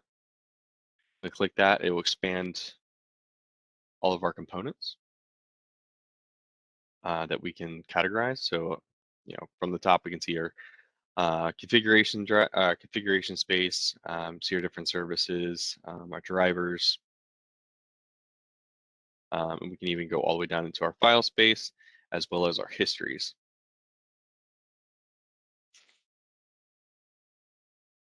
So when we talked about inheritance, if we look down here, so when you see this, either one of two things, you can assume that something has an inherited category from its parent. One, it has the inherited checkbox next to it. Now imagine I have many categories and I have to scroll to the right past where this inherit checkbox is, and I want to know what component is inherited from its parent to which category. A good way to know to figure that out is this faded out gray circle. So something that's been manually assigned or is assigned to a certain category that's not inherited would be a dark gray circle, and an inherited category for a component would be a light gray circle. Now remember I said that every component has to be assigned to some sort of category. There's no way to not have it assigned to a category. By default, it is the first category available to us. This was the user category, but we renamed it to general access. So anything that we do not come through here, come through the category browser and assign to a specific category, will be assigned to the general access by default. Now for the test, we're going to have you assign several different services, as well as some other configuration. It's important to remember that how inherited categories work. So there will be a few things, and how to reassign. So there will be a couple instances in the test where we say, hey, assign, let's just say audit history. Assign audit history to advanced access. That's not really a good example. Assign something to a category, but it need to also assign it back to general access. So for example, let's just say assign my heat pump IO to advanced access and heating equipment, but we also want to reassign it back to the general access. There will be an instance where you need to do that. Now this isn't the greatest example because logically we assigned it to the advanced access. Why would we assign it back to general access? But this is more or less just the step that I'm telling you about that you're going to need to take for the test and to remember, because I see this missed all too often. Somebody will go through the test. The test will say assign this component to this category and this category, but also make sure that is also assigned to, let's say, general access. Since general access is the default, when we assign it to something else, it unassigns it from the general access or user or whatever the default category is. Now there's several steps in the test where it says go back and make sure that that component is also assigned to general access, as just the example here. So you want to confirm that you have it assigned to categories based off the test. Okay, so you want to double check your work, especially this. This is one of the first steps you you take tomorrow morning. Okay. All right. So from the category service, we came through, and obviously we assigned our components to different categories. Now that we have that set up, we have our categories ready to go. We can assign our roles or create a role service. So if we come to a role service under services, I'm not going to save any of that. We created 3 roles. One was staff, one was engineer, one with tenant. Each of these 3 roles had some sort of restricted access, or different levels of access, rather. I don't want to give the impression that we're just restricting access here, giving different levels of access. So for example, the staff, if we double click here, we can see that our permissions, we gave read permission across the board for staff, okay, on the operator and administrator level. And we assigned the viewable hierarchies as graphics. Now, if we were to assign into a user that was assigned the role of staff, as we've seen where hierarchies exist, not only in Workbench, but within the web browser itself, the only hierarchy that would be available to this, this user that has the staff role would be hierarchy. Same with engineer. Went through and gave more advanced access to certain components within our system here, within various categories, the heating, cooling equipment, general access. Same thing towards the end there, viewable access. Our viewable hierarchies, we gave them access to view the schedule hierarchies, get points, and graphics hierarchies. Now, notice the super user permission. This is something if you were to create a new admin role. So there is an admin role by default that we'll see in the user section. So by default, we do have an admin role. We can't see that within the role manager, and we can't edit it or change it, but we could if we wanted to create a new admin, new super user role if we needed to. And we could do that here by we wouldn't have to go through and select the read, write, and invoke permissions across the board here. Selecting super user automatically does that. So that would be to if you were to create some sort of new admin role. Okay, so those are roles. So again, for roles, we can select which categories and which permissions they have in those categories per role, as well as which hierarchies are viewable. Once we have the roles set up, we can assign the roles to the users that we create. So we went to the user service. Now, just kind of giving up a heads up, the user manager, the HTML view is the default view for the user service. If you have a preference to the AX view, which is like the legacy view, you'll have to go up to the view selector in the top right of our screen here and select AX user manager. Now, I choose to use the AX user manager, the legacy view, because it's a little bit easier for me to read. Going to just the user manager. Now, this is completely preference, obviously, but the layout is fundamentally the same. But when I open up a, the edit user window, things are just spaced out a little different. They have a slightly different feel, and it can kind of throw you off if you're used to the legacy view. It's really a sense of preference here. But if you were doing this through the web browser, obviously you would only have one view to choose from, and that would be the HTML view. But so user preference, I like to take the extra step and go to the AX version. Okay, so looking at Old Haywood real quick, assigning the name. This is what should be referred to as the username. This is the username that they will use to sign in. Full name is just giving an identity to the username.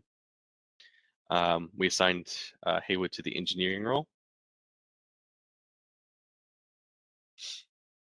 Now again, here's this admin role. This is here by default. He's not assigned the admin role, but this is here for us if we choose to use it.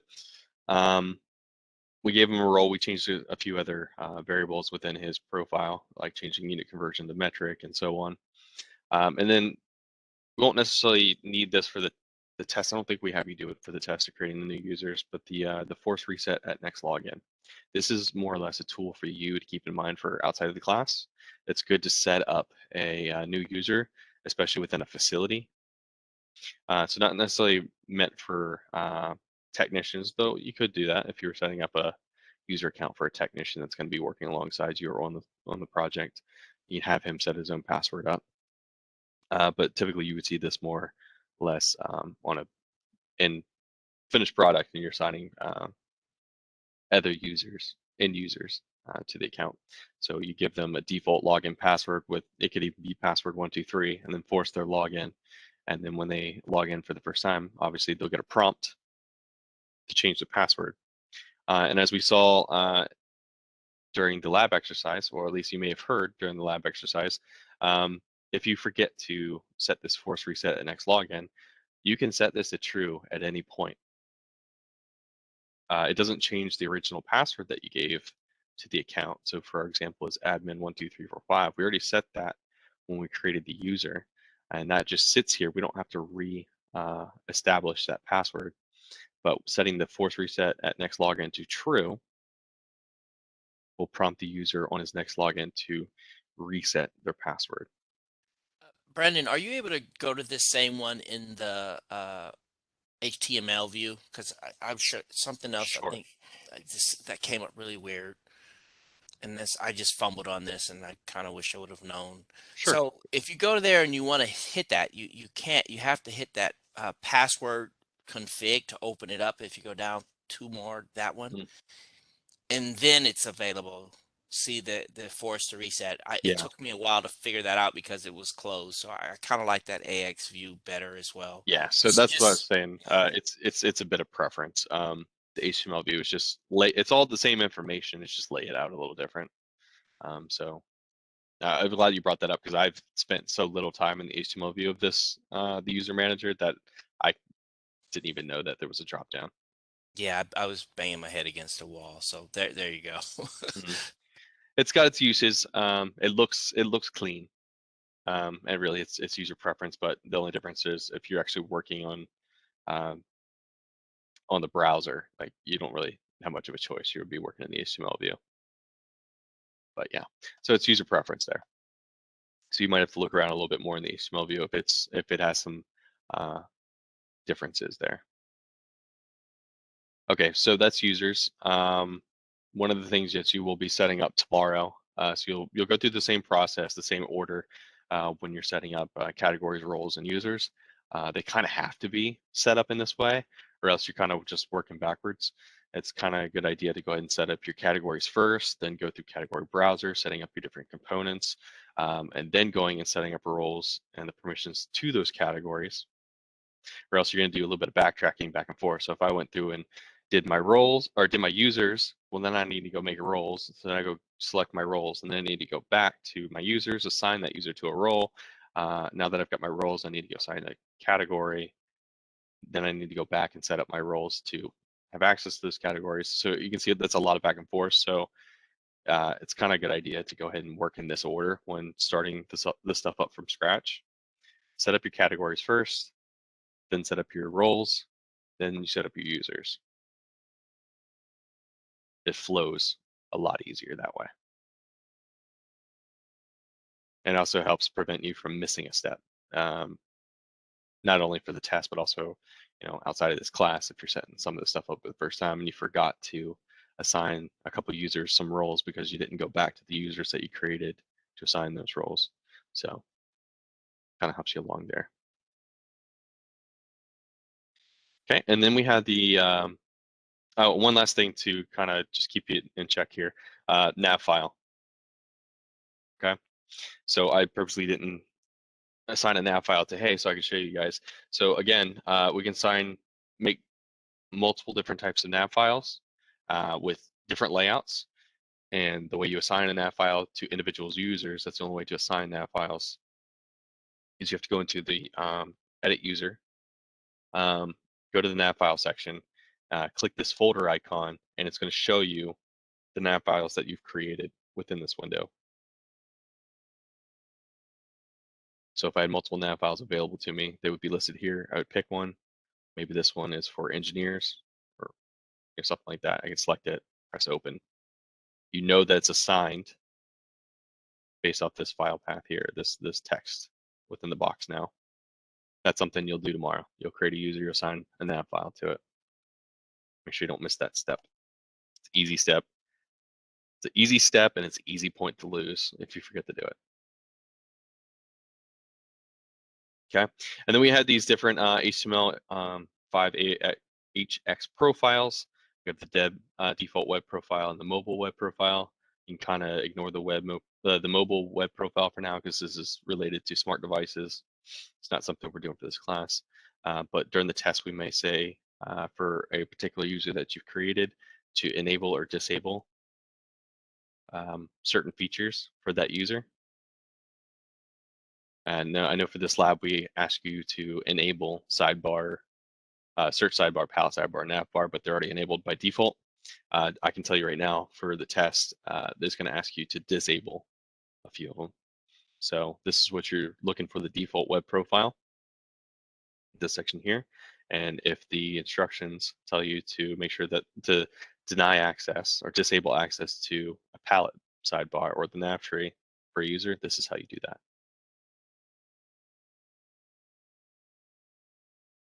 Okay. And lastly is the authentication service. Now, this isn't something that's going to be on the test, but this is something that we like to bring to your attention to show you so that you can have further control over the security of your system that you're either creating or managing. You have two different schemes for the authentication scheme. You have digital and AX digest scheme, or digest scheme and AX digest scheme. For this, we're using the digest scheme. And within here, we can set the password strength. So if we hit this drop-down menu, we can say how long the minimum length of the password is. For this example, it's 10 characters long. We can see how many lowercases are required, the minimum lowercase letters are required, the minimum uppercase letters are required. We can change these to any number. The minimum digits, which are numbers, and the minimum special characters. This would be, your typical exclamation mark or $sign, the ones we love to use for our special characters and our passwords. We have the expiration interval, and this is, we can set up a password expiration so that all users across the board that have access to this station have to reset their passwords after expiration interval. And this is a recurring interval. So right now we set up for this lab 180 days. So every 180 days, the system will do a password reset for everybody. And then we can set up a warning period letting everybody know, however many days ahead of time, hey, your password's going to need to be reset.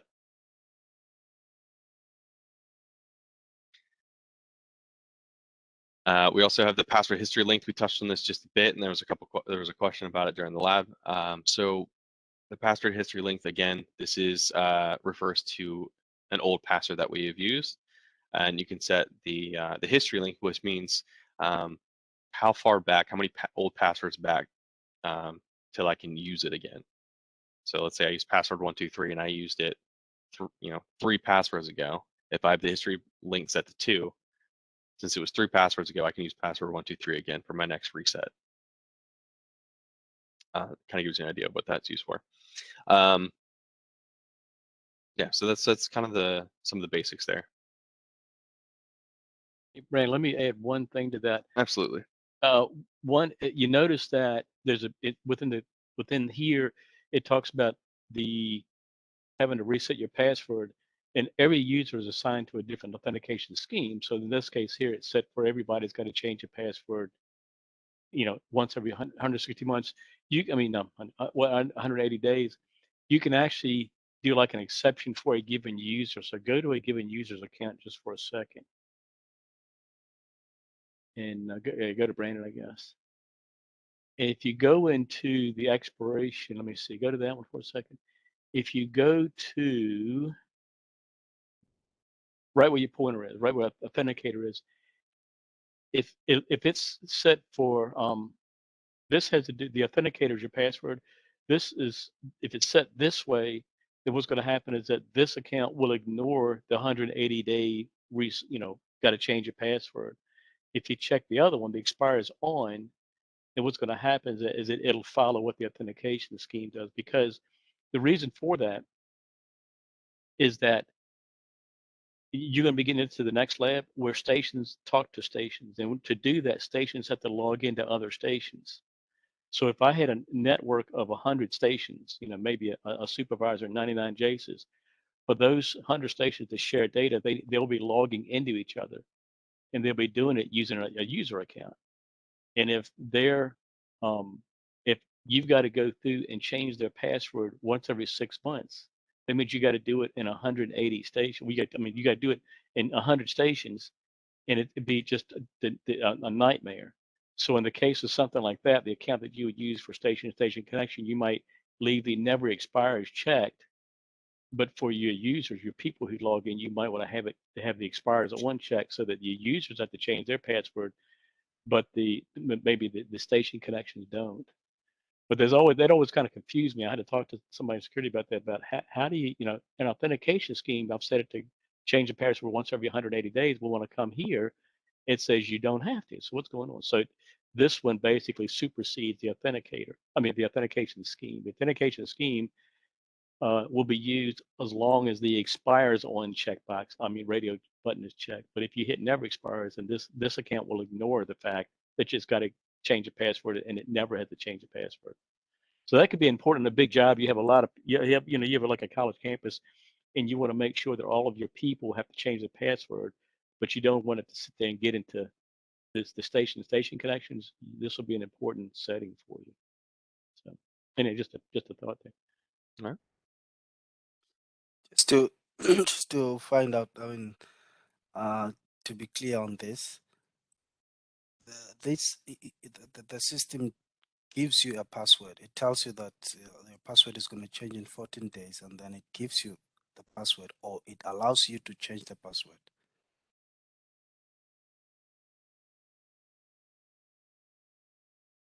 Right. So it's gonna if it's set up with the other checkbox checked, it's going to force you to change it. Just like here at Honeywell, um, we've got to change it supposedly every 3 months. Oh, I got 3 months, but in 3 months I've got to change my password, and I get notified like about 7 days ahead. So it'll say, hey, you got till a week from now to change your password.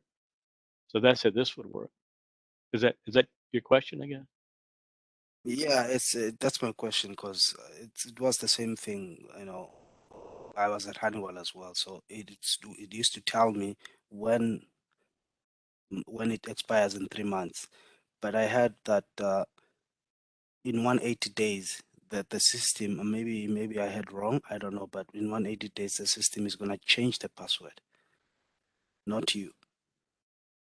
Yeah. Yep. Well, no, above there, that the just above that force reset at next login, that means the next time you would log in with this account, you got to change it. And the reason you do that is that, let's say I create an account for Brandon.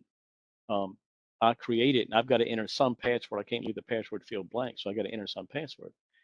So then I say, Brandon, you got an account. Your username is Brandon L, and your password is Niagara123. And his thought is, but Damon knows my password. He can log with mine. So what I do is I set the force password and next login to true, and then when Brandon logs in, he logs in with the password I gave him, but it'll force him to change it.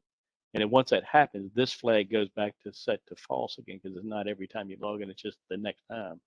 It's a one-time shot. Okay, thank you. Now Okay. it's clear. Yeah, Thanks. I had to one-time study about that because it to me, it looked like several settings were going to combat each other. And it's like, wait a minute. But yeah, that's why I take a minute to explain it, because it can be a little bit confusing sometimes. All right. Yeah. So, good question. Good question. All right. So before we move on, as I do want to hop into this next bit, because we still have a little bit more of a home stretch left to do before we get into the review for this evening, and I want to allow for us to have enough time to do that. And the next couple labs are a little bit more detail intensive. We need to take our times doing it because we'll be creating a supervisor station back on our host, and we're going to be bouncing back and forth between the two. So I'm going to allow enough time to do that as well as have a review towards the end of the day. So if anybody has any further questions about security, users, roles, and categories, go ahead and ask them now.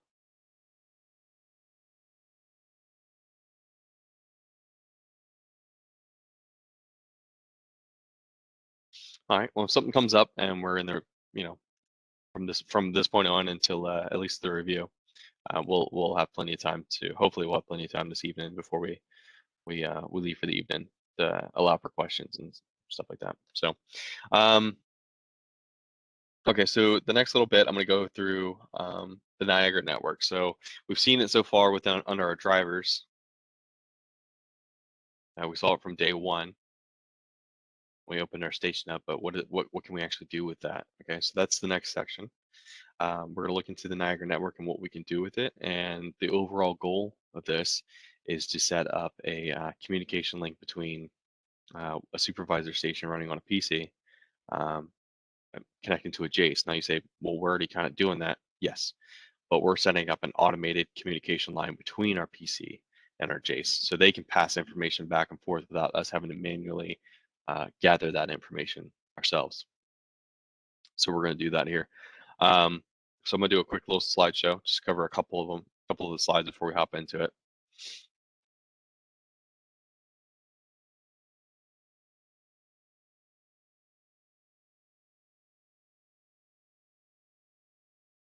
If it will it'll behave. What are you doing? There we go. Okay, so the Niagara network, tongue twister there. Too many ends. So the objectives for this, so we're going to get a basic understanding of the Niagara network. We're going to take a look at the station manager, primary and reciprocal connections, two-way station-to-station communication. So the Niagara network, it's there by default. Every Niagara station is equipped with a Niagara network created in the driver's container. One step. One purpose of a Niagara network is to model data originating in other Niagara stations. So that might be stations running in other JACEs or other workbenches across a facility or a campus. Proxy points under a Niagara station represent data received from other stations. Connections between stations function as client server using the FOX protocol. The Niagara4 FOX service, or the FOX protocol, is located in the service container. And the FOX protocol is also used for workbench station communications. That's workbench to station connections or communications. The Niagara network should never be deleted. Always makes me wonder why we can even have the option to delete the Niagara network, but it should never be deleted. So the Niagara network handles the routing of alarms between stations, sending histories, or archiving those histories collected from one station to another. We can configure a master-slave schedule, so we can set up a schedule within the supervisor station and send them out to all of our JACEs. So that's one way of being able to update one schedule, a master schedule or set of schedules within our supervisor station within our workbench, and then be able to send them out en masse to maybe 4 or 5 or plus how many JACEs we might have on within a facility. Routing point data between stations, among other uses that we have.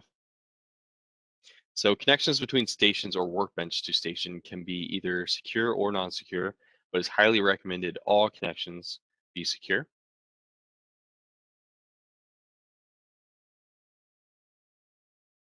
So workbench to station connections. To have workbench initiate a connection to a station running on a host, you use the open station utility.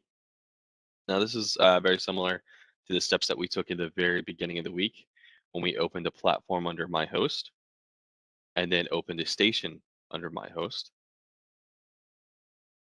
Essentially, that's the same steps that we would be taking here to open up a station on Workbench. You would once we do that, we get that little window prompt up, and then this is where we would choose a secure or non-secure. and that's the station connection or the station TLS connection, the TLS being the secure station, or the secure connection rather. This is dependent on how the station is running, and it can be secure, non-secure, or both.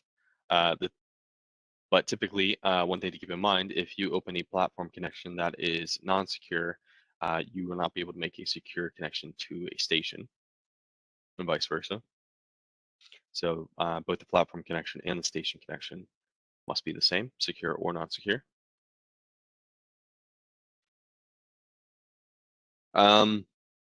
Workbench to station connections, enter the IP address of your host you're connecting to. This is how we connect it to the platform for our Jace.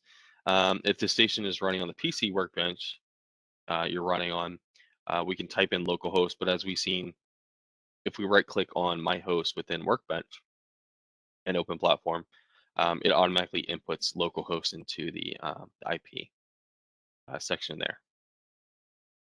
But if we were to do a file open platform, we would then have to type out localhost or corresponding IP address.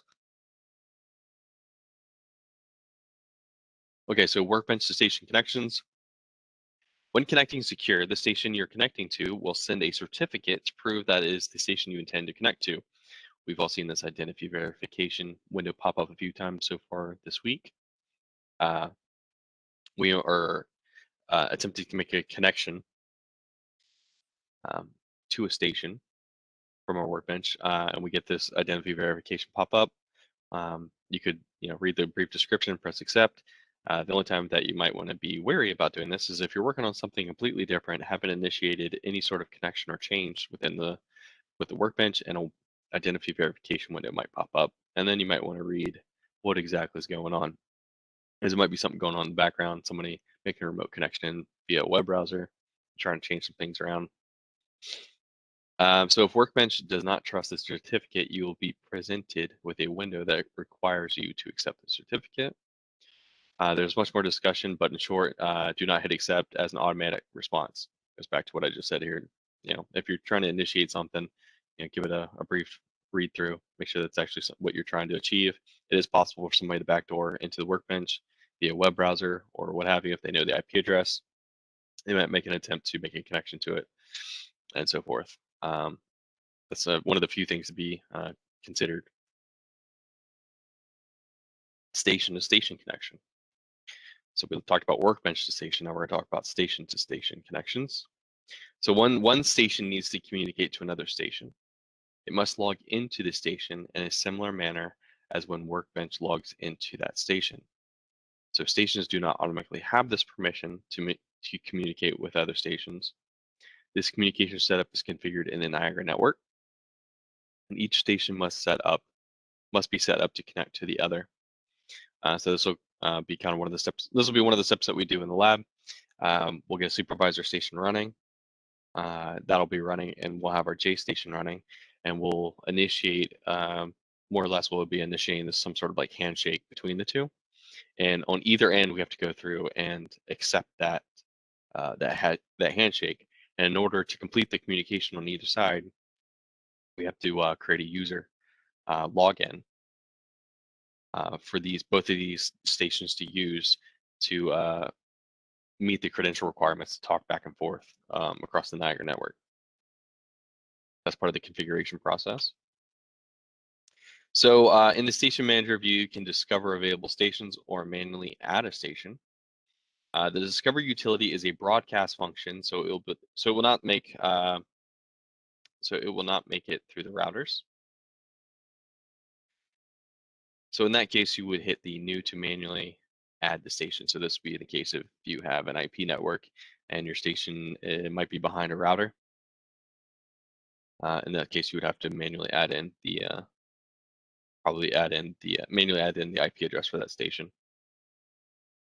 Probably have to do some certificate exceptions there.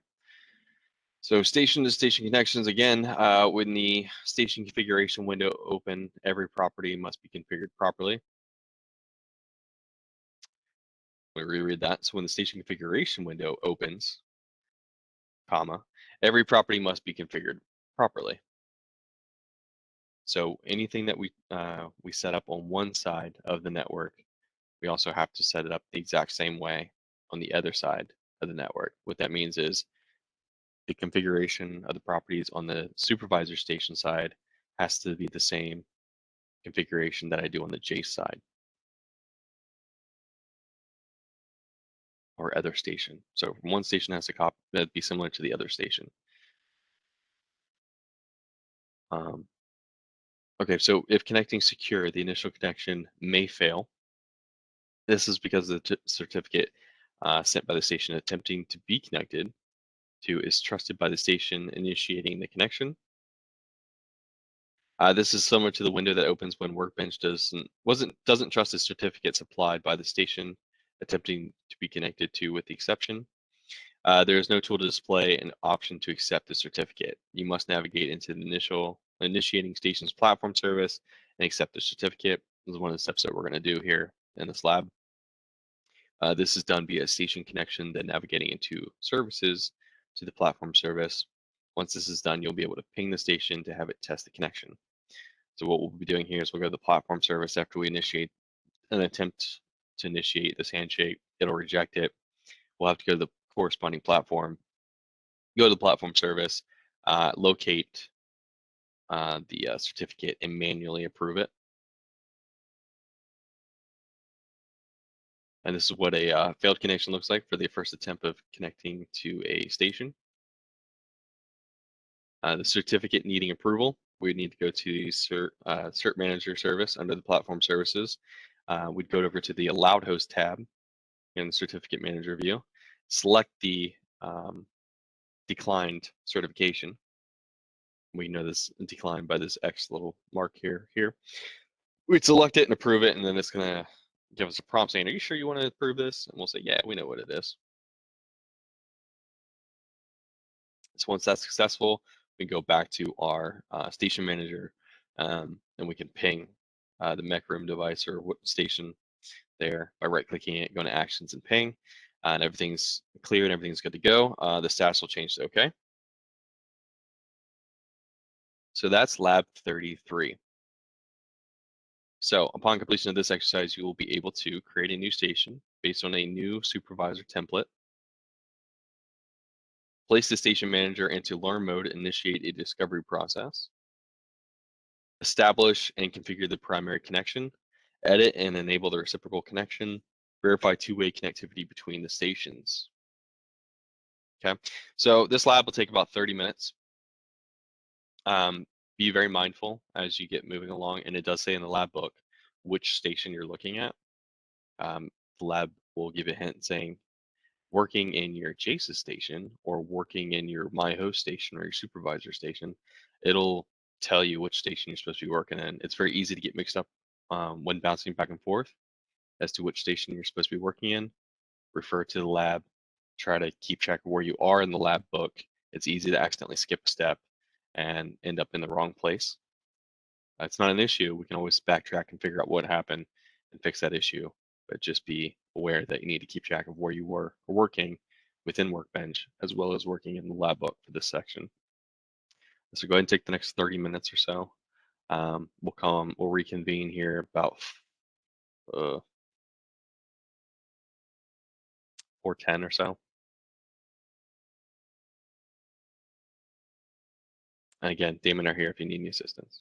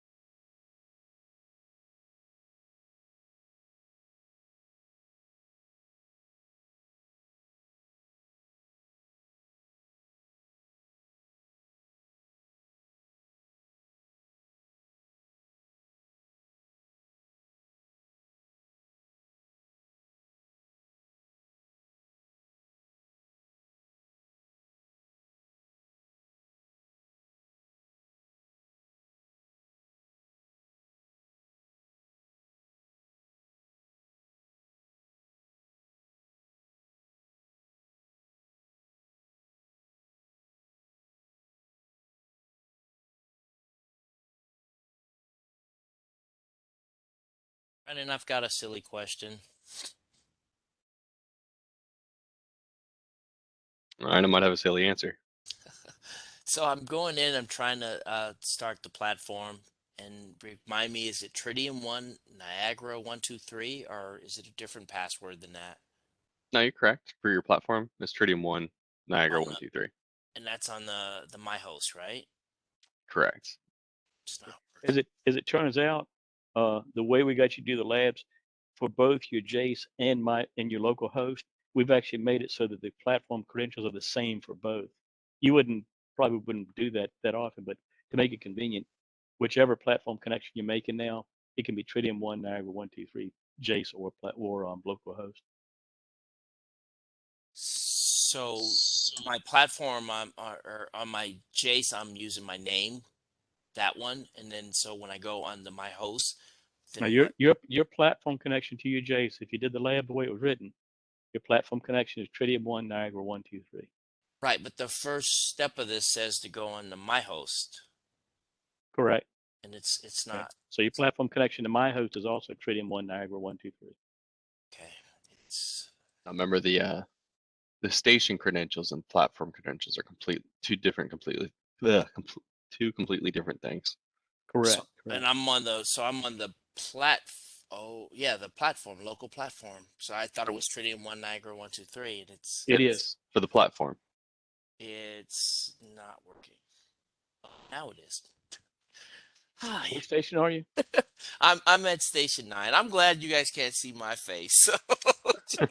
So No, we can it's see your station. Don't worry. all right. I'm in now. We talked about your station a lot this week Oh so my far. God. I'm telling you, I did that password and it just didn't work until just now for whatever No. reason. Maybe it was a Yep. typo. Okay, That's Well, yeah.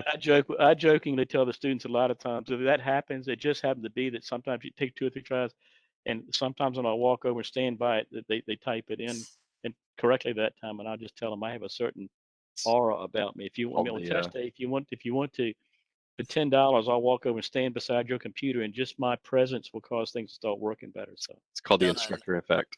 I'm good yeah, for instructor 10 effect. bucks. I am there. All right, let me get to it. Thanks. Yeah. No problem. But all kidding aside, Brandon said this, but I want to reinforce it's really important for the rest of the lab for the rest of the day.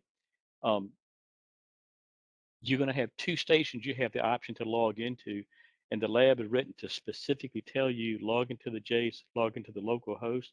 You know, make sure you follow that because it's real easy to get in the wrong one. Just read the directions real closely because that usually when we get questions, that probably um, half the time that's the issue is that I'm trying to log into the thus and so, and the lab says log into the station. You're trying to log into the supervisor, so be real mindful of that.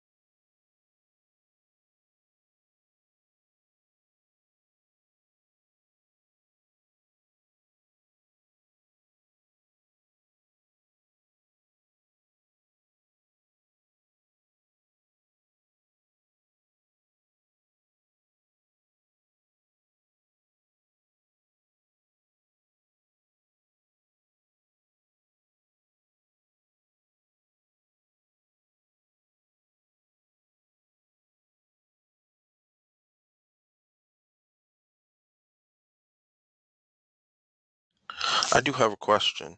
In the supervisor, are we using 0, 0, 1, or just 1?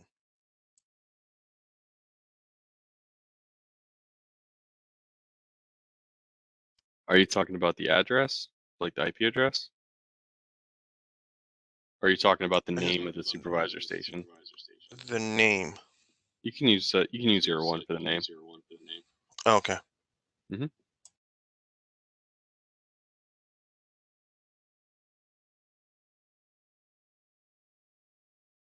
The reason, to follow up with that, the reason we get specific about leading zeros is that in Niagara, if you use a leading 0 when you're entering an IP address somewhere, the HTML5 portion sometimes doesn't work. So like you could log into a station with Workbench to 10.10.11.01 and you log in with no trouble. And you're doing okay. And then as soon as you go to pull up an HTML5 page, it breaks because HTML5 doesn't like that leading 0. So that's why we tell everybody when you're doing Niagara work and typing an IP address, or just don't do the leading 0, so that'll be safer.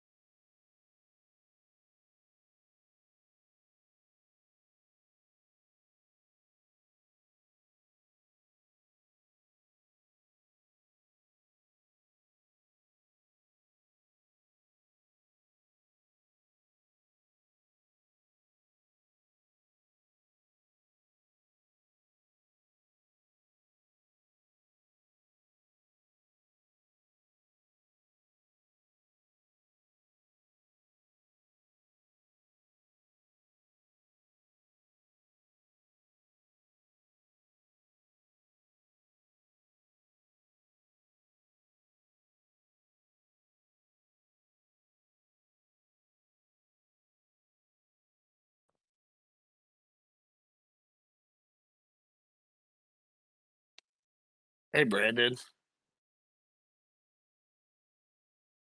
Yes. I Uh-oh. think it kind of did an oopsies. Uh-oh. That was a great I- way to start the conversation. All right. I was not in the station under my host. I was in the station underneath in the IP address for the Jace. Am I saying Okay. that correctly? Yeah. And I had went into Driver's Niagara network, did the discover and added the supervisor in there. Well, when I realized my mistake and went back through the steps, I went to where I was supposed to be now, did discover, but now my supervisor underscore workstation number is no longer now populating in here for me to add it. Okay. No, so what you described at first was correct. You go into your Jace and discover your supervisor, and then you go into your supervisor and discover your Jace. Gotcha. So like, So you had it right the first time. Yeah, Oh. what you described was correct. So down where like the 10.10.11.12, Yep. because I'm in station 12, that's where I was supposed to find my supervisor _12 in Correct. Niagara. Correct. Okay. Because think about it, you're in your Jace and you're setting up your Jace to talk to your supervisor.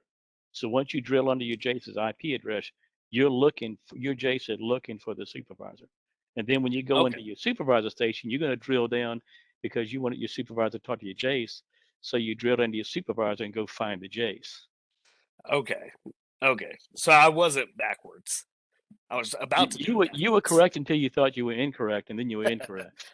Gotcha. I was It's just like wondering because I tell people I made a mistake once. I thought I was wrong, but I actually wasn't. right, and the reason I was asking, and I thought maybe I was backwards, was because following the instructions, I went in, approved the certificate, then went into the alarm, and acknowledged it, and then went back into Niagara network, but it still shows my supervisor as down and not Well, connected, even though it says the status should say okay. so look, you're at station 12, correct? Yes, sir. Okay, so I'm looking at your screen. So here's what's going on. Mhm. You are in your Jace, and the way I know that is you look at that dark gray bar across the top, the locator bar. That's the I am here. So you're in your Jace. Okay. So what you want to be listed down below is your supervisor. So you need to delete that entry that's engraved that says training 12. Delete that because that's your Jace. So just right button click delete that guy. Okay, so now what you need to do is configure that other entry to be your supervisor. So double click that.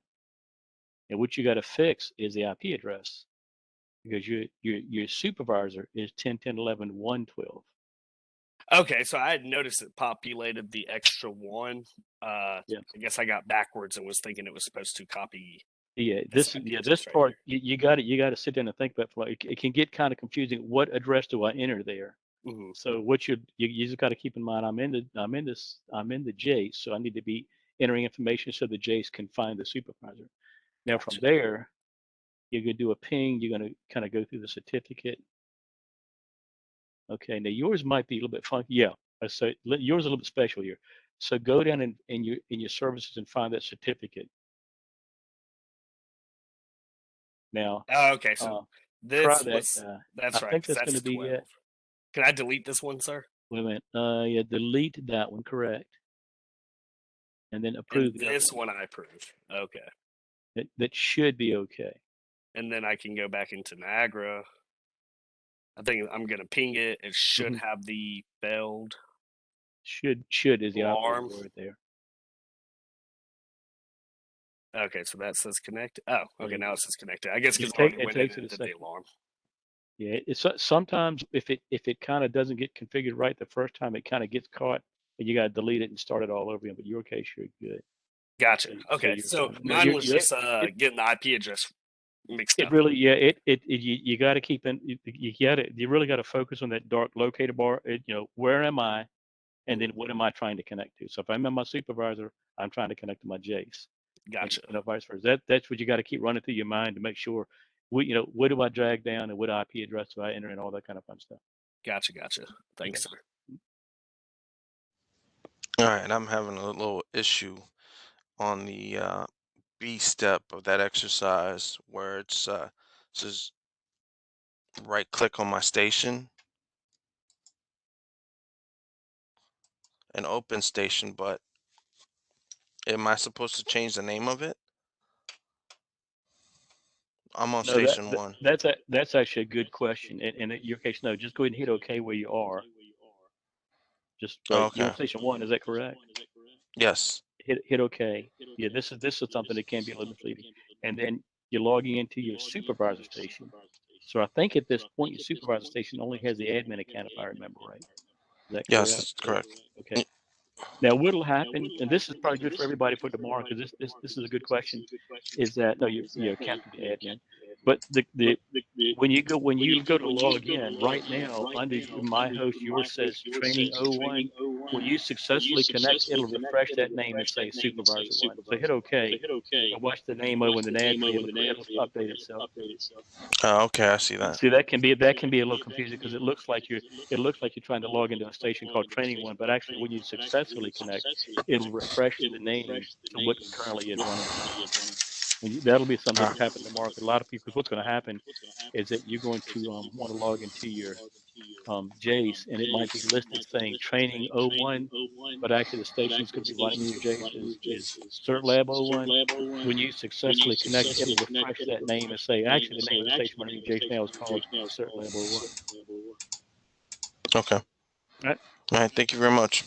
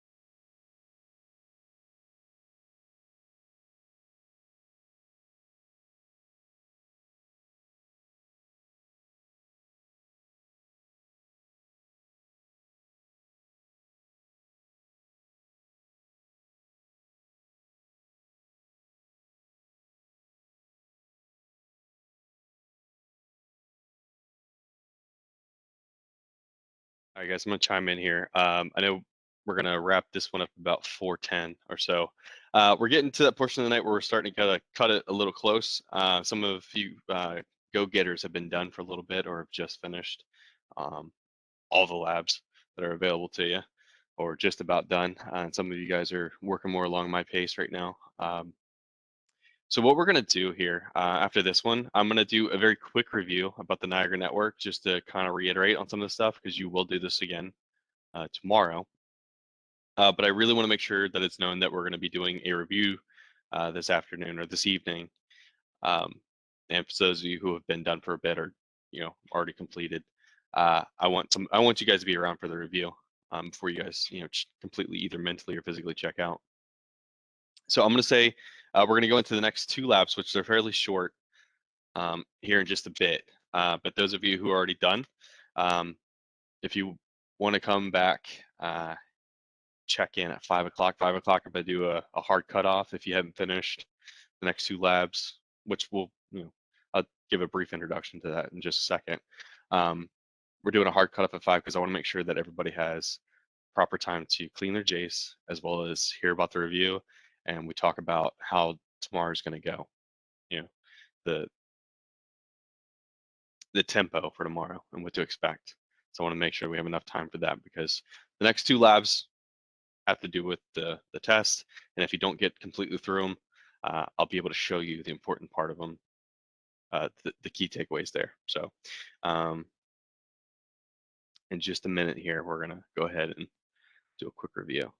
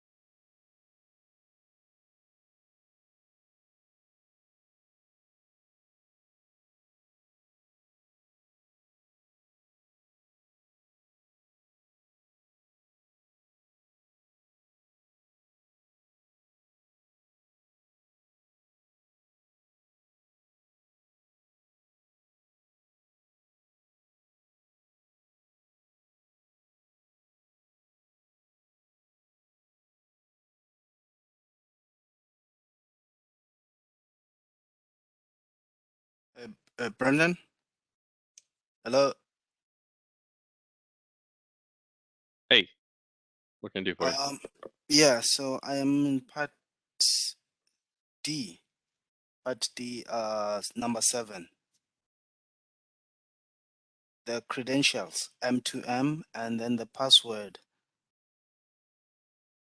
the other part didn't have a password, so I put Tridium123. No, it's got a password. It's machine 123. Oh, it does. Oh my God. it's all right. I see it now. So I'm gonna continue with Tridium. No. You use Okay, machine 123 as the password. can I change it then? No. You're right. So where you're at currently, where the cursor is, the blinking, the password for M2M, that's machine 123. That's the password. You might have skipped forward a little bit where it's saying you need to use the platform credentials when that's when we go back over to our supervisor station to approve the J station. So keep what you got there. Type in machine 123, capital M. I did the same exact thing, but I put admin 123. Yeah, so the credentials between the two stations, M2M and the machine 123. But you got to make sure that you create it on both ends, right? So on the supervisor, I have a different one, but on this can I say on the J's, I have that machine, the right one, the one that is in the lab. So when you create the supervisor station, we got you to go in and create the user M2M and machine 123. As long as you type it that way, then where you are right now, it's going to be M2M and machine 123.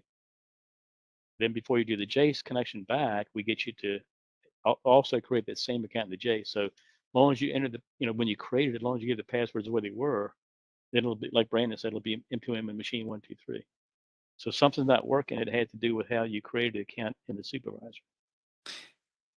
I don't know if it's not gonna work, but I know that the password that I put in there for those credentials, the M2M, is not the same as this one. I think I might have skipped. I didn't see the password when I was creating in the machine, like in the machine one, in the M2. But just give it a try. Try it. Just hit OK and try it. See what happens. All right. It's either going to work or it's not. Just hit OK and ping it. What's happening? Somebody's.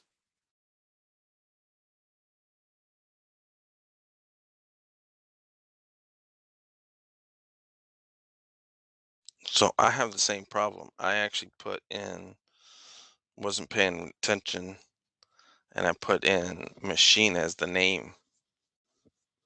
Okay. I mean, it's however you created the account. Honestly, if you think about it, it's just whatever you enter when you created the account. You could have created an account of your own name, but whatever user account you created, use that account. Oh, okay. So the book once you do M2M and machine 123. Let's say that I got mixed up and I entered the username of a Chevrolet and a password of 1985 dog. Well, that's what I would enter for my credentials because that's the way I created account supervisor. All right, guys. At this point, if you're still working on your Niagara network and getting those last few steps done to initiate the connection on both ends, continue to work on that.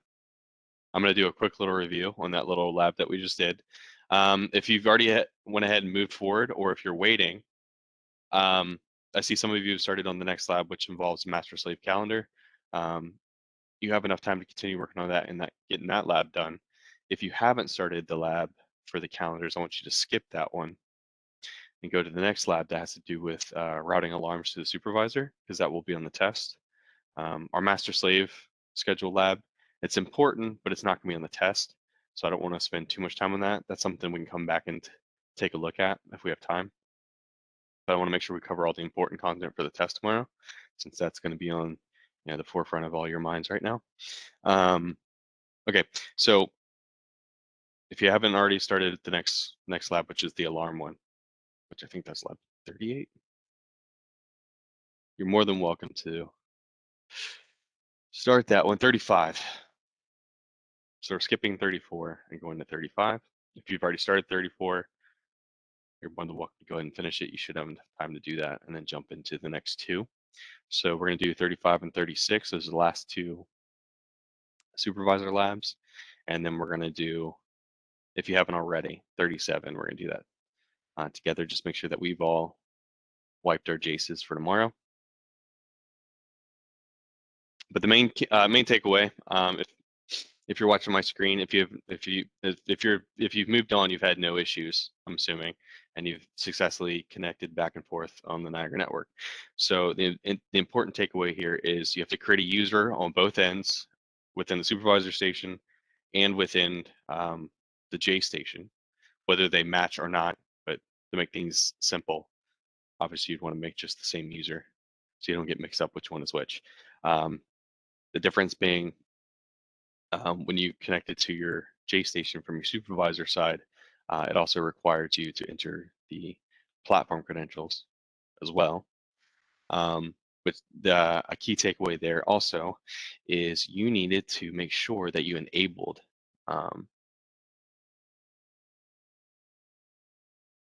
during the user account creation. And when you went into the Niagara network here, we went to our database and went to our J station within the database on the supervisor side.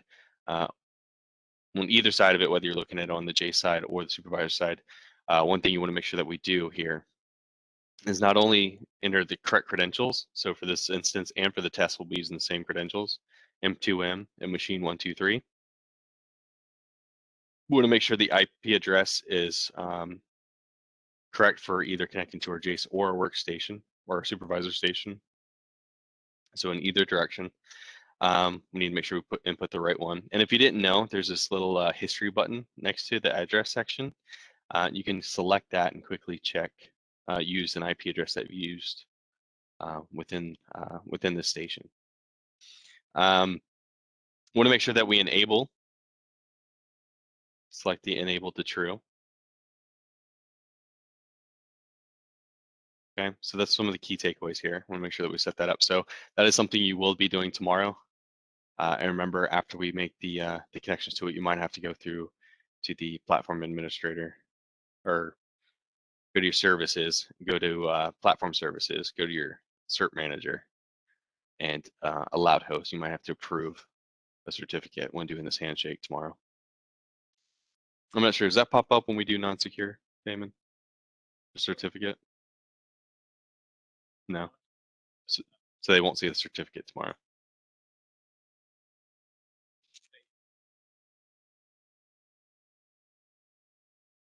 Okay.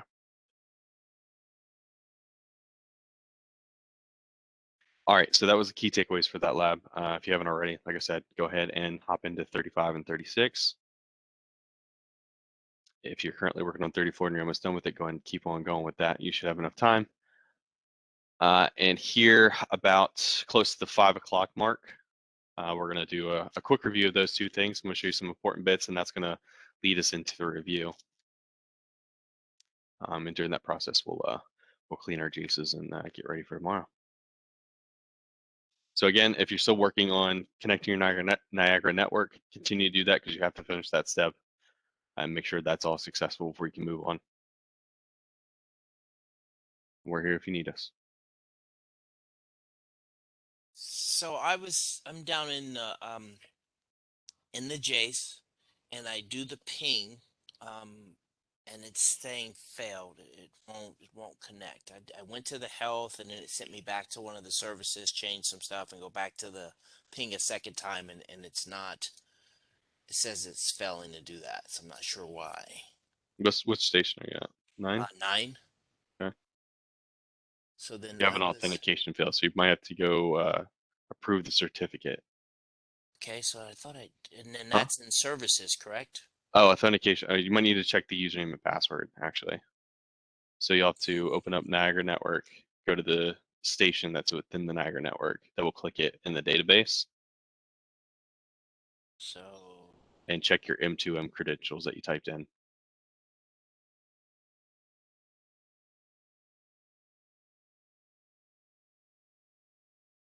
That's not it.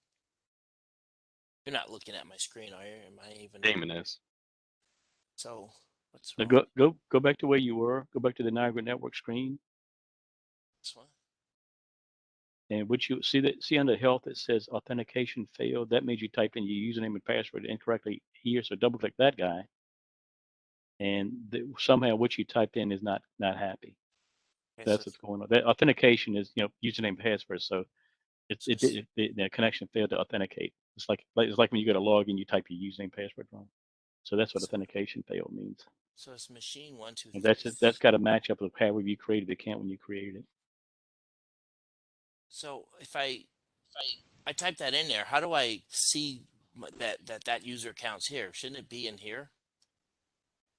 No, it's a user. It'll be a user in the supervisor station. Right. Okay. So then, But you can't in a Niagara station, you can't go back and see what the password is. It's always going to show up as dots. can I So one change thing, it? just go ahead and check it. Go into your supervisor station and go to services, user service, and I'll show you what happens sometimes. Okay, so it is a capital M and a 2 and an M. Sometimes people have that incorrect. So your username is definitely M2M. So when you created the account, it's whatever you typed in the password field when you created it. So I I think wondered the when I lab was type. calling for machine 123, but I mean, if you might have mistyped or something or didn't have your caps lock on or something, it's however you typed in that password. So can I go in here and change the password back to Yeah, machine most 1? certainly. Go in there, just set it to something that you want it to be, just as long as you know what it is. You go down a little bit farther down to authentication.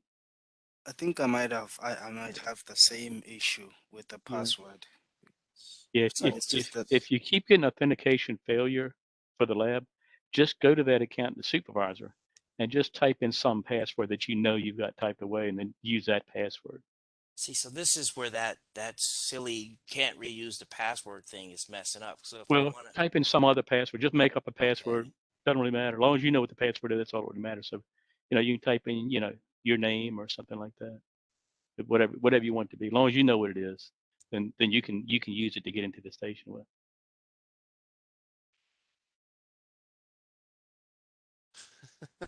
okay, did it? Oh, If you need to, just use a completely different user. Like use your name, your admin user that you created for yourself. If you're talking about within the J side, yeah. Or if, on the supervisor side, you might, if you can't remember that one, you might have to make a new user for that side.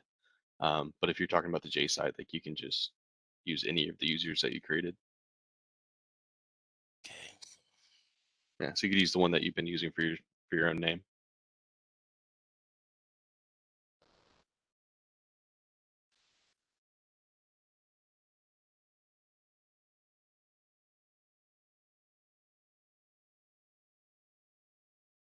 Yeah, it's looking for the 10 characters. Okay, I come up with something that's longer.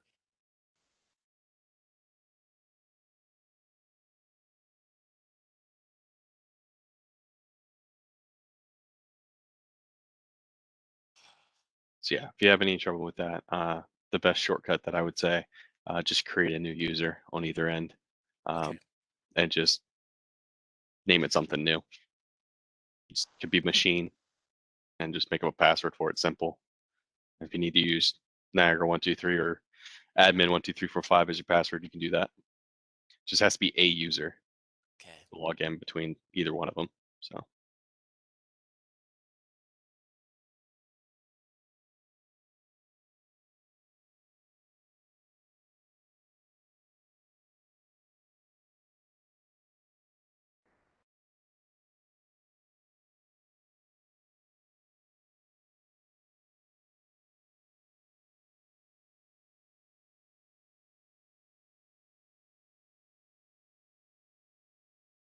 And this process tomorrow during the test is much easier. You're only going to be connecting on one side.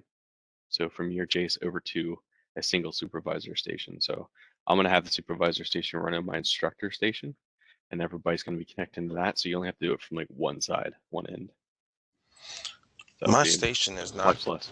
pulling. My station is not pulling up when I pull the discovery.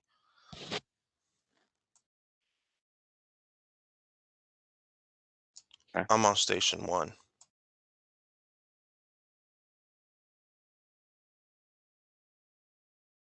so got it. Machine 1, 2, 3.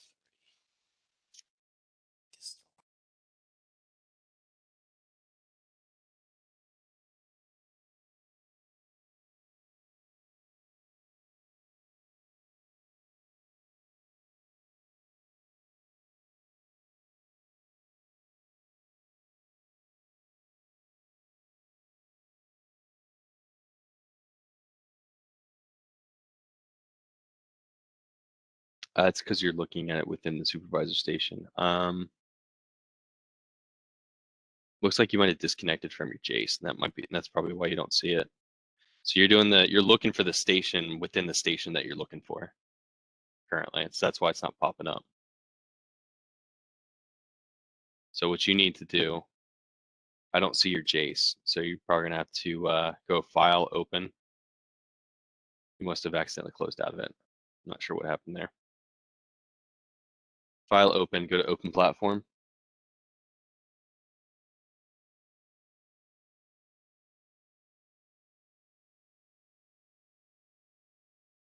Okay, within that IP address, you need to type in your Jace's IP, which should be 10.10.11.1.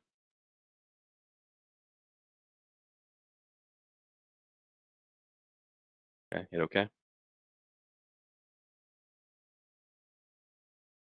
Yep. Okay. Now right click. Yeah. So now you're good. So right click your IP address there in the nav tree, and then open station.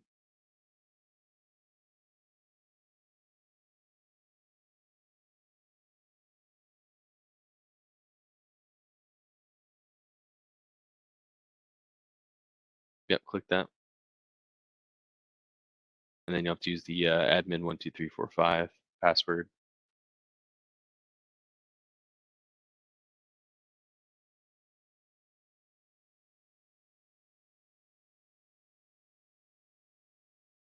Okay, so open your station up. Config. Drivers. Niagara Network, double click that. Yeah. Now do a discover. See if you can find it.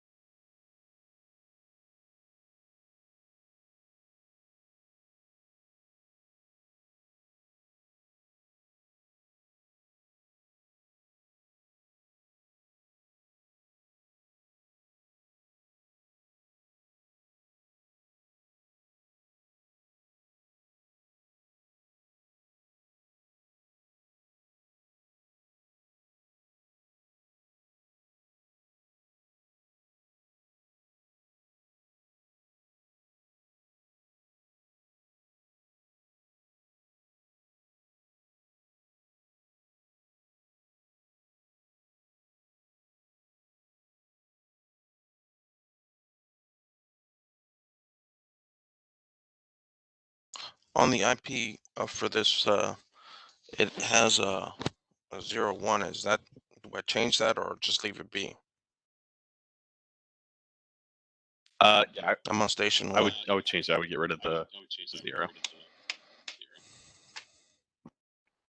You mean 01, right? Because I am 10.10.11.01. I mean 1. Correct. So I would get rid of that leading 0.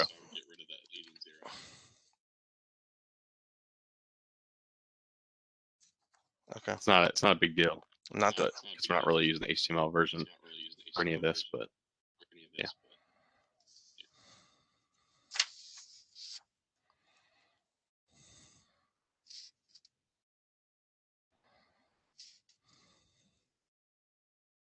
I think I'm connecting, but it's disconnecting itself.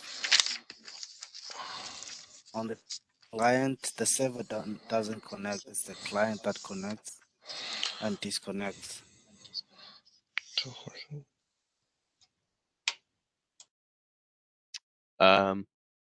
Okay.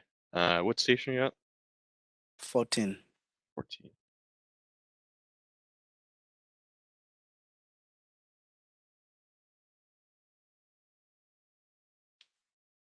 Okay, so what are you talking about? So here, Oh, that? No, that's completely normal. So what it does is it polls. So it's not actively talking 100% of the time. also It'll this is send the out a message and then so the status says okay, so it's good to go. Now okay. the client communication or client connection, it'll say not connected because it's not currently sending or receiving any messages. So it does it in an interval. That's why we have to like right click in action, ping it to get an update on it, because it'll do a time interval and it'll send a message out to the supervisor or to the Jace, and then it'll wait until it has something it needs to report or get from each other, and then it'll do it again. So if you watch it long enough, you'll over I think it's like 5 minutes or something like that. I can't remember exactly. If you watch it long enough, you'll see it change from not connected to connected, and then it'll go back to not connected after a little bit. Yeah, I did watch it and I saw it do. I mean, it was doing that, and I thought there was something wrong. Okay, thank you very much. Yeah, no problem. Yeah, I forgot to mention that. You'd be surprised how often that question comes up.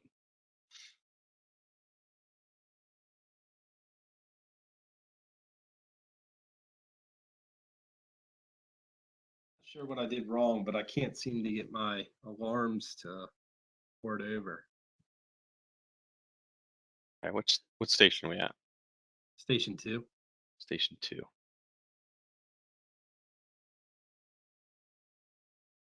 Okay, so I'm assuming we're looking at our alarm console in our supervisor. Okay. We're looking at control room, looking at alarm console. Tell you what, hit the back button. Let me see the wire sheet for your alarm service. So we have to double click alarm service or do that. Yeah. Let's see what you got. Okay. All right. All right. So double click your route to supervisor. All right.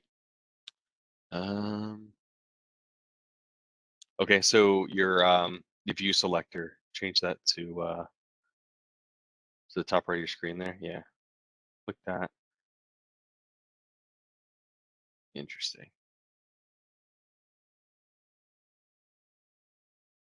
Oh, okay. Okay. I see what you did. Okay. So you routed your supervisor on your supervisor side. So it's not actually sending anything to you. If that makes sense. So you're working within your supervisor and you made an alarm recipient to send it to itself. I So think we need to actually go down the alarm service on our Jace and do that exact steps you just did. So go to scroll up, go to your alarm service on your Jace. Yeah, right there. Okay, so you did that. Okay, so double click that. Is that where we were looking? yeah, I had two different windows. One was from the Look Jace at and you one was confusing from. me. Sorry. I tried to make it easier so you could see both. But yeah, I did one from the Jace. All you did was confuse me. Okay. Okay, so you haven't had any alarms go through, right? No, I simulated a boiler alarm, but yeah. By breaking that link, but nothing popped up. Yeah, and I set the default to 300 degrees. So it's on a high priority. And that's how I have it on the Jace, but I don't have it on my supervisor.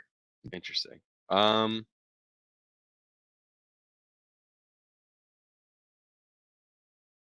back to your alarm console for your supervisor, or the Jace rather. Sorry. Yeah, go ahead and click that. Okay, so get that set up right. Go to your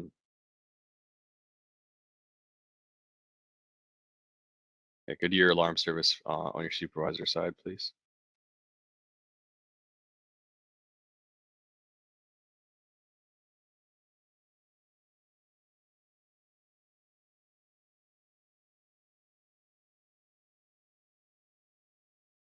Okay.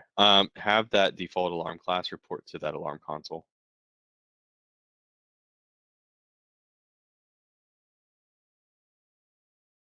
You might have to move those around a little bit. There you go.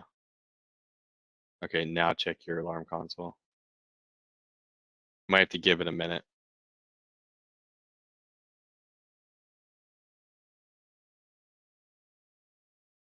I think that might work. Because I think you have to have that set up as well.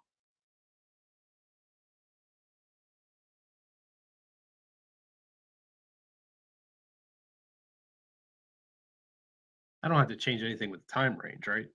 No. What you did was correct. So I see that you have it set up correctly. You have your alarm class reporting to a supervisor station, or supervisor. Goodness gracious, station recipient, and you went into the station recipient properties and changed it to the supervisor station with the drop down box. Exactly what you're supposed to do. This is exactly how you'll do it tomorrow. So what I would say, give it a little bit of time, see if maybe an alarm will register, and go ahead and start working on the next lab, and we'll come back to it. But you went through all the steps correctly. If we have time, we can come back and see why your alarm isn't necessarily going through just yet. But you got the important takeaway of that. So thanks. Mm-hmm.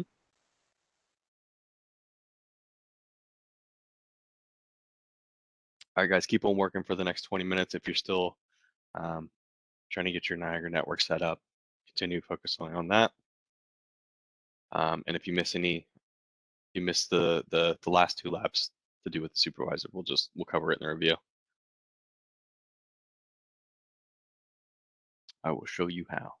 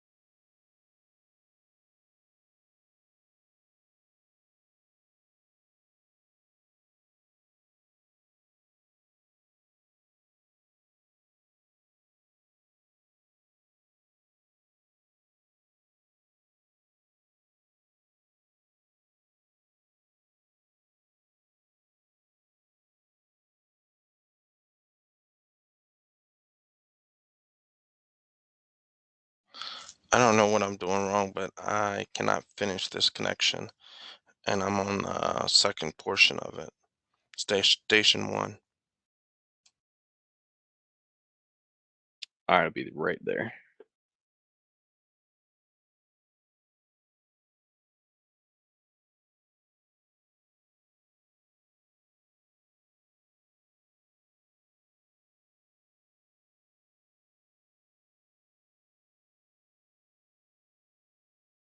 Okay. Tell you what, Manuel, let me drive for a second here so I can just see what you got going on. Okay, so we are working within our Jace here, Niagara Network. Okay, I see the supervisor station. This isn't one we want to use. The training one, we want to use the supervisor 01 like you have. It says down alarmed, so we'll right click it, hang it. Okay, so from here we need to accept a certificate here. So what we'll have to do is we'll have to go to our services. And you can do this on the other side, the supervisor side. So after I do this one, so you go to platform services under your Jace. We'll go to certificate manager service. Double click that. And what we're looking for is this allowed hosts. Okay, we see that it is allowed. Okay, so you've done that step already. Okay. Take a look. Let's go back. All right, so we don't need this one. I'm just going to delete it out of there. That's your old training station. Okay. Okay, so one of the other things that we always want to check is the username password, so M2M, machine 123.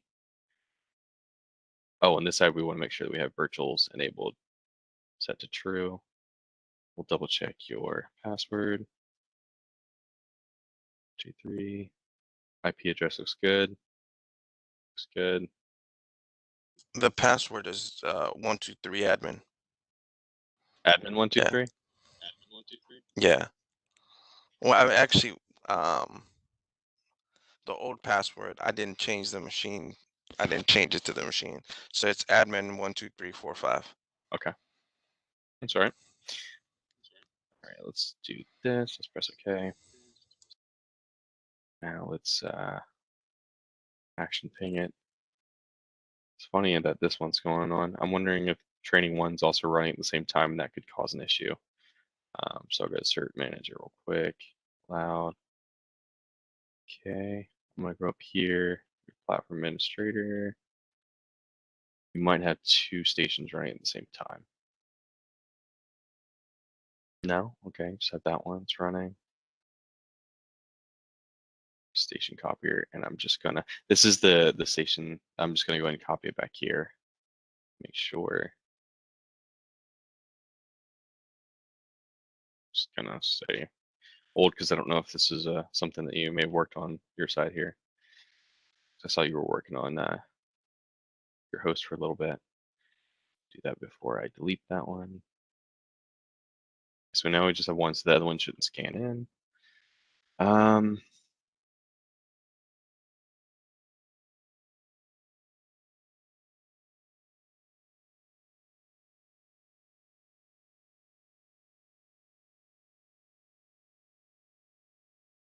let's do a discover here.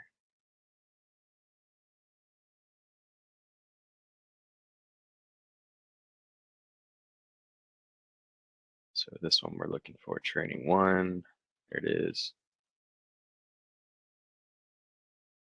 Add it. Whatever. What's the user that you created on your the J side? Was it M2M?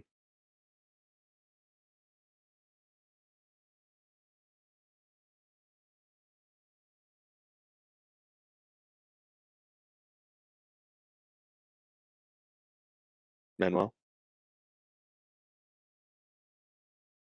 Yeah, it was M2M and then the old admin password. Okay.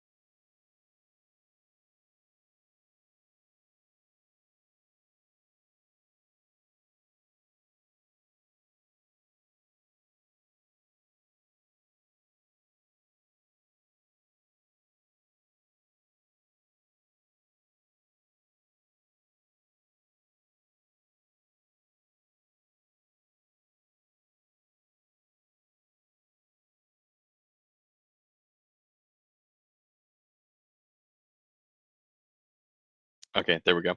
All right, so we got it set up on your J side, so we just had to re-add it after we changed the settings up there.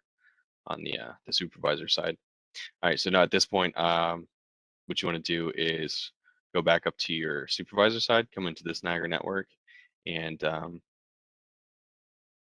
you're gonna have to right-click Action Ping It, and then you need you to go to your services and go to the platform service at the bottom of services.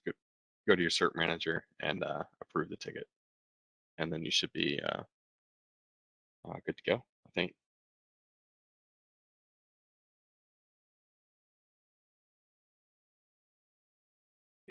You'll need to ping it first though.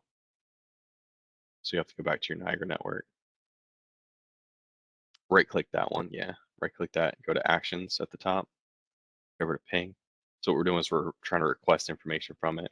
Now we see the status is down and failed. So now we go to cert manager. Okay, I'm sorry, you're in the wrong one. So you got to go under services under station. It's a different cert manager. So go down scroll down just a little bit under your station, under config. There you go, under services. Yeah, scroll to the bottom there. Okay, you're looking for platform services. There you go. You'll have to hit the down arrow next to it. Yeah, and then double click cert manager service. Now go to the outhost. Okay. Okay, weird that. Go back up to your Niagara network.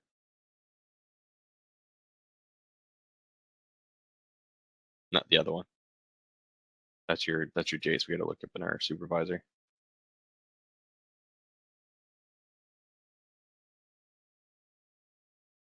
Yeah, just collapse that.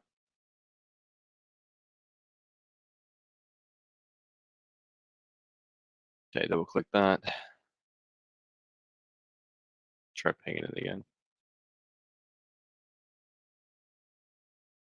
Tell you what, actually double click the training 01 in the database. Okay. I don't need to set the virtuals to true on this one. And you said that it's M2M and password's admin 12345, right? We might need to double check the password.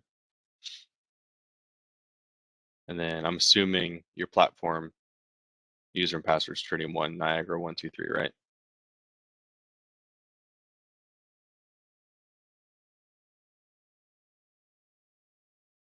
Okay, yeah, go ahead and ping that.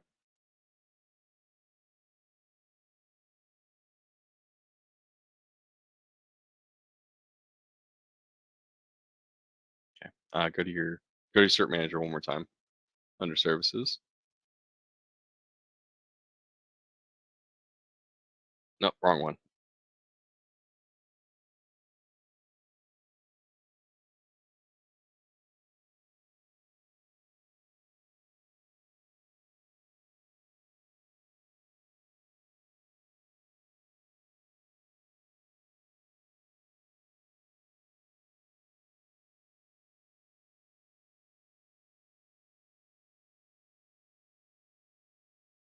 There you go. Yeah, approve both of those and you should be good to go.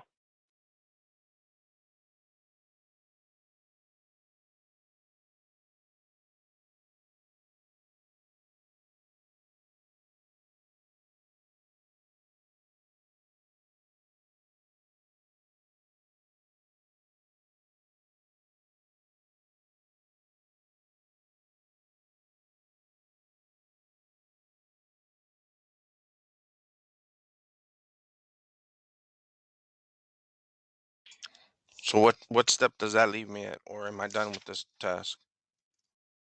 I'd say you're done with that task, and we're actually getting ready to do hop into the review phase. And so I'll show you what you need to know about the other two labs during the review. So just pay close attention to that. It's just making sure that you have a checkbox or a drop-down menu set.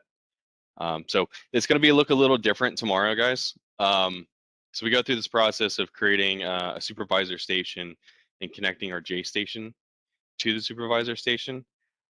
This is not the step that you're going to take tomorrow. This is what we had to do for the class to show you how to set this up for out in the field or on a project. this isn't what we're going to do for the test tomorrow. So the supervisor station tomorrow is going to be on my computer. And what you're going to do is just make an initial connection to my computer like you had done. You're going to create a user called M2M. You're going to create a password for that user called machine123. This is all going to be laid out in the instructions on the test. And what you're going to do is you're going to do a scan in your database on your Niagara network on your Jace. And you're going to find the only supervisor station that exists. I'll repeat that because somebody's going to ask me tomorrow anyways. There will be the only supervisor station in that list. I swear to goodness, if you call me over and ask me, is it this one? I'm going to smack you. So there's only one supervisor station that's going to be listed in the database tomorrow. And it's mine. There's no need to confirm that this is the right one. It should be the only one. And by the time we're done tonight, wiping our stations, wiping our Jaces and everything like that, there'll be no other supervisor station except for mine. You'll connect to it. You'll use your M2M machine 123 credentials to connect to it. Once you've got that, you're good. Okay? That's as far as we go as connecting with the supervisor station on the Niagara network for the test tomorrow. All right. So key takeaway here for for those of you who may have missed the next lab. So we're not going to cover the schedule lab, the master slave calendar. Doesn't have anything to do with the test, and we're limited on time today. And I want to make sure I get enough time to give you all this information. I just realized I'm a couple minutes early, but we're just going to keep on moving forward. We got a lot of ground to cover for this review to make sure everybody's good to go. And we need to make sure that we have enough time to clean all of our Jaces because this is something you guys need to know how to do. It's quick and easy, but I want to show you everything while you have access to everything before we clean everything. All right, so the key takeaway for lab 36 or lab 35, which is it's a short lab, and all you're really doing, the key takeaway here is, so if I go over to my Jace, this is where you'll be working tomorrow in your Jace. Again, you will not have a supervisor station. Don't you dare create a station called supervisor station tomorrow. That's just going to trip you up and cause lots of problems. So you are only working in your Jace tomorrow. Okay. Within my config and then in my services on my Jace. Okay. In my Jace. My alarm service on my Jace station. I'm going to have an alarm class, whether it be default alarm class or create another alarm class, what have you. What I'm going to add tomorrow is a station recipient. You're going to have a console recipient just to see your own alarms. You're not going to have a security desk. You're going to create your own console recipient so that you can see your own alarms. And you're going to create a supervisor station or station recipient for the supervisor. Now, to remind you how to do that, if we look in the alarm palette here on my screen, when I open up recipients folder, there's console recipient and station recipient. The route to my supervisor is a station recipient because I want my alarms, the recipient of my alarms is another station. That's my instructor station.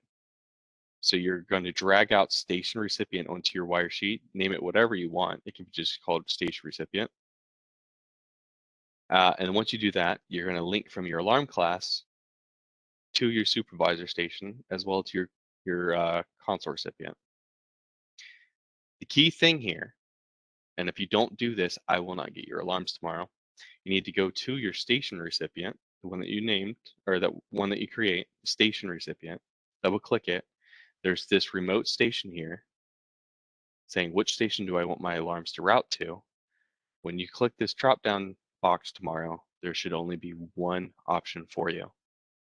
It should just say supervisor station. You're going to select that. You're going to hit save. And then at that point, if you set up your alarm extensions correctly, make sure you hit that high-low limit enable checkbox on any out of range alarm extensions that you add. Any alarms that you generate, I should receive on my end. That's part of the test tomorrow. You're going to set all that up, and after you set your points up, with alarm extensions, which will tell you which ones to add those extensions to. The test is going to say notify your instructor and ask if you received any alarms. We, as part of the process, we know we're gonna be actively looking for alarms on the instructor station. There's no need to call out on WebEx tomorrow and be like, hey, do you have my alarms yet? We'll let you know. If it's been a while since it's been a while since you set up alarms, we haven't seen in your alarms, we'll let you know, and we'll sit down with you and see what's going on with it. But either way, so that's how you do it. Again, we set up a station recipient. We want to make sure that we have an alarm class routed to the station recipient. And within the station recipient property sheet, we want to select this drop-down box and select, again, the only supervisor station that should exist. So there's only one option. Once you have that, any alarms that you receive on your end, I should receive on my end as well. Okay, so that's the alarms. So after that, when you look at your J stations, you've already made a Niagara network connection to my supervisor station tomorrow. If you open drivers and open up Niagara network, my supervisor station under your Jace should look like this, but it'll say supervisor station. Okay. If you expand the supervisor station,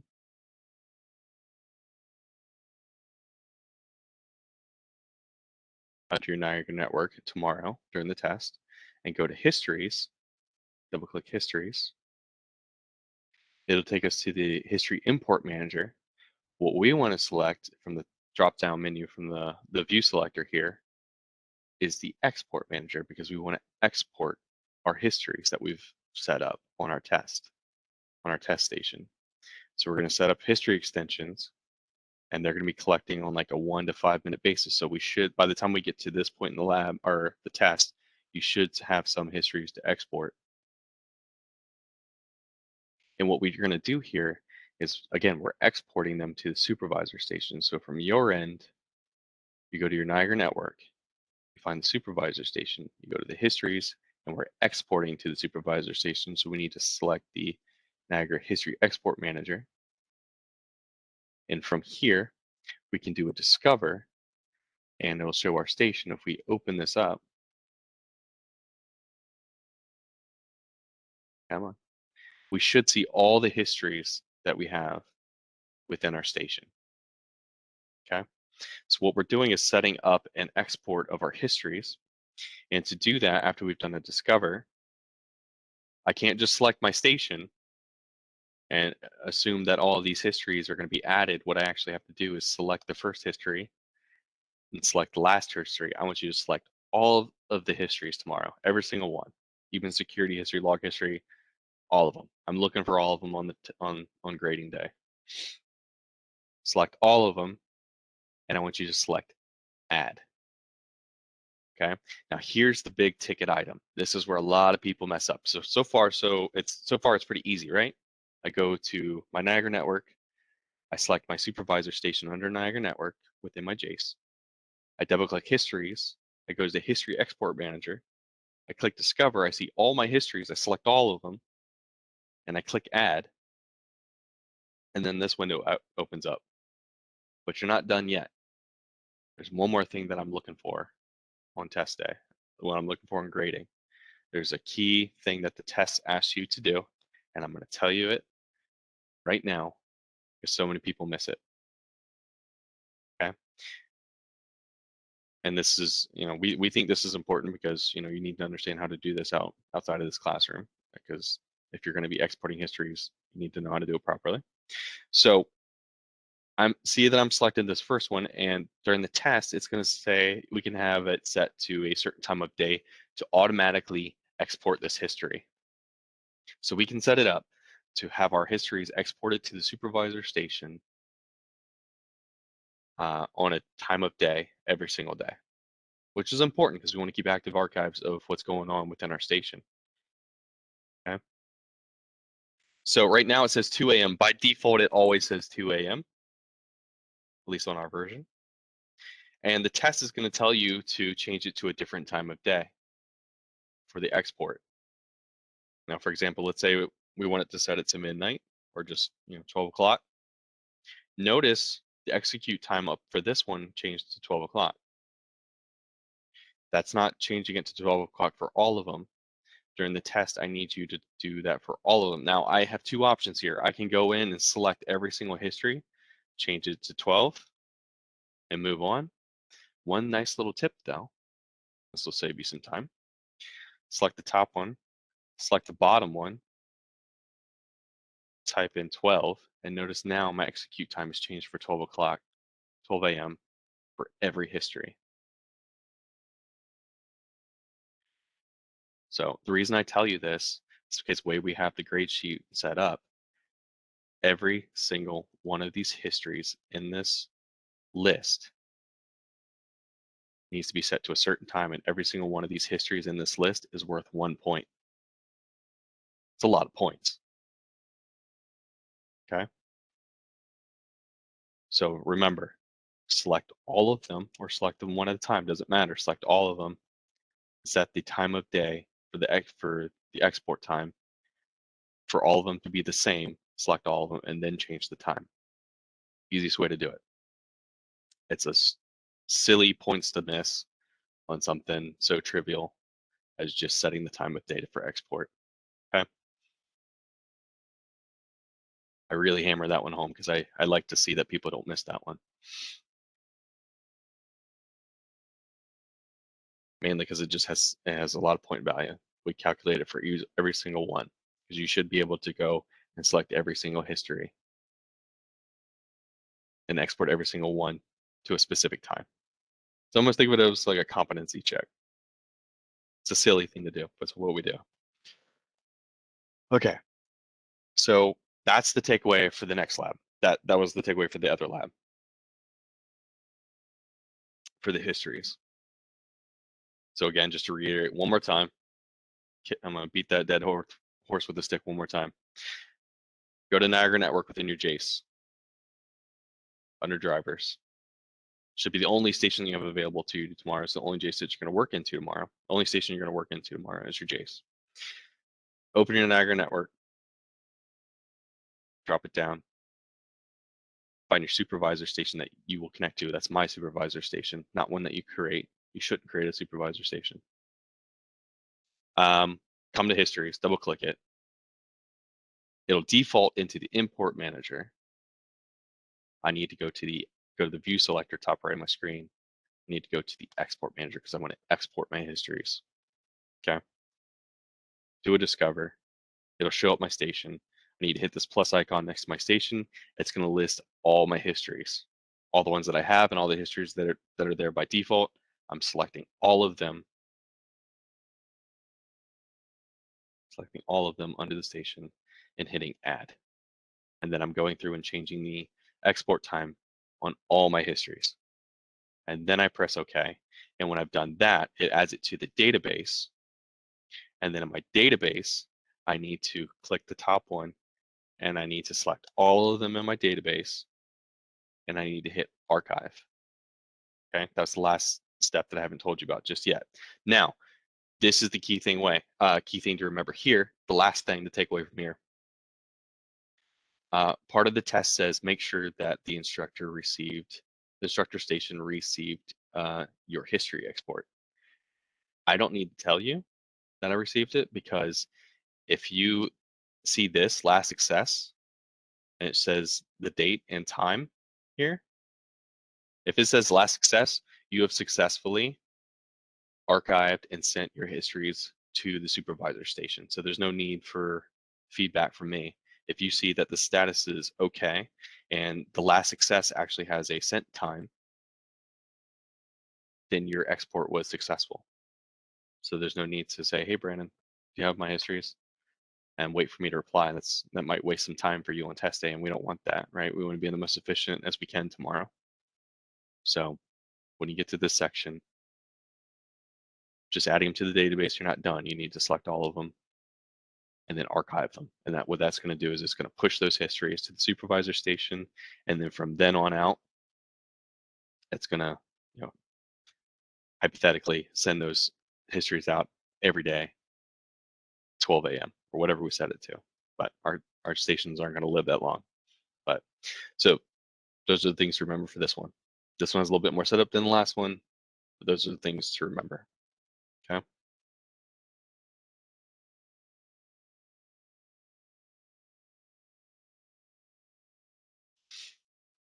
All right.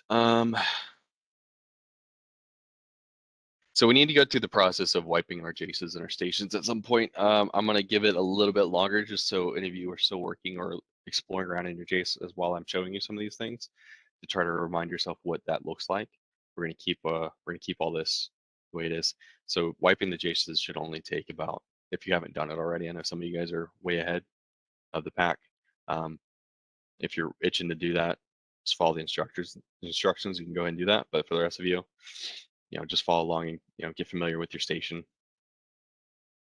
Okay, so let's go back to day one. Let's take a look at a few things. Okay, so again, we're doing a review. So I'm going to work in my J station because that's where my core station lives. That's where all my integration is and everything like that. So I'm just going to collapse my host. I have nothing more to do with my supervisor station. Okay, so day one, we created a platform connection.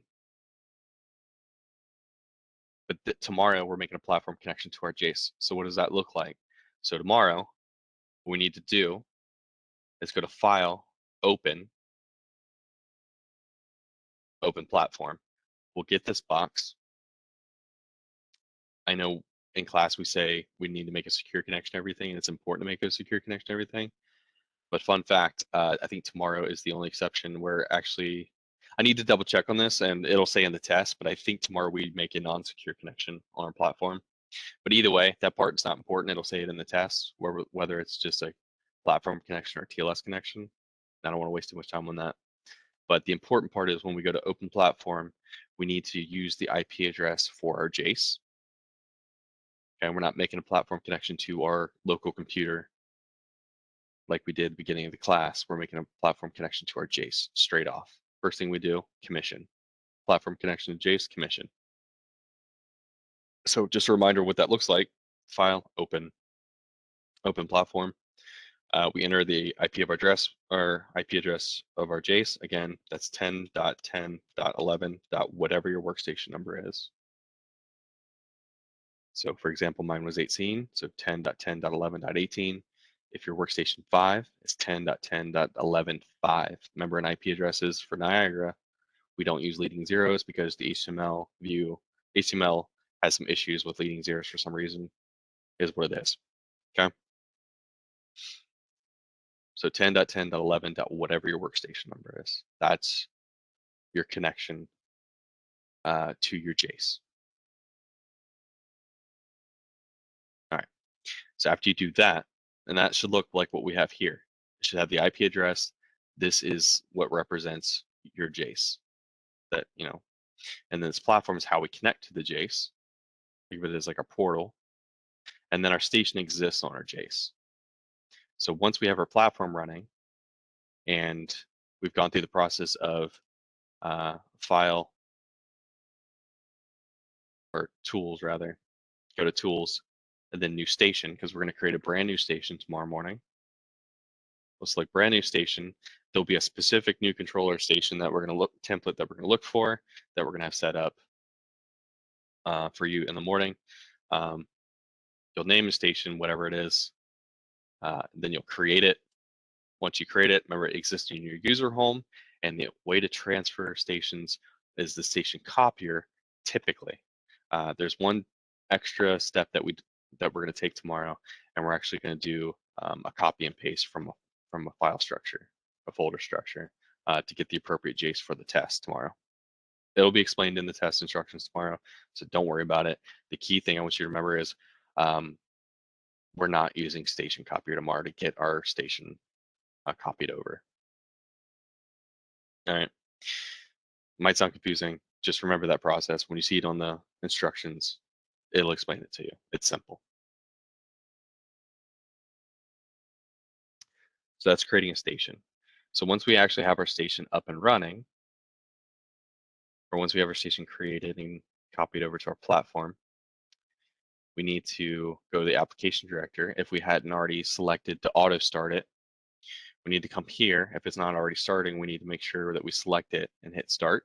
We need to actually start the station before we can connect to it. Okay. So again, we have to start the station before we can connect to it.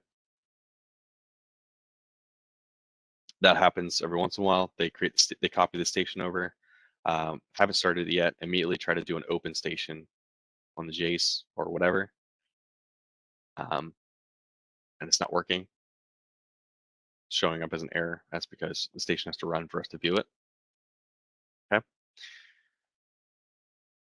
Okay, so basics. So we've got that. We've got the station going. Now we're ready for integration. So tomorrow, there's a few other things that we're going to be doing. We're going to create some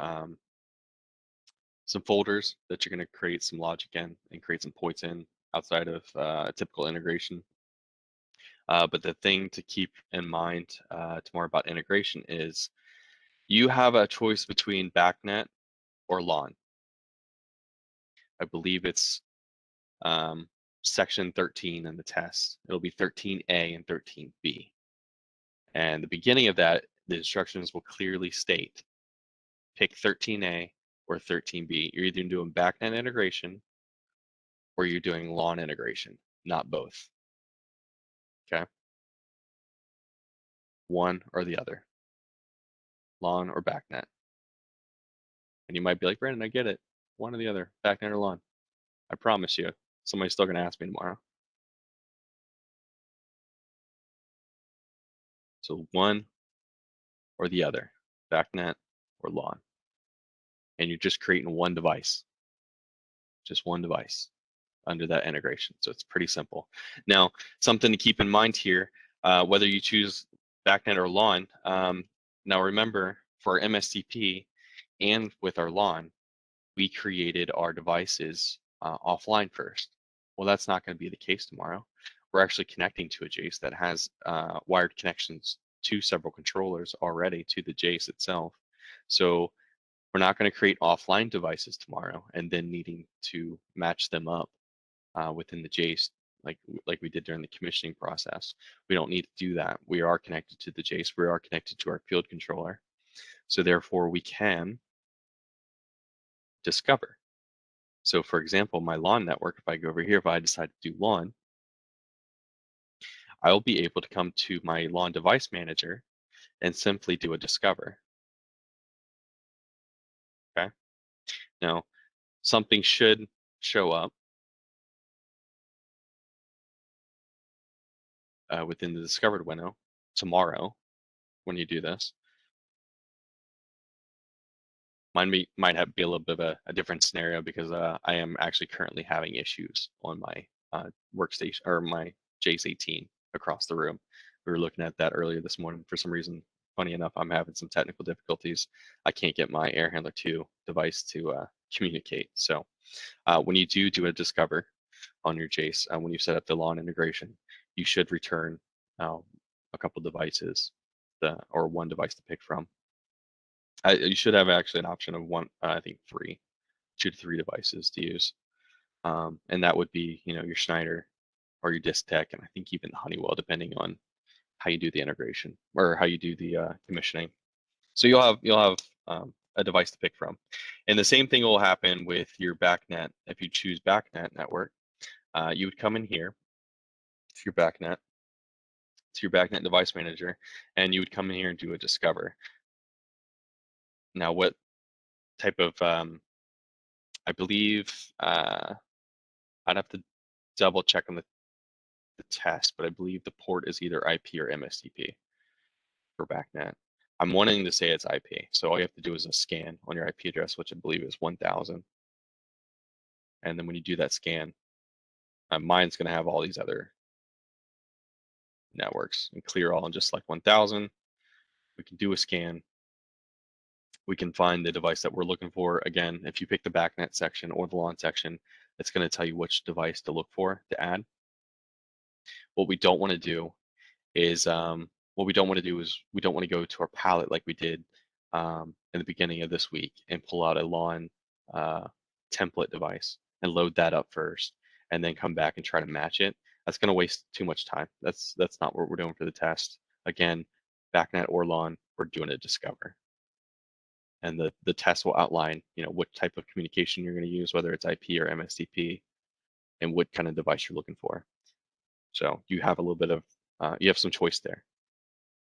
Either one, as far as network goes, not the port. It'll tell you which port to use, but again, between the BACnet or lawn, that's your choice. Okay, so that's integration. So you would add the device that you choose to use under the integration that you want to use. After adding the device, silly enough, we still like to see that you added a points folder. I'm not going to take points off of your test if you didn't add a points folder.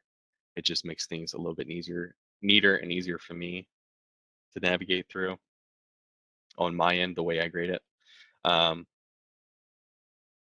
But once you add your points folder, if you decide to do so, remember the point manager.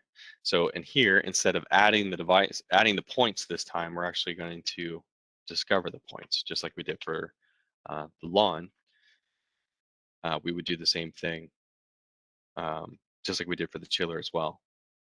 So you scan in your device, you add your device from the database from the discover, and then you go double click your device, go to your points module or points folder, then do a discover to scan the points within the existing controller that you've connected to and add the points that are referenced in the test to your database and rename them and change the data types and so forth. And remember, we can change everything within this point edit window except for the data type. So we need to make sure that we have that set up correctly. On the test, you'll have a table that says what type of data type that point needs to be that you're adding.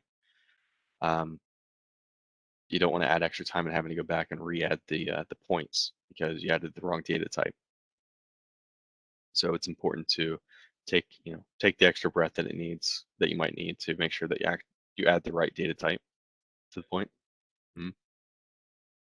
Okay. Now tags are important for the test. We ask that you add various tags to certain points. We tell you which tags to add and to which points. The easiest way to do this is just do the edit tag function on the points that you create. You're not going to add a whole lot of points during the test, but the ones that you do add and the ones that we point out to you in the test to add tags to, it's much easier for you to save you time on test day. Just do a right click and edit tags after you've created the point. It's going to save you some time. You're not going to have a custom dictionary. Just go to your haystack after you've added the haystack tag dictionary. That will be a step in the test. Remember, change the filter to show all, and you can go in and add one by one each tag that you're looking for.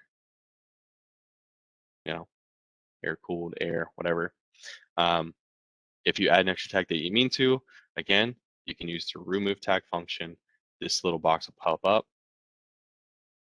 You can check the box of the unit of the tags that you wish to remove. So we are looking for tags added to specific points, so don't skip over that. That's it's a few points there. So remember, check data type, add the tags as necessary. The facets is an element to adding some of the points there. We want to make sure that we add the correct facets. Now, if you remember, if we're adding facets from scratch to the very first step, we hit this double chevron on the facet section. We get this window up here. For Boolean, all we're going to have options for is true or false, but numeric, it's a little bit different story. If I come into my numeric, go to the facets, and I select the ellipsis button. Sometimes the ellipsis button's down here, sometimes it's up top. But under the config facets, remember the left side is the category. Okay, that's the easiest way to break it down. Left side's category. So if I'm looking for temperature here at the bottom, temperature K, or whatever I might be looking for, energy or volts. I'll find that in the category first to further refine what I'm looking for, and then the right drop-down menu, find the facet, the actual facet that I'm looking for on the right side. And then once we've already added it once, to save you time, use that facet recall or facet history button to go through and select facet that we've previously used, especially like degrees Fahrenheit that we're going to use over and over and over again. Okay.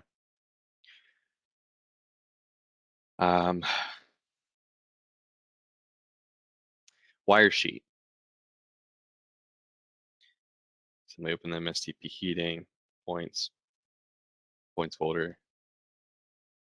Let me go to wire sheet. Okay, so the logic you're going to do tomorrow is very basic. We've done a lot of logic, and I wouldn't even call it the logic that we've done this week complex or advanced. This is actually pretty basic logic function. Even that being said, the logic that we have you do tomorrow is even more broken down and basic. You will literally be dragging in an object to represent a damper. You'll have a ramp object. Remember that ramp object, the simulation object. You'll have a set point, and you'll have some sort of loop object, and it's going to compare the set point versus the ramp object, and that loop is going to be attached to the damper. Okay, and we're going to have the damper modulate based off of temperature. That's pretty much what you're doing tomorrow. I'm pretty much telling you what the logic you're doing tomorrow. So don't get overwhelmed about the logic. It's very, very simple. Okay, and we tell you, what kind of logic we're looking for.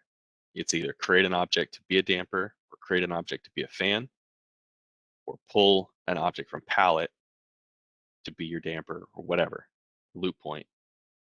We make it as clear as possible as we can without telling you exactly every step. But we don't steer you wrong or try to steer you in the wrong direction there with the directions. So again, logic, very simplified, very basic. We just want to see that you understand how to use the wire sheet, not that you understand logic. So again, we're not checking to see if you understand logic. We're actually checking to see if you understand how to do the basics of logic within the wire sheet. Okay. So now that we're talking about the wire sheet and logic, one thing that I want to bring up is schedule. So the link mark function. We've used it several times so far. To link mark something, you will have actually tomorrow during the test, you'll make a folder, and you're going to all the schedules that you make, and even your calendar schedule, all the schedules that you make for your station are going to be listed within a folder that you create. So when you get to your wire sheet, you're going to have to link mark it. Now, what I don't want to see now, if you before I get to that part, so what you want to do to link mark, remember you can do this within the nav tree because you're gonna have to almost do this in the nav tree. You find your schedule, whatever the name, you're gonna look for that specific schedule. You're gonna right click it, go to link mark. Okay, that's the start of the linking process. We have to work from source to target. So we have to work in a certain order. Source to target. Our schedule is our source. Our target is whatever point we want to be controlled by that schedule. So link mark on the schedule. Just as an example, I'll just pick my pump lead lag, which I'm pretty sure is already tied to the schedule here. But I'm going to link from pump schedule. Link from the pump schedule. Remember, source to target. Hit that, we'll get this window. We want to come out of the out slot of our schedule. And it doesn't show it on this side because we've already made our connection to our lead lag, I think, with the pump schedule that exists here.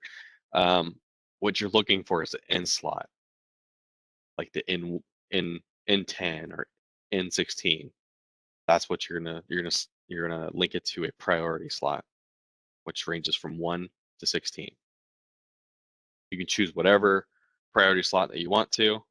That's not going to be part of the grade. I just want to see that you've link marked the schedule to the point to a priority slot. Okay.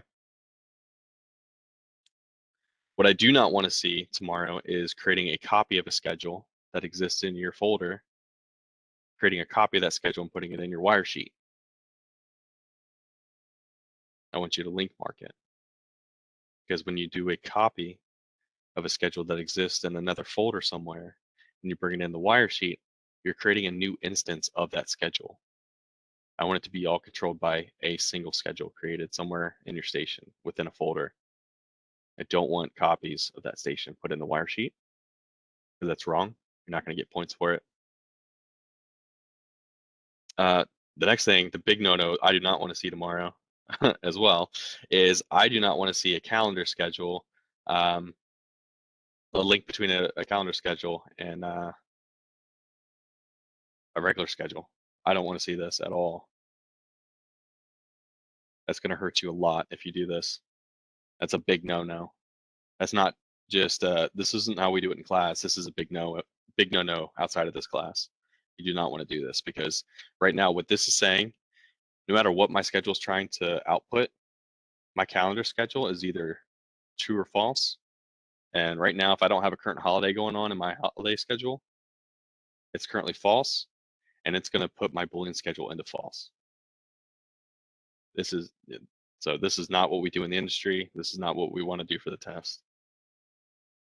I might have my link wrong, but regardless, I don't want to see I don't want to see this at all. I don't want to see any linking between schedules. We do this by reference. Okay. You might be like, oh, Brandon, you're being kind of rough about this. And there's a reason. There's many times that we go over and over and over this kind of material during the review, and you still have, unfortunately, still have students still do the things that we tell you not to do. So, and it ends up just hurting them. It's maybe frustrating for us, but it's even more frustrating because you guys have tripped, somebody might trip themselves up on it because they just didn't pay attention or remember, some of these smaller details that could, actually be, a tipping point, whether you pass or fail. So that's why we're kind of hard on it, and we kind of really, really stress about it. So we don't want to see you guys fail. We want to see you guys pass. And we don't want to see you guys barely pass. We want to see you guys do really well. So going into our pump schedule, remember to make to refer back to our calendar schedule that we create. And these are our special events or our holidays. Remember, we need to make a reference. So we need to go to the special events tab within any schedule other than the calendar schedule. So that'd be Boolean, numeric, enumerated, string. They have a special events tab. The calendar schedule does not have a special events tab. So to make a reference to get those holidays from, or special events from that calendar schedule, we need to make a reference. So you need to come to the special events tab. You need to select the add box. You need to change it from the type from date to reference.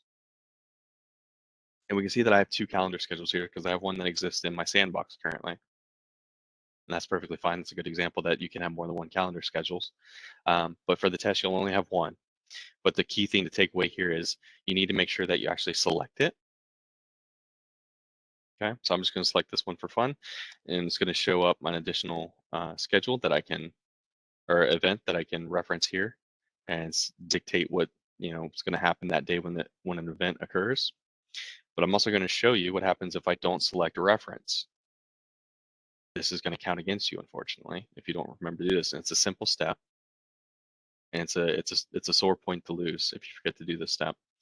So select your reference, and if I don't select any of these, because it doesn't select one by default, you press OK, your reference is going to be null. It's still going to allow you to select a time block for it. So this could easily throw you off. But if this says reference null, you didn't do it right. You're not actually referencing a calendar schedule. And it's a silly point to lose. So like to make that point too.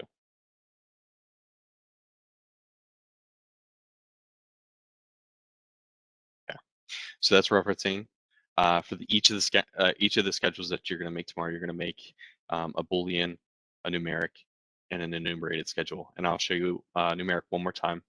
enumerated, we already set the facets. If you do lawn, you're setting the facets for it for the enumerated states. So that's pretty easy. That's just going through the steps, and we'll look at that in just a second. But we'll go over numeric. But want to make sure we reference. We're going to have one of each type of schedule and the test, and each one of those schedules you need to do this reference back to a holiday schedule that we create. A holiday calendar. I keep saying schedule. A holiday calendar or calendar schedule. You know what I mean. So you're going to do this 4 times within the test tomorrow. Referencing. Pretty easy step. All right, so if I go back, yeah, I don't want to say that.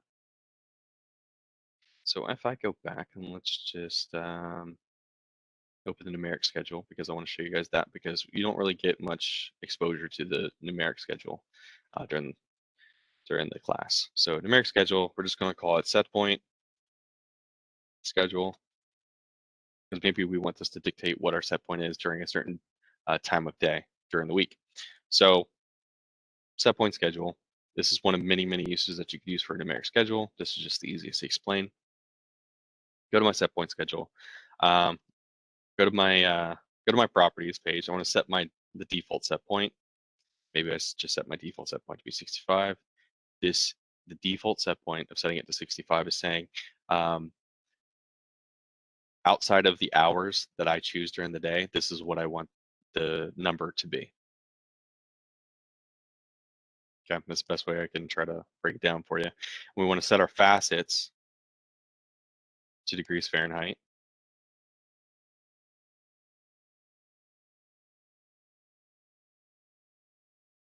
Okay, so then we're going to go back to our weekly schedule, and we can see that our default number, which happens to be a temperature, is 65 degrees. This is our default. So outside of the hours during the day that we dictate within this weekly schedule, we'll default to 65 degrees. So let's say I want to go from 6 a.m. to 6 p.m. and I select that, and I can change the event output temperature down here at the bottom of my screen, and I'm going to just set it to 70 degrees. Okay, we can see that change within this field here. So this is the time slot. So between 6 a.m. and 6 p.m., I want 70 degrees to be the output of this schedule. Now I can copy and paste it Monday through Friday. We've seen how we can copy the day, and add it, paste it to Sunday or whatever. We can adjust these time slots just by hovering over the handle. We can add additional time slots within these days as well, but you don't need to know that for the test. You're going to have a single time slot for each day, Monday through Friday. That's about as extensive as you get there for the numeric schedule. Now this will be for a set point, so you'll probably be linking this numeric schedule to something like a set point component. So if I save this here, wait, one more step, I need to reference my calendar schedule. So we all know how to do that by now. We'll go to my special events tab, I'll hit that add button, I'll change the type to reference. Remember, I need to select a calendar to reference. And when there's more than one calendar schedule available, it makes more sense than just the one there, that we need to select one to reference. I can reference as many of these as I want by adding an additional reference each time, but either way, we want to make sure that we at least reference one. Okay.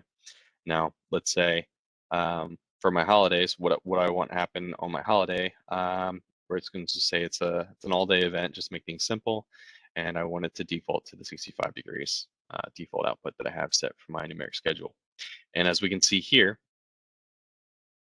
if we had set up any holidays in our calendar schedule, they're going to show up in summary up here on these calendar months or calendar days. So I think I have a couple more holidays set up in my calendar schedule than you do. One being New Year's Day, and then March, this might be spring break. And Memorial Day and what have you. But you can kind of see in a summary when you have that calendar selected of the upcoming special event days that are on your calendar here. Okay. So that's numeric, pretty simple. I'm not really going to go over enumerated because you just set it to a, a facet that says the states, but I'll show you what the facet looks like. I'll remind you what the facet looks like. So if you are actually doing the lawn or what have you, so we'll go ahead and just, well, actually, we'll go ahead and just do that. So if I go to my air handler 1 points folder, I actually want to go to the wire sheet.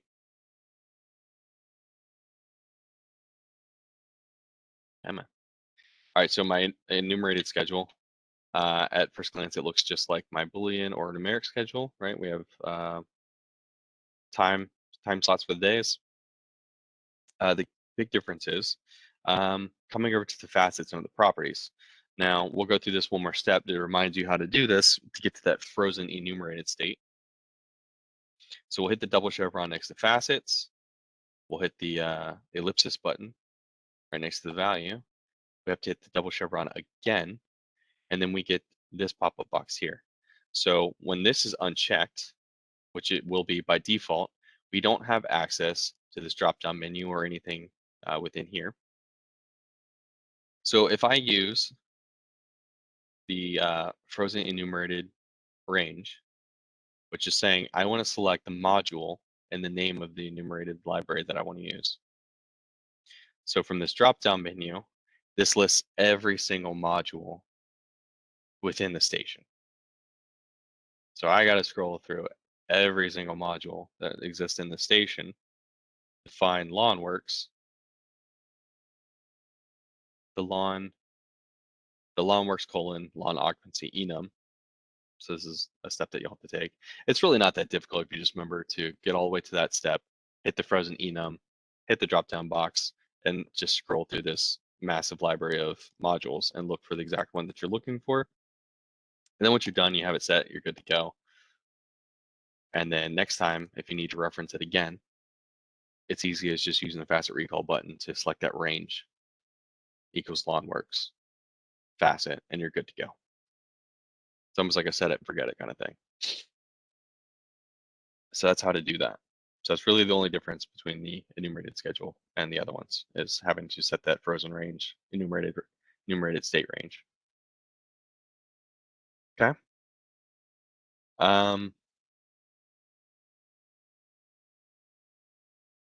Showed you schedules. I showed you a little bit of the logic portion. Oh, actually, I need to take a reverse.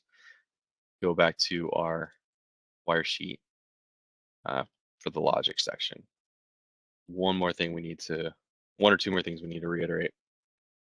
So remember opening slots. So everything within the station, all the components have slots, right? So we need to expose those particular slots if we want to see them on our point blocks within the wire sheet. But if we add an extension, or before I get ahead of myself, if I want to show additional slots, we need to right-click the point. So for example, I'm just going to create a new numeric writable, and I'm just going to name it SP for set point. So my numeric writable, if I want to show more of my slots for this point, I have to right-click, go to pen slots. I get this option here. Anything that I want exposed will have this thumbtack / pen icon right next to it when I click it. Okay.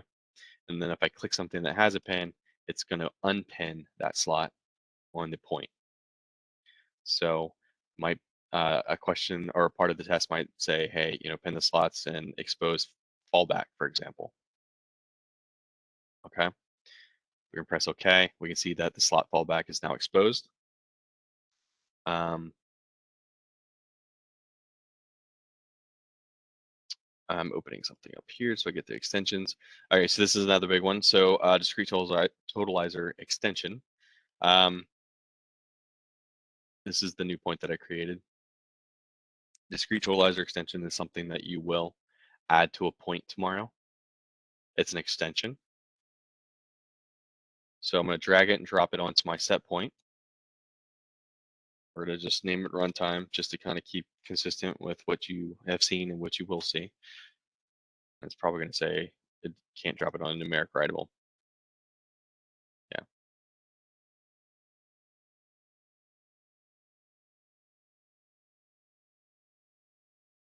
Create a numeric writable, call it fan, if it's going to be picky. Drag the discrete totalizer onto the Boolean point or Boolean writable. Name it runtime. Some things are specific, as we've seen. So now I want that discrete totalizer extension, a couple of the slots on the extension to be exposed. Now remember, I can do that with the composite function. So pen slots is to show slots within the point. Composite is to show slots within the extension. So if I right click my fan that I just created, go down to composite, locate my fan within the sidebar here. I might have to resize the window a bit. But if I hit this drop down menu, I will see my runtime extension that I added. If I expand that, I'm going to give you another big hint for tomorrow. I'm looking for my elapsed active time as well as my reset elapsed active time. Now, a fun little fact, elapsed active time and elapsed active time numeric count the same thing, but they show the data in two different ways. So the elapsed active time shows it in hours, minutes, and seconds, and the elapsed active time numeric shows it in milliseconds. Now, if I'm exposing this onto my point for the user or for myself, I'm probably not going to care to see it in milliseconds. But that's how the software makes calculations is within milliseconds. So that's why that's there. So selecting elapsed active time and reset elapsed active time. Now that I have them selected, I'm not done just yet. I need to hit the add button. And to take an extra step, I want to make sure that it is, see exactly what this is. When I expose it, if I just see elapsed active time and reset elapsed time, reset elapsed active time, I might not know what that means at first glance, or I might have forgotten, or somebody else came behind me and said, what the heck is this thing? So make it readable, make it understandable. Select your runtime, your elapsed active runtime, rename it, just name it something like runtime. I'm going to know what it's going to mean for the test, but just what do you mean? Oh, because I already have an extension, then it's not going to let me do it. Since I have this already existing in this wire sheet, it's going to say no. And this is reset, runtime. I'm putting a 1 so it doesn't give me an argument saying this already exists within this wire sheet. So then we have our slots exposed for our extension here. Okay, and then again, so this goes back to other things as well. I think this is already tied back to the schedule now.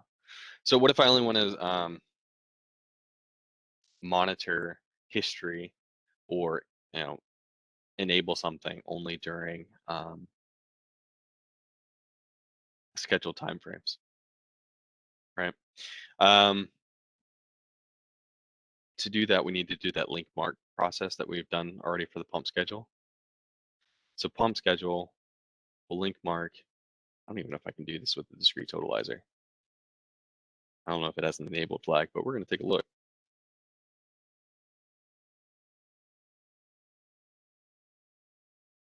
Okay, it doesn't. I didn't think so.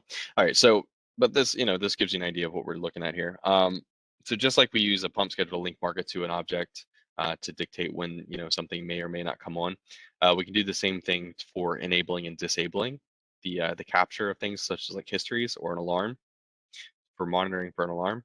So if we have an extension, let's imagine this reset runtime is a trend enable.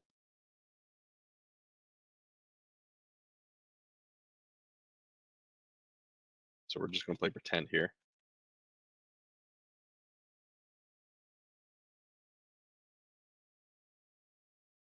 Oh, come on.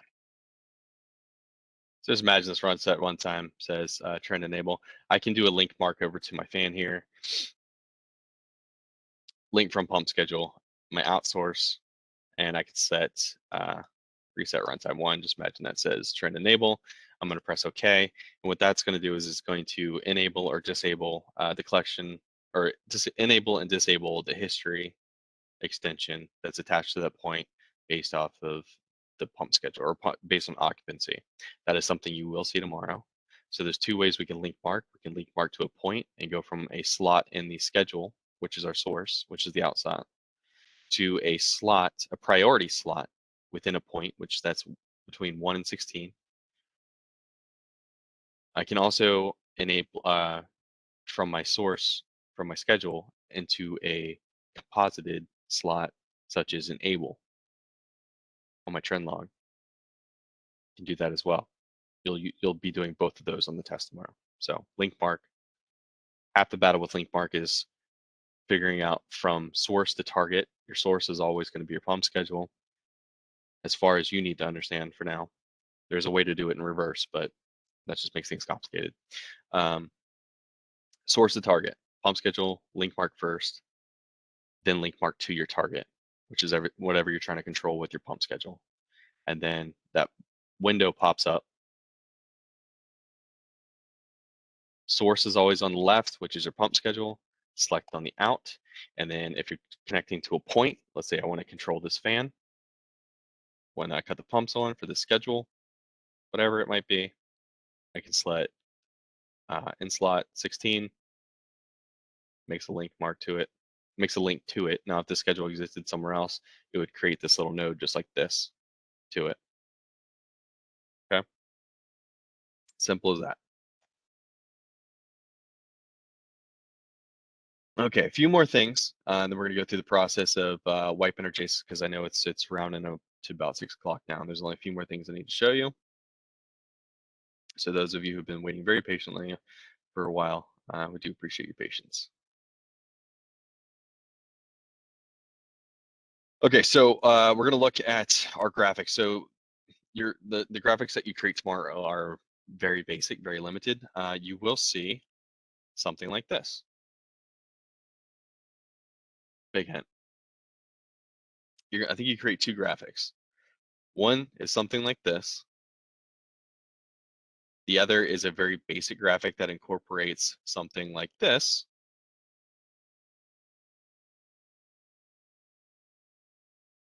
With maybe a couple items added to the graphic itself.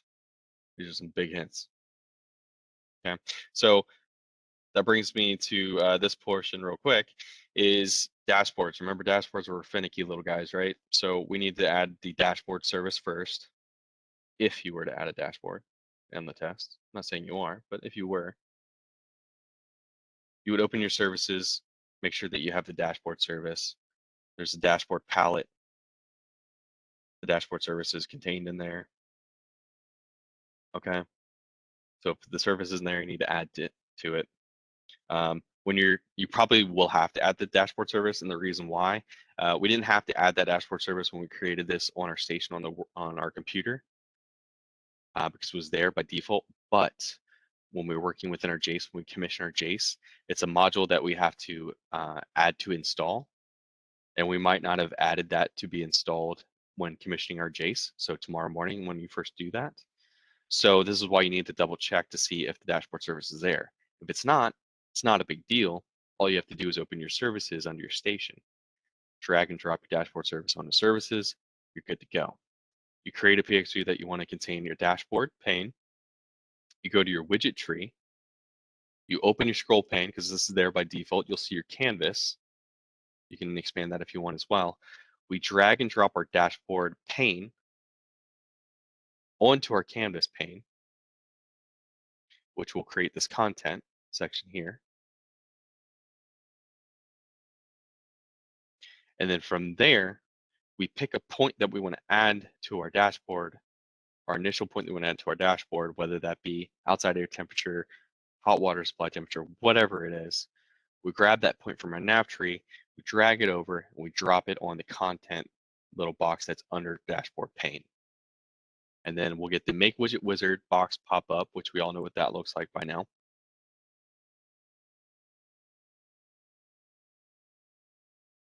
kind of feel like I need to open that up real quick. So just for fun, it's not going to lead to it. Being finicky today. Add to there. Drop this open. We see the content. We drop whatever it is we're looking to add to the content page. Make widget wizard pops up. We know it's from a palette. The palette's called chart, web chart. Pick web chart. Pick the chart there from it. Press OK. Bing, bang, boom. There we go. Got a chart. We're not obviously not going to see any data because I picked a numeric writable that has no data to it. But key thing to remember here is once you've done that and you've added your chart, you need to make your chart as wide as possible so that you make sure when you look at it in view mode, you have this save icon, because the test is also going to ask you to drag other points into your chart and to save it. Okay, and if your chart isn't wide enough, on this one we still see the save button, but if the chart isn't wide enough, we'll lose out on the save button. As silly as that looks, this is just making a liar out of me now. The save button's still there. I've seen it. It happens. Trust me. I'm saving you. Just let me help you. Yeah, so this Niagara is saying, hey, it's going to make a liar out of me today. But yes, this can happen. You can completely lose the save button. For some reason, this is prioritized the save button this time around just to prove me wrong. But this can be a trip up point tomorrow. So just make sure, just for the test, make that sucker as wide as possible. Makes it easy on you. Makes it easy on me. Okay. Remember that for the dashboard. Now, we're also going to ask you to add several other elements to your maybe or maybe not dashboard graphic. You can make this thing as short as you want to make sure that you have room to add other elements to that graphic. But you just want to make sure that that dashboard or that chart is wide as possible. Just make sure that you have that save button.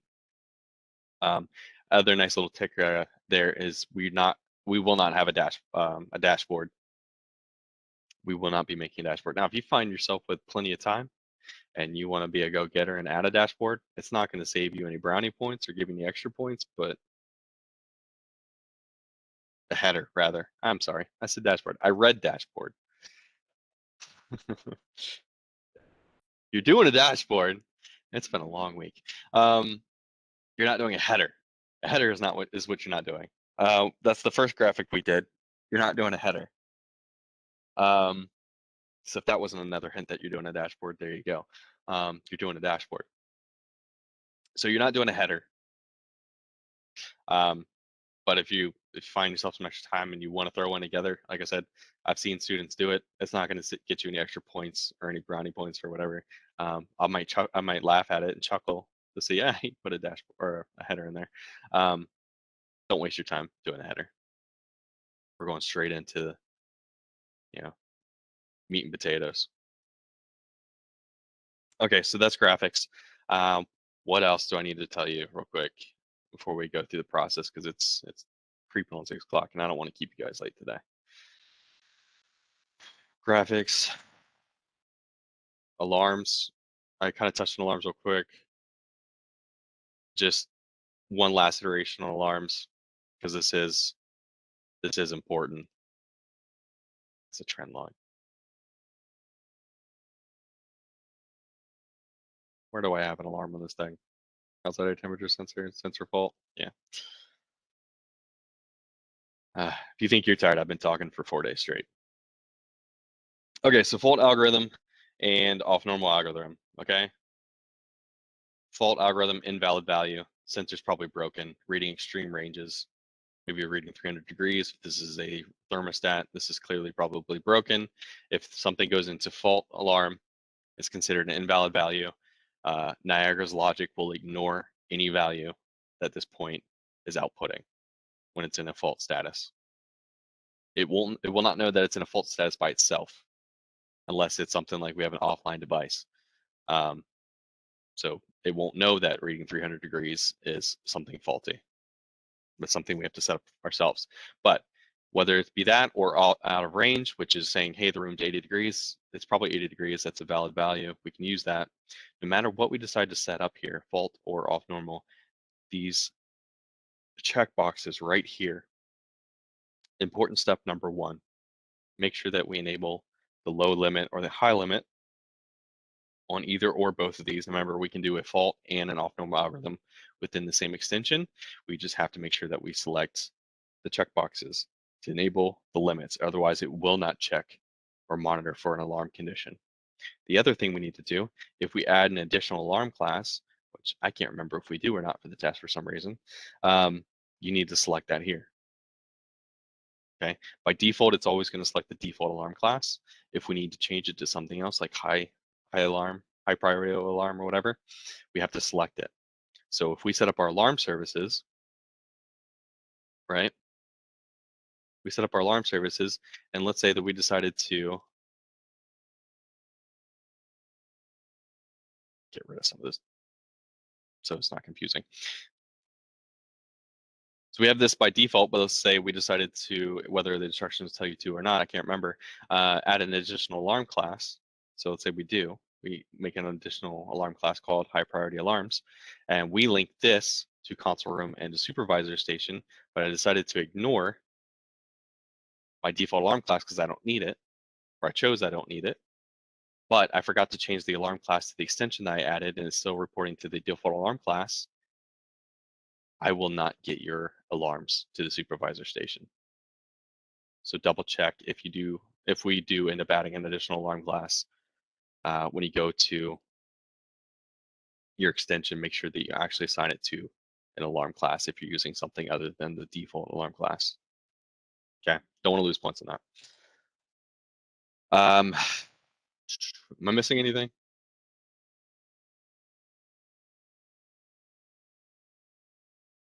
Trend logs need to be enabled. Have to have unique names. I have a quick question.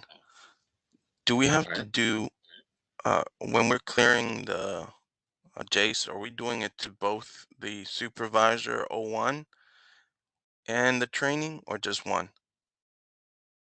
Yeah, you're gonna delete your supervisor station and you're gonna delete your training station, on both sides, both on your Jace and on your computer. So yeah, it's something that we definitely want to hop in here. Just a second if you haven't already started that. Was he talking about cleaning things out? Yeah. Oh, okay. Yeah. Yeah. So if you've already started that, great.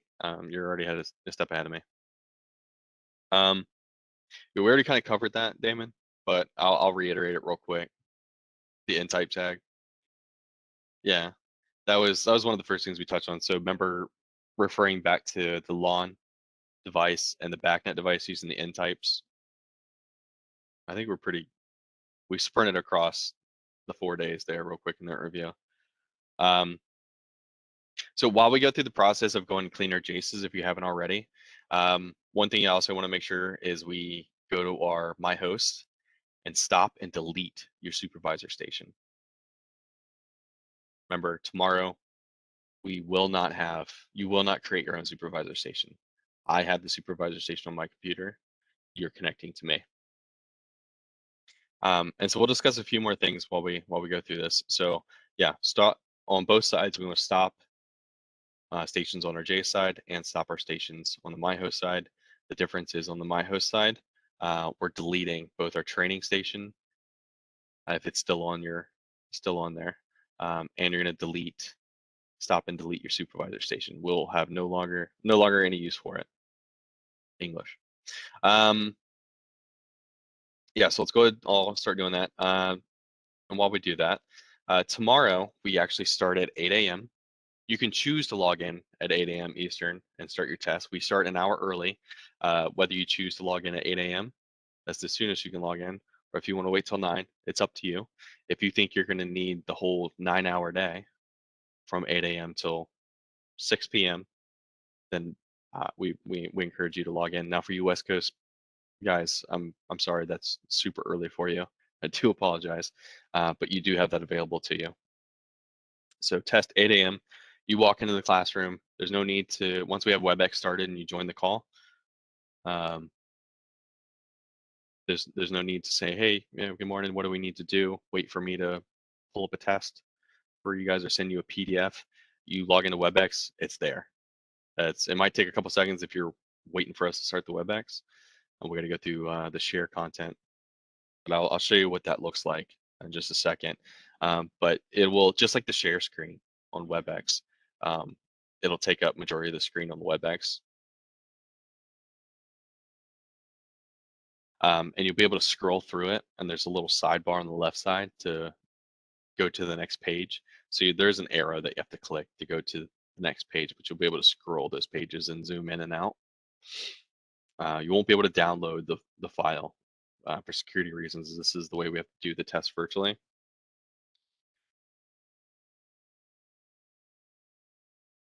Yeah, so we're here all day tomorrow to help and assist you. And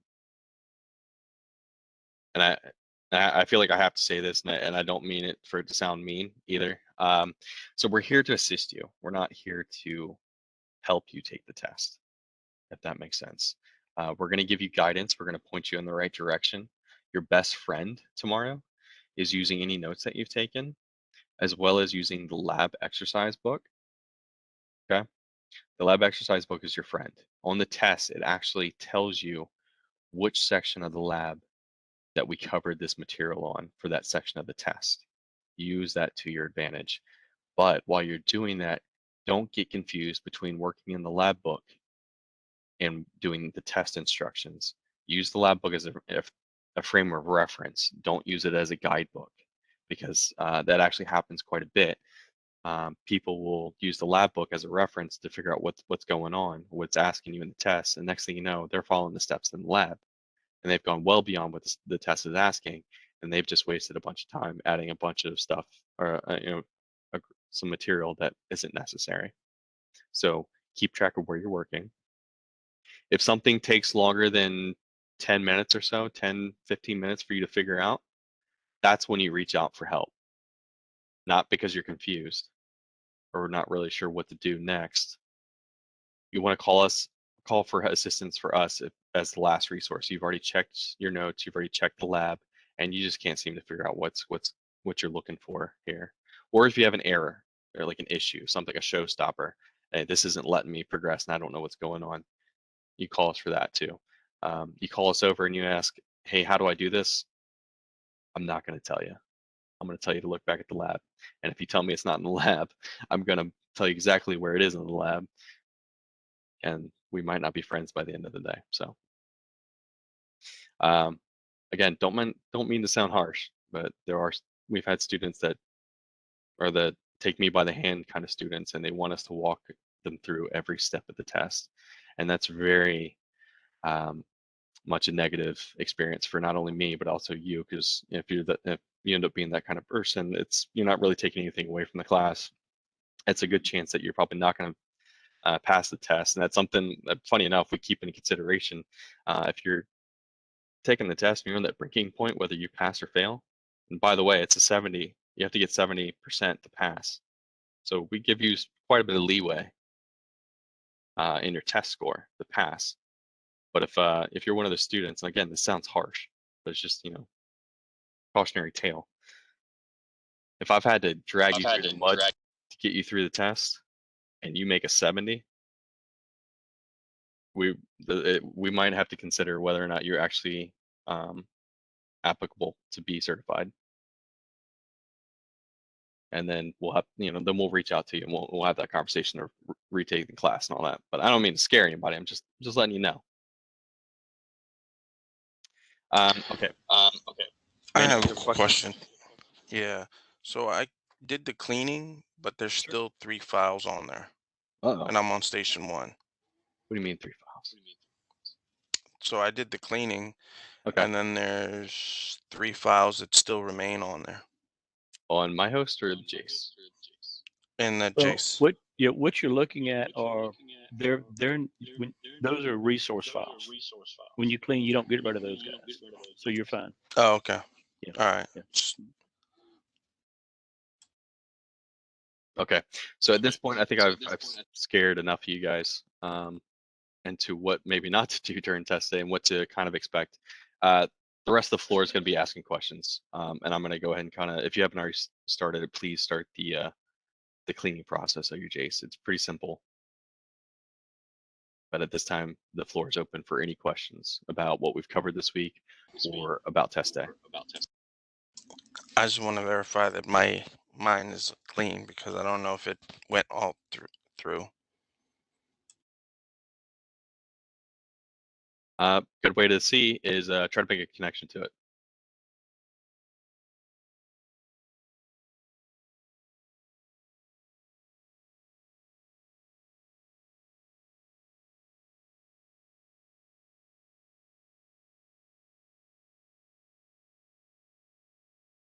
Yeah, that's the easiest way to see if you cleaned it properly, is to try to, after you've done that cleaning process, try to make a connection to it. And if it starts up like beginning of the commissioning process, then you know it's clean.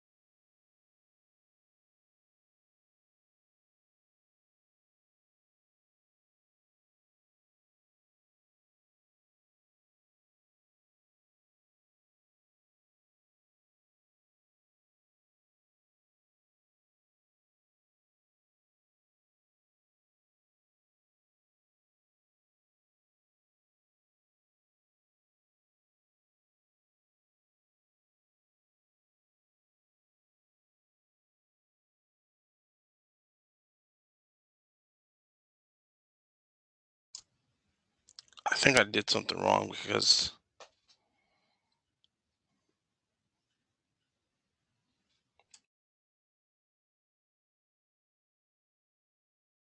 We'll come take a look at it. Station 1, Damon.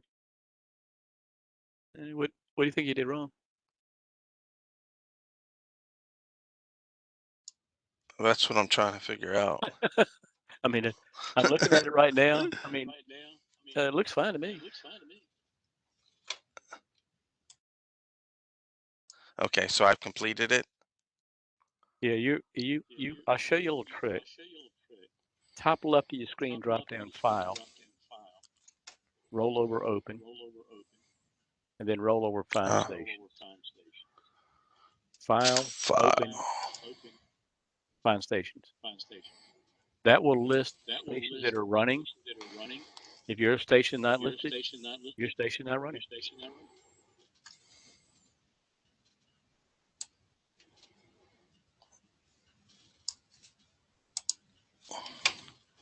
Okay, thank you very much, guys. I'll see you Okay. guys tomorrow. Right. All right, I know some of you might have still be here or trying to get out of here. I know it's after 6. So yeah, test day starts tomorrow, 8 o'clock. Cutoff time is 6 p.m. So test stops completely at 6 p.m. Eastern time. Unfortunately, we can't take it any farther than that. We actually give you an extra hour from the 8 a.m. to 6 p.m. And there's no scheduled breaks tomorrow. If you mentioned Yeah. that tomorrow, once you start, you basically are just working on your own. And Brandon and I are just here proctoring the test. So you kind of take a break, you take lunch, you hit the restroom, whatever. You're on your own. Once you start, you're on your own. We're just kind of there to kind of support you as you take the test. There's no schedule tomorrow other than at 8 o'clock is when you can start taking the test. 8 and 6 o'clock is when you finish. Yeah, and then when you're finished, the test version still say to upload the, yeah. So you'll some of you may forget this by the time you actually get to the end of the test, but the last step is actually, it'll tell you to copy your station over to the instructor station. Actually, what you will do is you'll just save your station, and then you'll just let us know that you're done. Whether you just call us out and say, "Hey, I'm finished," and if you want to have a one-on-one chat over your computer, we can definitely do that. Or if you just want to shoot us a chat message and head on and start your weekend, you're more than welcome to do that as well. Yeah, we're here for a little bit longer if you have any questions. I'm going to go around the room. If you're done, you've cleaned your Jace, and you've stopped all stations, you make sure you delete your supervisor station, because if you haven't, I'm going to do it anyways. You're free to go if you don't have any questions. Hey, Brandon. Yeah. I was just going to ask, so on the supervisor station, we right click and hit disconnect from it, and then we should be able to delete it? Yeah, if you go to your platform connection to your host, and you go to station copier, Station copier. you can select the supervisor station on the right side, as long as you've already stopped it. And application director. That's still that's under platforms. So go to your application director first under platforms. Select your supervisor station, hit the stop button, and then after it's gone to the idle state, go to station copier. On the right side, you'll see your supervisor station. Select it, and then hit the delete.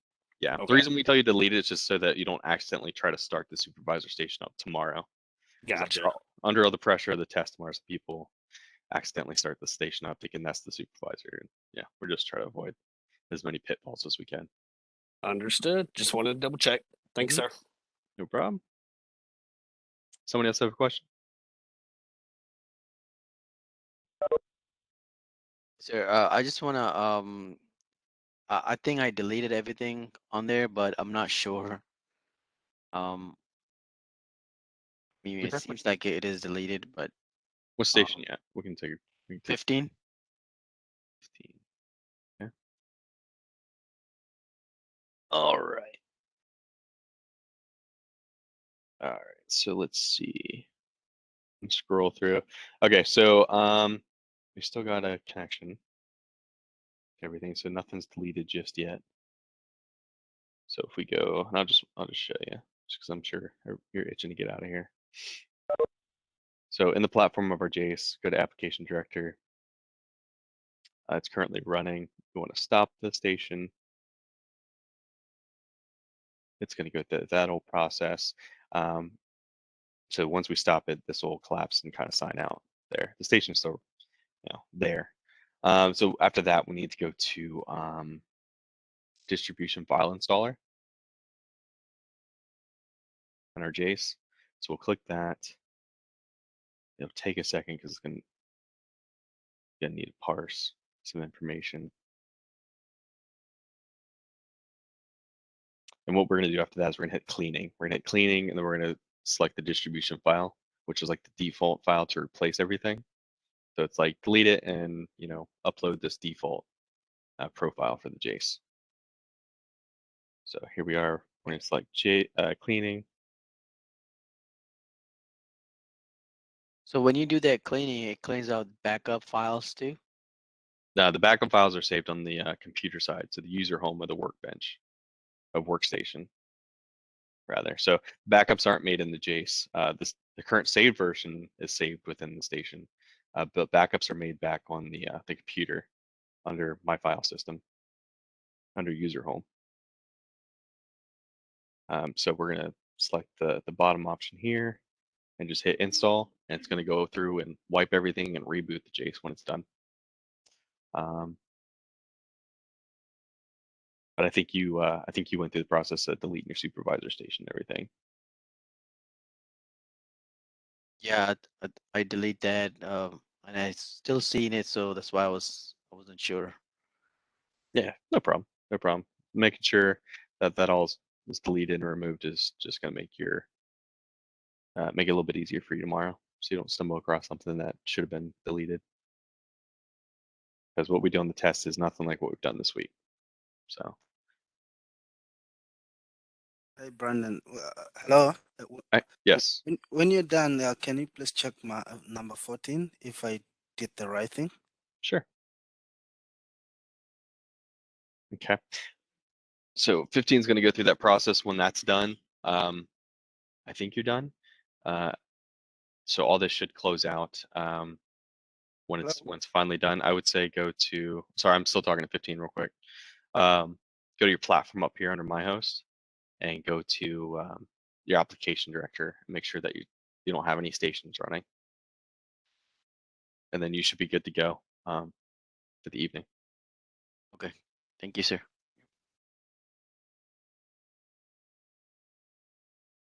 Okay. 14. I think your Jace is still rebooting from the cleaning process,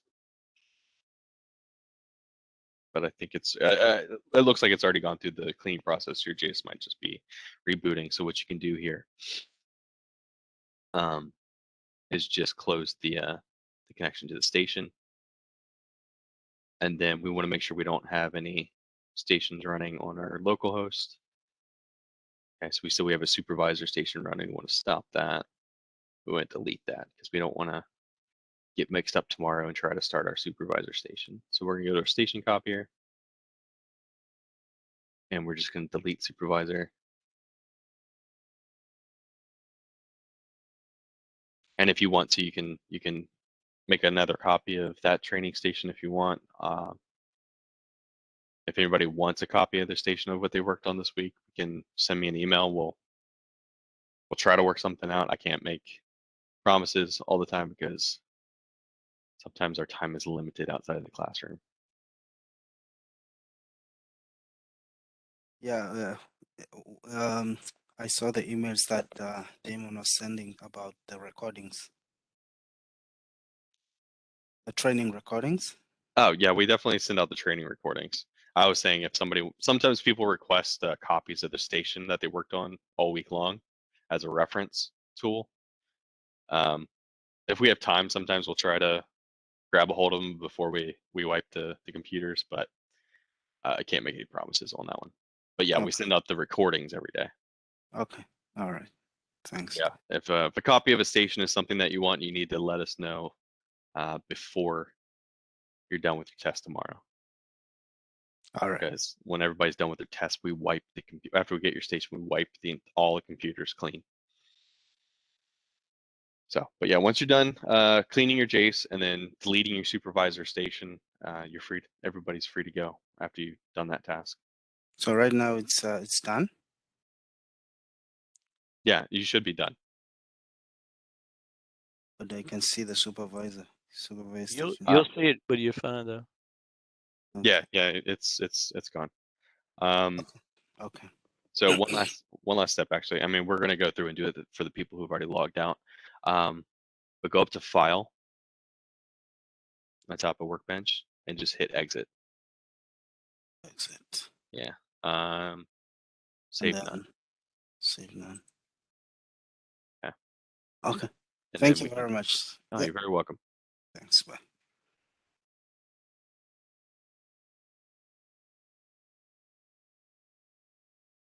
It might be. Workstation 11, are you still here? Brandon? Yes, sir. Yeah, I'm here. Yeah. This is Carson. Could you hear me? I can hear you. I can hear you. I was trying to talk to you all day, but my mic obviously didn't work. So Oh, I'm sorry about that then. I just switched I just switched my headset and now it's working. But Well, what can I do for you, Carson? no, I did the wipe and on the host. Do we have to do the host? No. The host, I just want to make sure that we don't have any stations running on the host.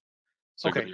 go to your platform connection on your host, make sure that all stations are stopped, and then we want to take an extra step and just delete our supervisor station. I did that already. I did that already. Perfect. Okay. So when you do All that, after you're done with all that, it's a step I failed to mention earlier. When you're done with all that, everybody just hit File at the top of Workbench and hit Exit. Okay. Just to close the Workbench down, because when Workbench has been running for a while, we tend to run into some issues every once in a while, and you don't want to run into those issues during test day.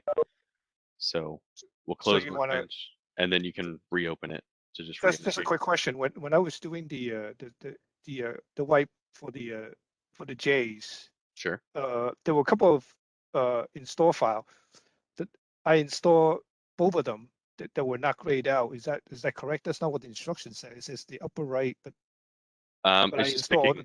It's just picking one of them. Typically we'd say pick the 4.9 one, but does it actually still say there's only one there? You can only pick one. no, it just Gotta says pick pick. that. It just says pick the clean file. Oh, okay. No, So there were a couple of them. I just Yeah. installed both of them. That's not grayed out. so you control clicked both of them, or you click. No, one at a time. I did both. It seems to work. Well, I mean, there's only one you're supposed to do because all you're doing is copying one file into your JACE, and it's one of them shows a version of 4.9 something. 9. That's when you want to do your 4.9. So you select both Uh, of them and press install. I did one at a time. Huh. I'm wondering if you accidentally did install Yeah. a backup. Do it again, and you want to do the 4.9 one because the other one's an older file. Well, hold on. You want to go back to that page. So go to What station is he? the file I'm on installer. 4. 4. I just want to be sure. I just Yeah. want to be sure it's wiped out. I did it correctly because Well, both that's of what I'm thinking. I'm thinking you may not have. I think you did a Yeah, backup restore. So let's double check that one real quick. So I'm gonna walk over to it and look at this computer. My wireless battery went dead, so I gotta take my headset off. So, get it.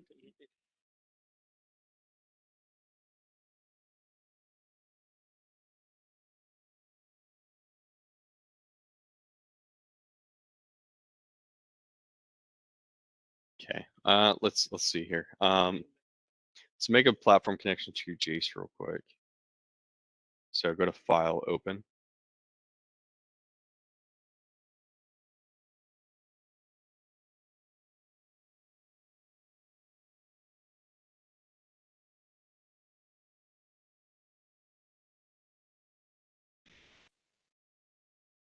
Oh, I'm gonna check for you.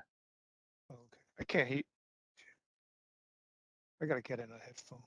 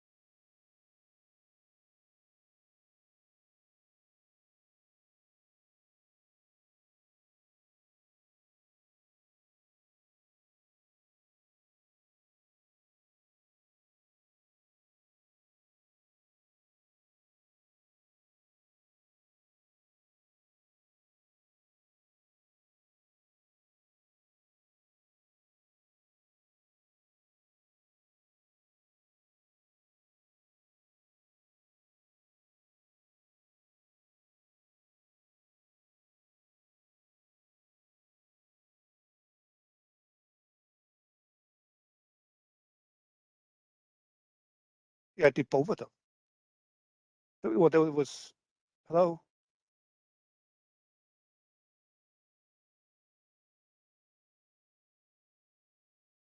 Yeah, no, it's fine.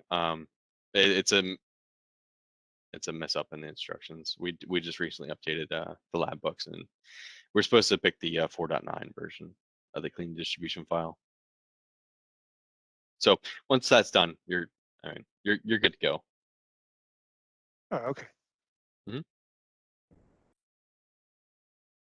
All right, thanks. Yeah, no problem. Should I just wait for it or? No, you don't. It's gonna take. I have to it's exit gonna out. take a minute. Okay. Yeah, you Right, can thanks. just. We'll take care of it. You go ahead and just head on out. All right, thanks.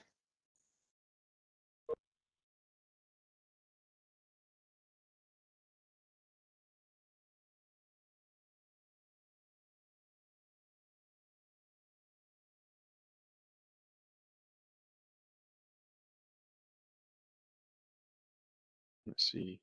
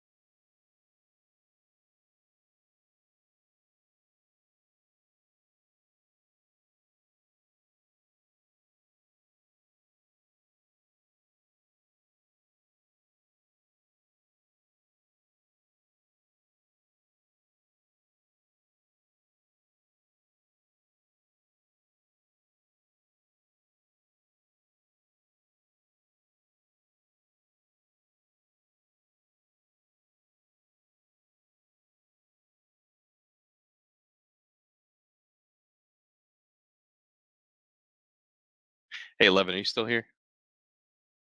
Yeah, I'm here. I see your, has it been stuck on the same loading bar for a while now? Yeah, I was getting ready to hit you up.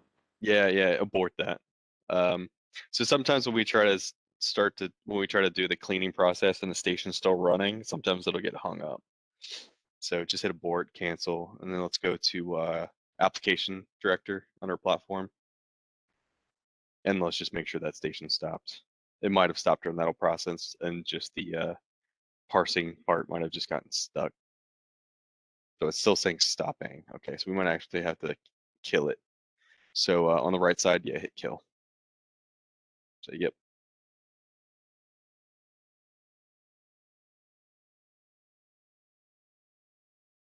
All right, that's okay. All right, so now let's go to yeah. So select the 491. Yeah. Now it should be fine. Thank you. Sorry, I meant to tell you that early, but then I got hung up. Nah, no worries.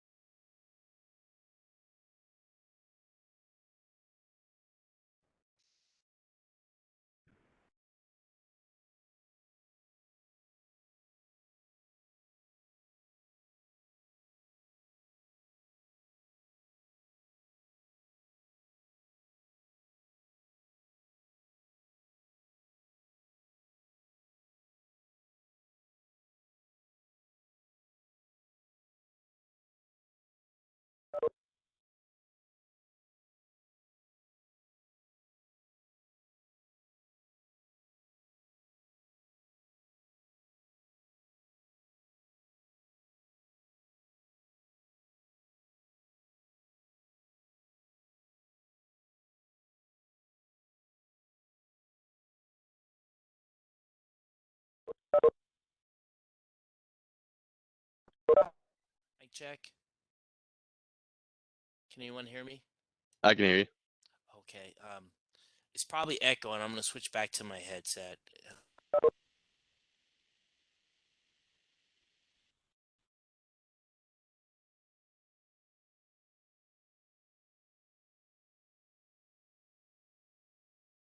What now? Come on, Mike. I can hear you. I can hear you. Oh, you can. Okay. So Yeah. I'm on station 9. So I did the cleaning for it, and then 4.9.30 is there. Is that the one I need to install now? Yes. Okay. And then I was going off the book and the procedure for getting into the host platform and going into the distribution file installer. I can't get back into my platform. So the password, I've tried them all, nothing's working on that. So how do I blow that away? The supervisor. 9.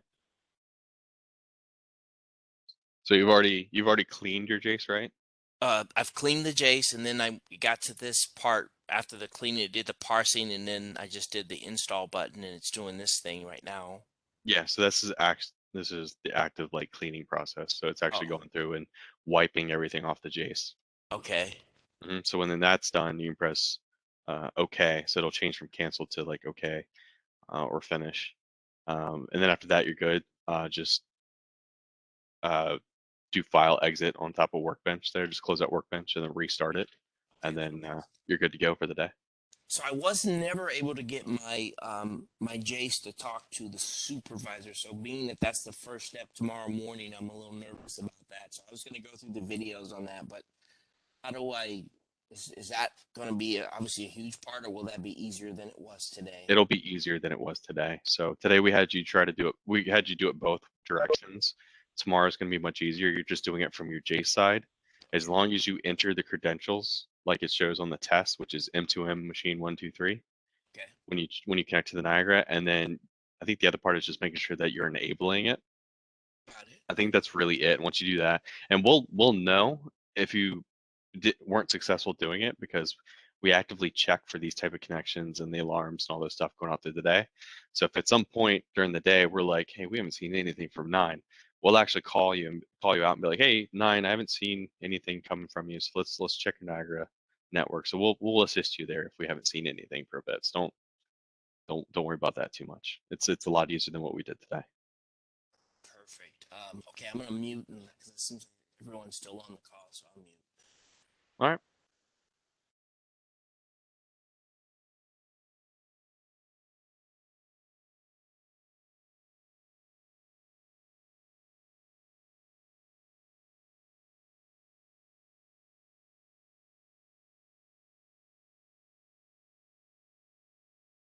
Oh.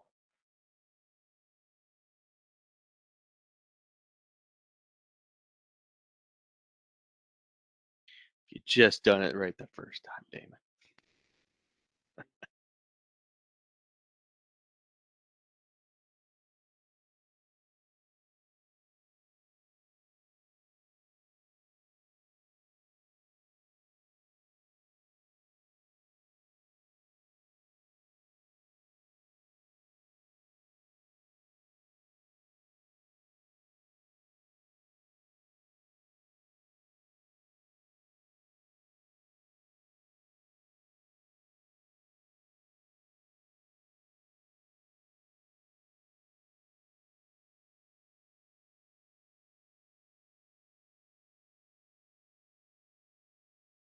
Hey, Brandon. Yeah. Hey, do you want me to go ahead and send those stations on the local host, copy them back over to the computer? If you want, I would go ahead and at least delete the supervisor station. But if you have no interest in keeping anything you've done this week on the training station, you can just delete it.